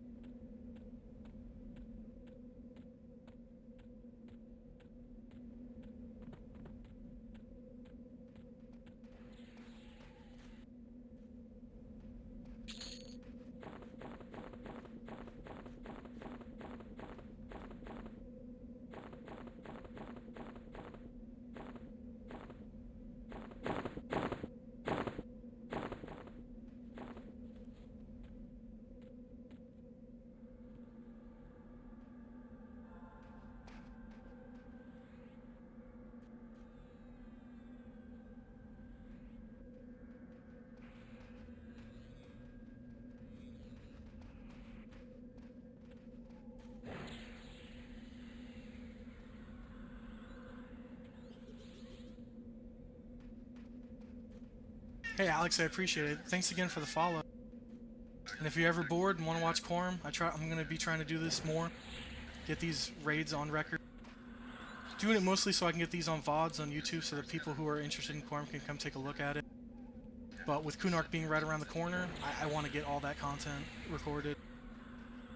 I appreciate you keeping me company.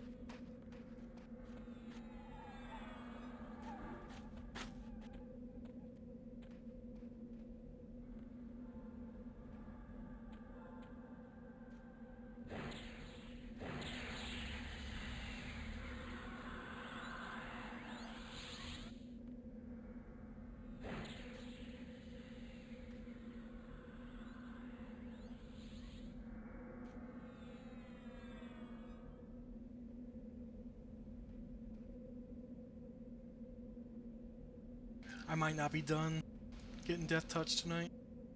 Where it looks like they want to do Sister and I. And now I feel all awkward getting an item. It's like, man, you gotta go.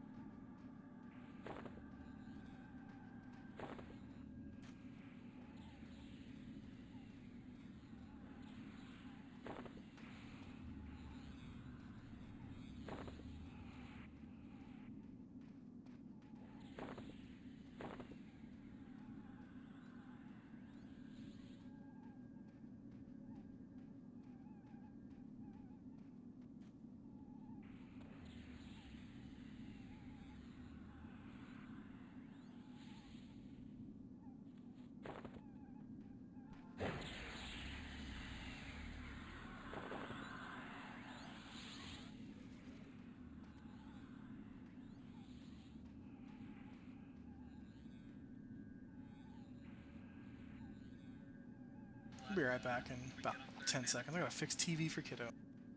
Because my toddler's up at 2 a.m. rocking the world.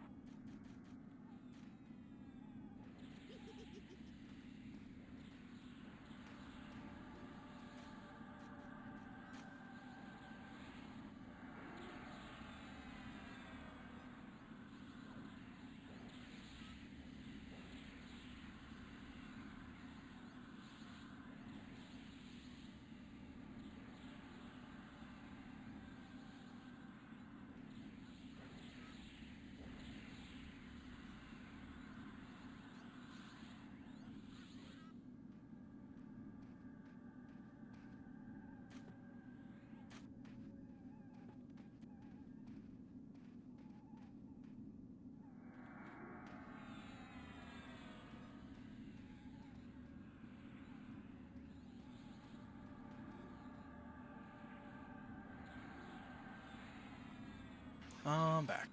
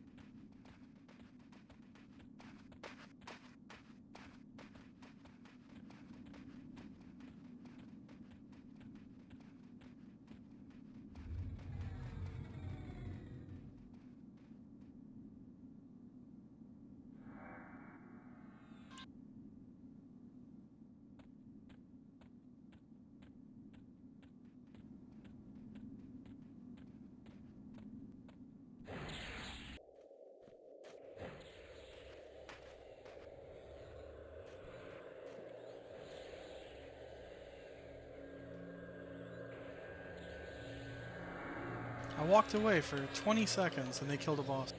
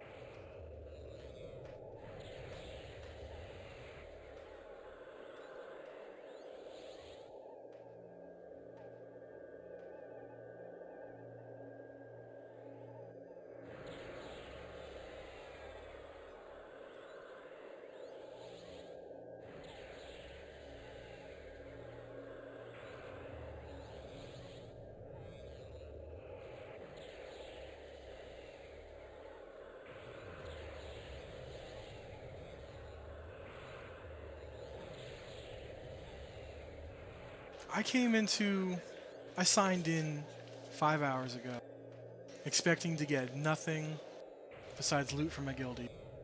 And I walked away with an earring I thought I'd probably never get, and a book from a necromancer. Pretty damn sick night. I hope that the EOV drops a pearl for my fellow ranger brothers who aren't here tonight, so that we can get more wind strikers out there.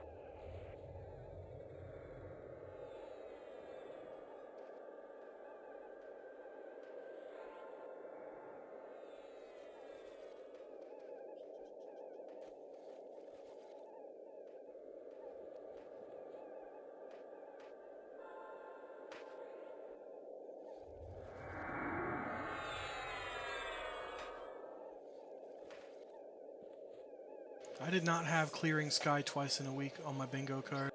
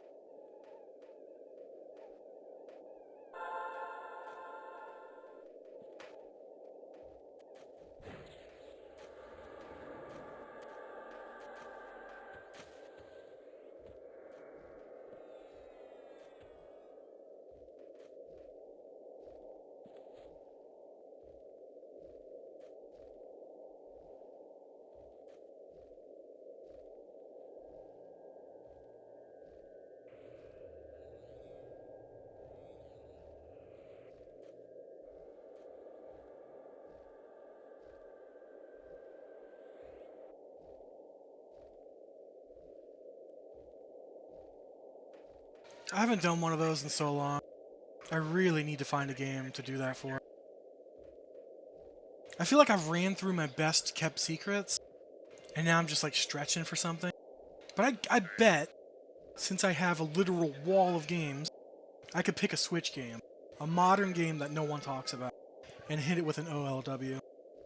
Because I'm so hell-bent on pulling games out from the past that we've overlooked, that I feel like I've run out of them. So I think next week I'm going to try to get a good Switch game going. I think I have a candidate, actually. I could probably still do it after this and just say that I'm in the West Coast, because I make the rules. I want to do one for, what the hell was the name of that game that they delisted from the eShop and then the physical, The Lost Child. I want to do an OLW on The Lost Child. The sequel to El Shaddai, but only that game sucked and this game rocked. Because if you like SMT, it's just an SMT clone, but a very respectable SMT clone. It's got a lot going on, and I liked it on the Vita. And then when they were going to bring it out to the Switch, I was like, oh yeah, I'm getting that. I have the digital Lost Child because at one point they were selling it for like $3. And then I've got the physical, but I did open my physical and play it because I like it.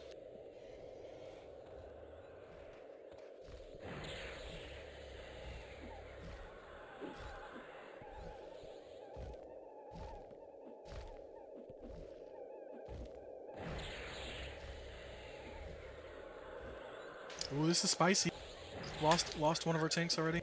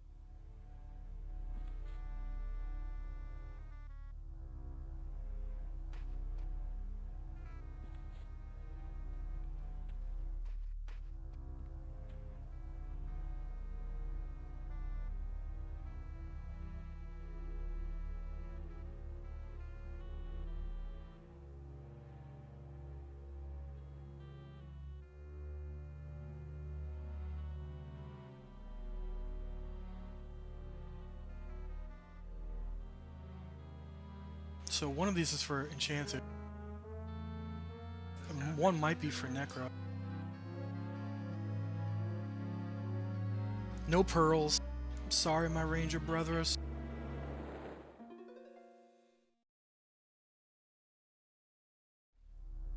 Oh, that's really weird. Now, I know that there's patches that you can pull from the Quarm server. So you'd want to get like the newest. It might be an XML file. I don't know what it is. I'd have to look at the server to tell you. And then you'd want to do Zeal. You could do Zeal later. Zeal's not important for the install itself, but getting used to it very quickly is a good idea.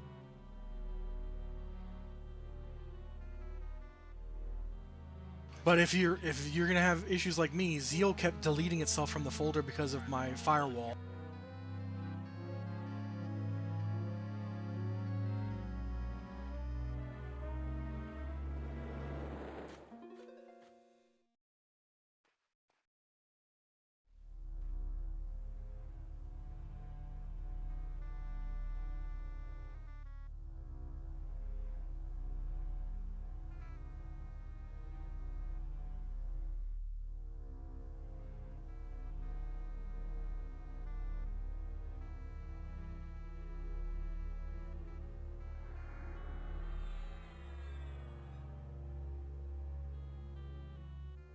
It really doesn't matter. Once you get the server running, you can hammer out the details with all the extra bits and bobs.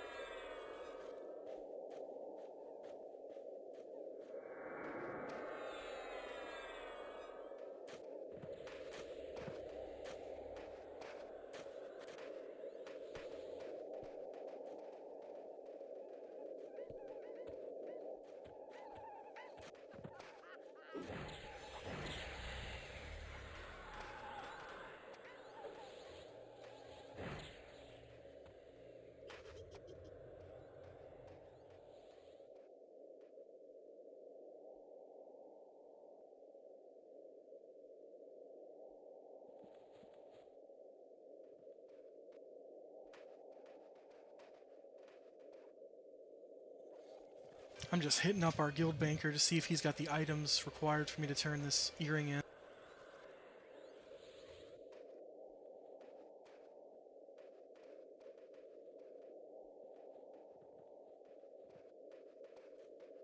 The best part is like I could take this earring right here, and it belongs to the guild, but they were crafted for each one of us. I could sell it. That would make me a huge dick. I don't want to do that. But I could rent it to my necro because it's still on my account and I can retrieve it anytime I want. And these are best in slot for necro. I can't believe the necro's getting geared out by proxy just because I play a ranger.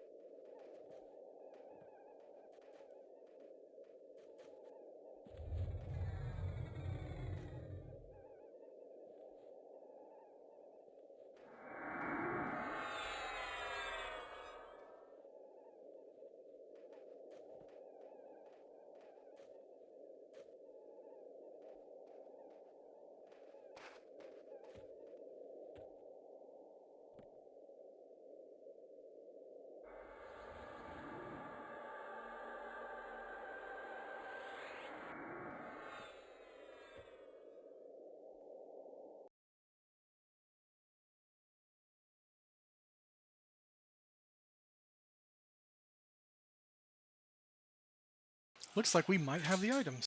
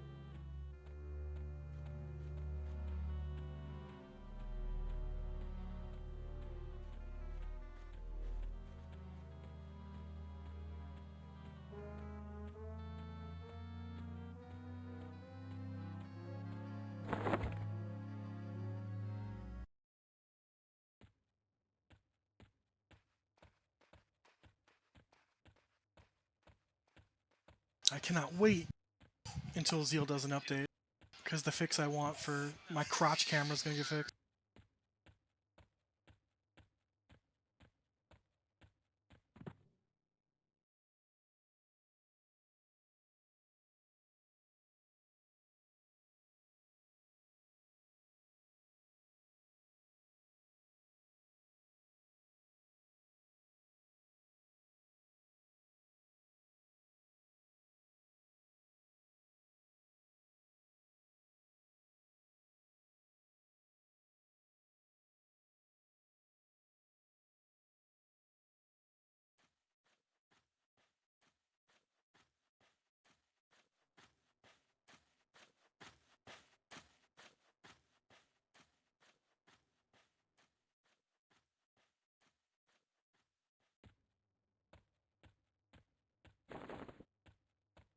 How much does race really matter?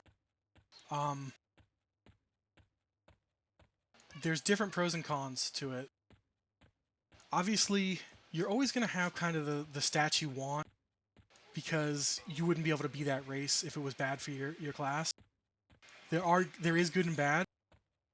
Every mage in my guild is a gnome. Really high starting intellect. You can get to your soft capped 200 very quickly because of that. Also, gnomes have the ability to look through walls. It's just a camera bug thing that's been in the game since its inception. It's like, if I was a gnome and I cram my head into the wall, even if I duck, I can clip through the wall and see all the tunnels if I'm in a dungeon. I can see what mobs are up. All that good stuff.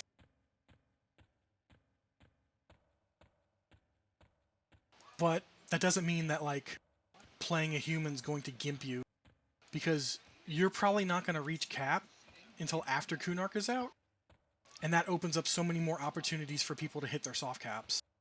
The hard cap of 255 is only really important for melee, so they can do that with strength.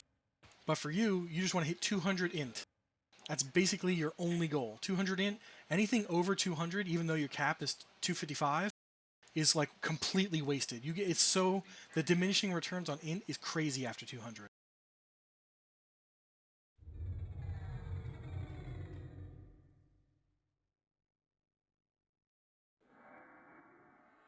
As far as, like, stamina is pretty important if you're going to do any kind of content you want HP.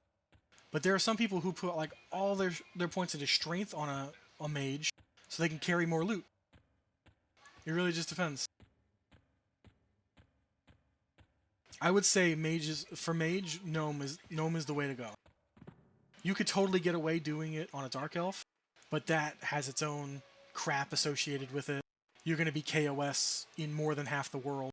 When if you're a gnome, you're pretty much not KOS anywhere. Even evil races like gnome.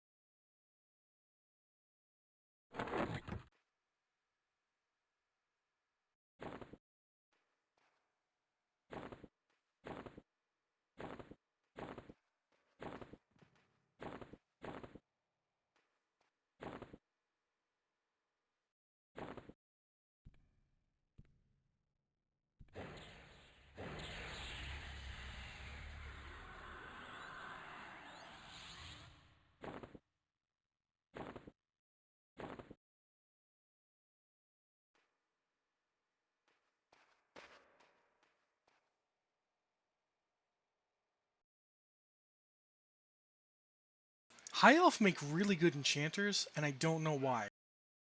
They may have... I know that the races have a little bit different magical resistances, but High Elf is considered a good race, so you would be KOS in the Dark Elf and Ogre areas and Troll areas. But those are all really isolated, so you could easily avoid that. It's way worse to be way worse to be an evil race, unless you're like a Necromancer, because then you're hated anyway. It doesn't matter what race you are as a Necromancer. People fucking hate Necromancers. So like I think you could pull off High Elf Mage.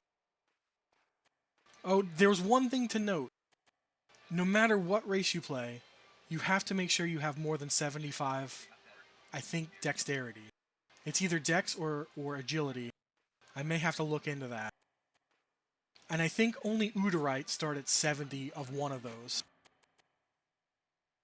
Yeah, so if you do pick a Udorite, you have to put a couple points in dex, like 5 points, to get it over 75.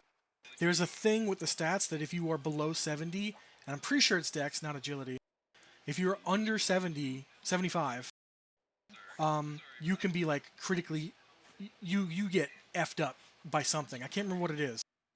I could ask my guild and they'll tell me.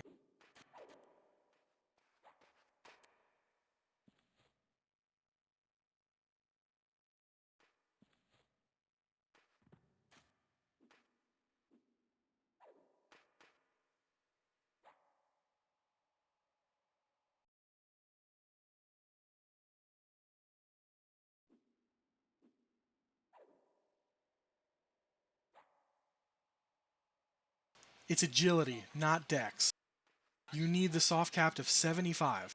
So I think it should really only apply to Udorite, because they start at 70 for their caster classes. So you just dump 5 of your bonus points into agility. Tyrant's got a point. You don't have infravision or anything like that. You don't have any of the visions if you're a Udorite. A High Elf does. They don't have the best night vision, but it's still better than nothing. And this server gets dark. Take it from a human.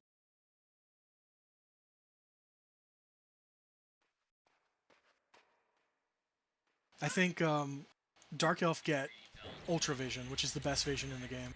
But in his defense, if he wants to pick even Udorite, at level 30 he's getting a Dark Elf mask, so it doesn't matter too much. But those first 30 levels are going to be dark.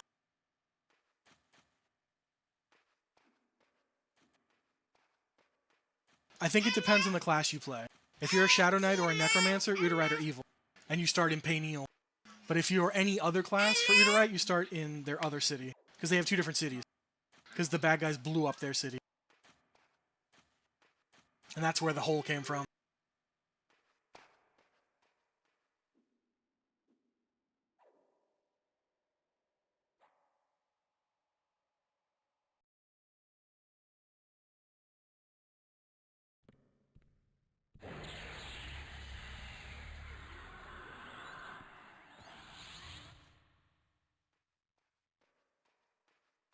Yeah, that's another good point, Tyrant. Depending on your deity, if you're a cleric, it depends on the deity you pick, which decides whether you're good or bad. Because you can be like a gnome cleric of Bertoculus, which makes you evil like pretty much everywhere in the game. Not that you see a lot of gnome clerics at all, but if they do pick the wrong god. For mage, you may be able to get away with a fun god. Like, I know gnomes, they'll do, like, the earth guy, so when they go into the hole, nothing is KOS to them. They can just walk around the hole, but they can't kill anything. We have a mage in my guild that has, they just walk around and tell us where all the named mobs are, and they don't participate. As far as anything I've been told, it's always best to pick agnostic, if you can. I couldn't as a ranger. I had to pick one of the good gods. I only had like 2 choices. There are some cultural armor, and there are quests related to your deities, depending on what class you play. Like, I know clerics get a range of different necklaces and shoulders and all that crap. But if you can get away with being agnostic, always be agnostic. This way guards don't kill you in random places. See, I play even with my Dark Elf mask, if I go into any area, mobs see your deity as well. So I look like a dark elf, but I worship a good god, so the mask is useless outside of the ultra vision it gives me.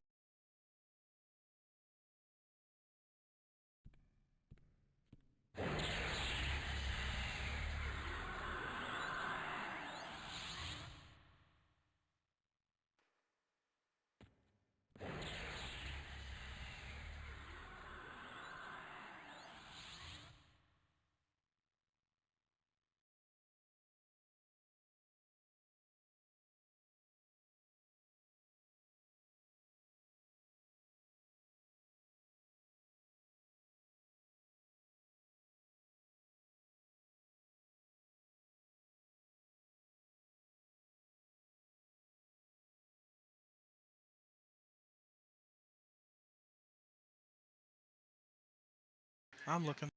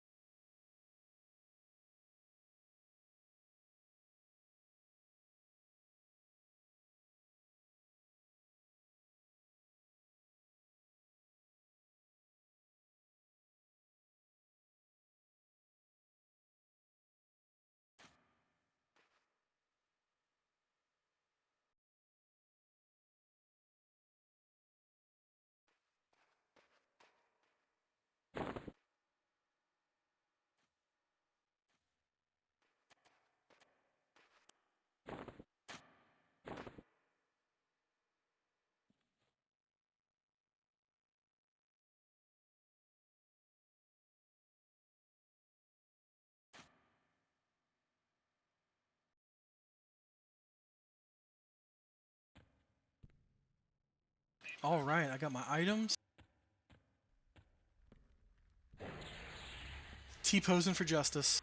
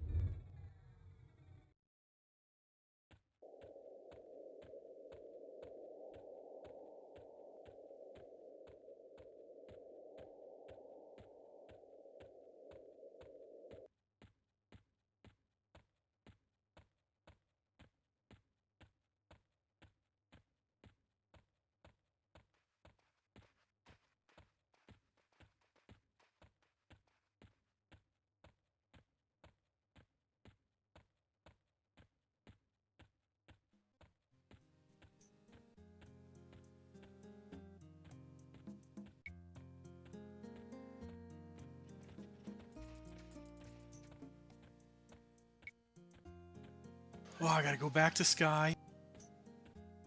I gotta make sure I go to the right island, the quest island, which is underneath all the other islands in a hidden area.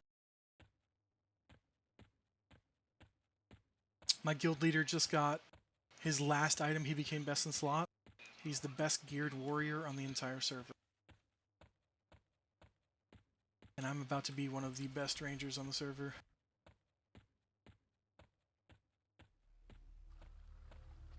It's a good damn night. It's worth raiding for 5.5 hours.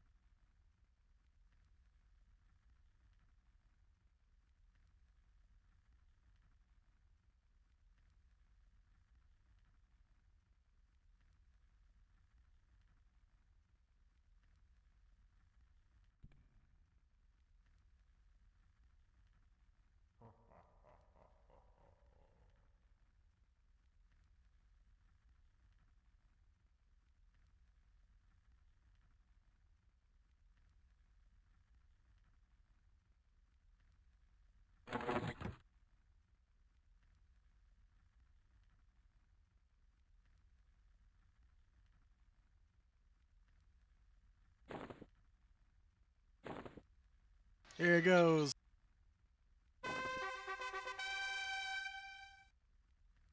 Look at that fucking bad boy. Now I can cast Careless Lightning as much as I want, which is worthless because it's only 100 damage in a 12-second cast. But it's mana free.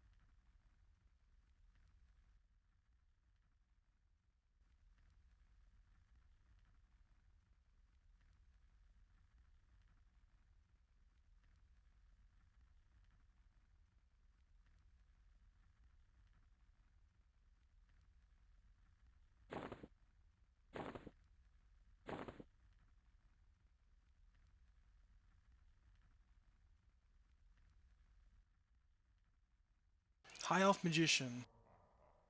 Yeah, as long as you did it, within intelligence, stamina, even a little strength doesn't hurt. But you should have bulked up on the intelligence, like 25 points in it. I always go hard. Whatever my core stat is, I put the max, which I think is 25 out of 30. But even if you don't, it won't matter once Kunark hits because we're going to have so much more stats on our gear. Even noob gear. Like noob gear in Classic has like 1 point of stamina. Noob gear in Kunark has like 5 stamina, 5 intellect. And that's like considered raid gear if that was in Classic.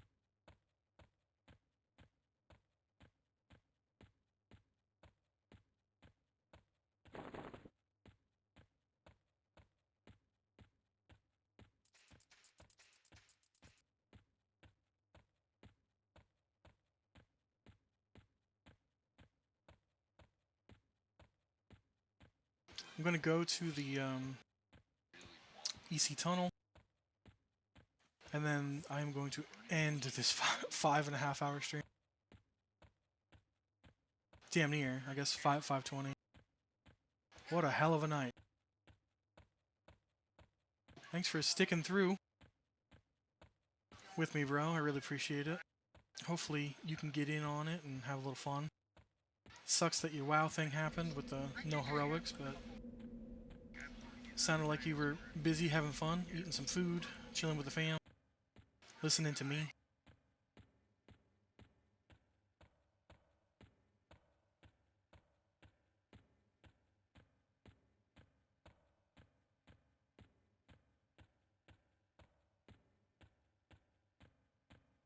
I didn't plan on streaming for 5.5 hours tonight, but that's what happens on Wacky Wednesdays.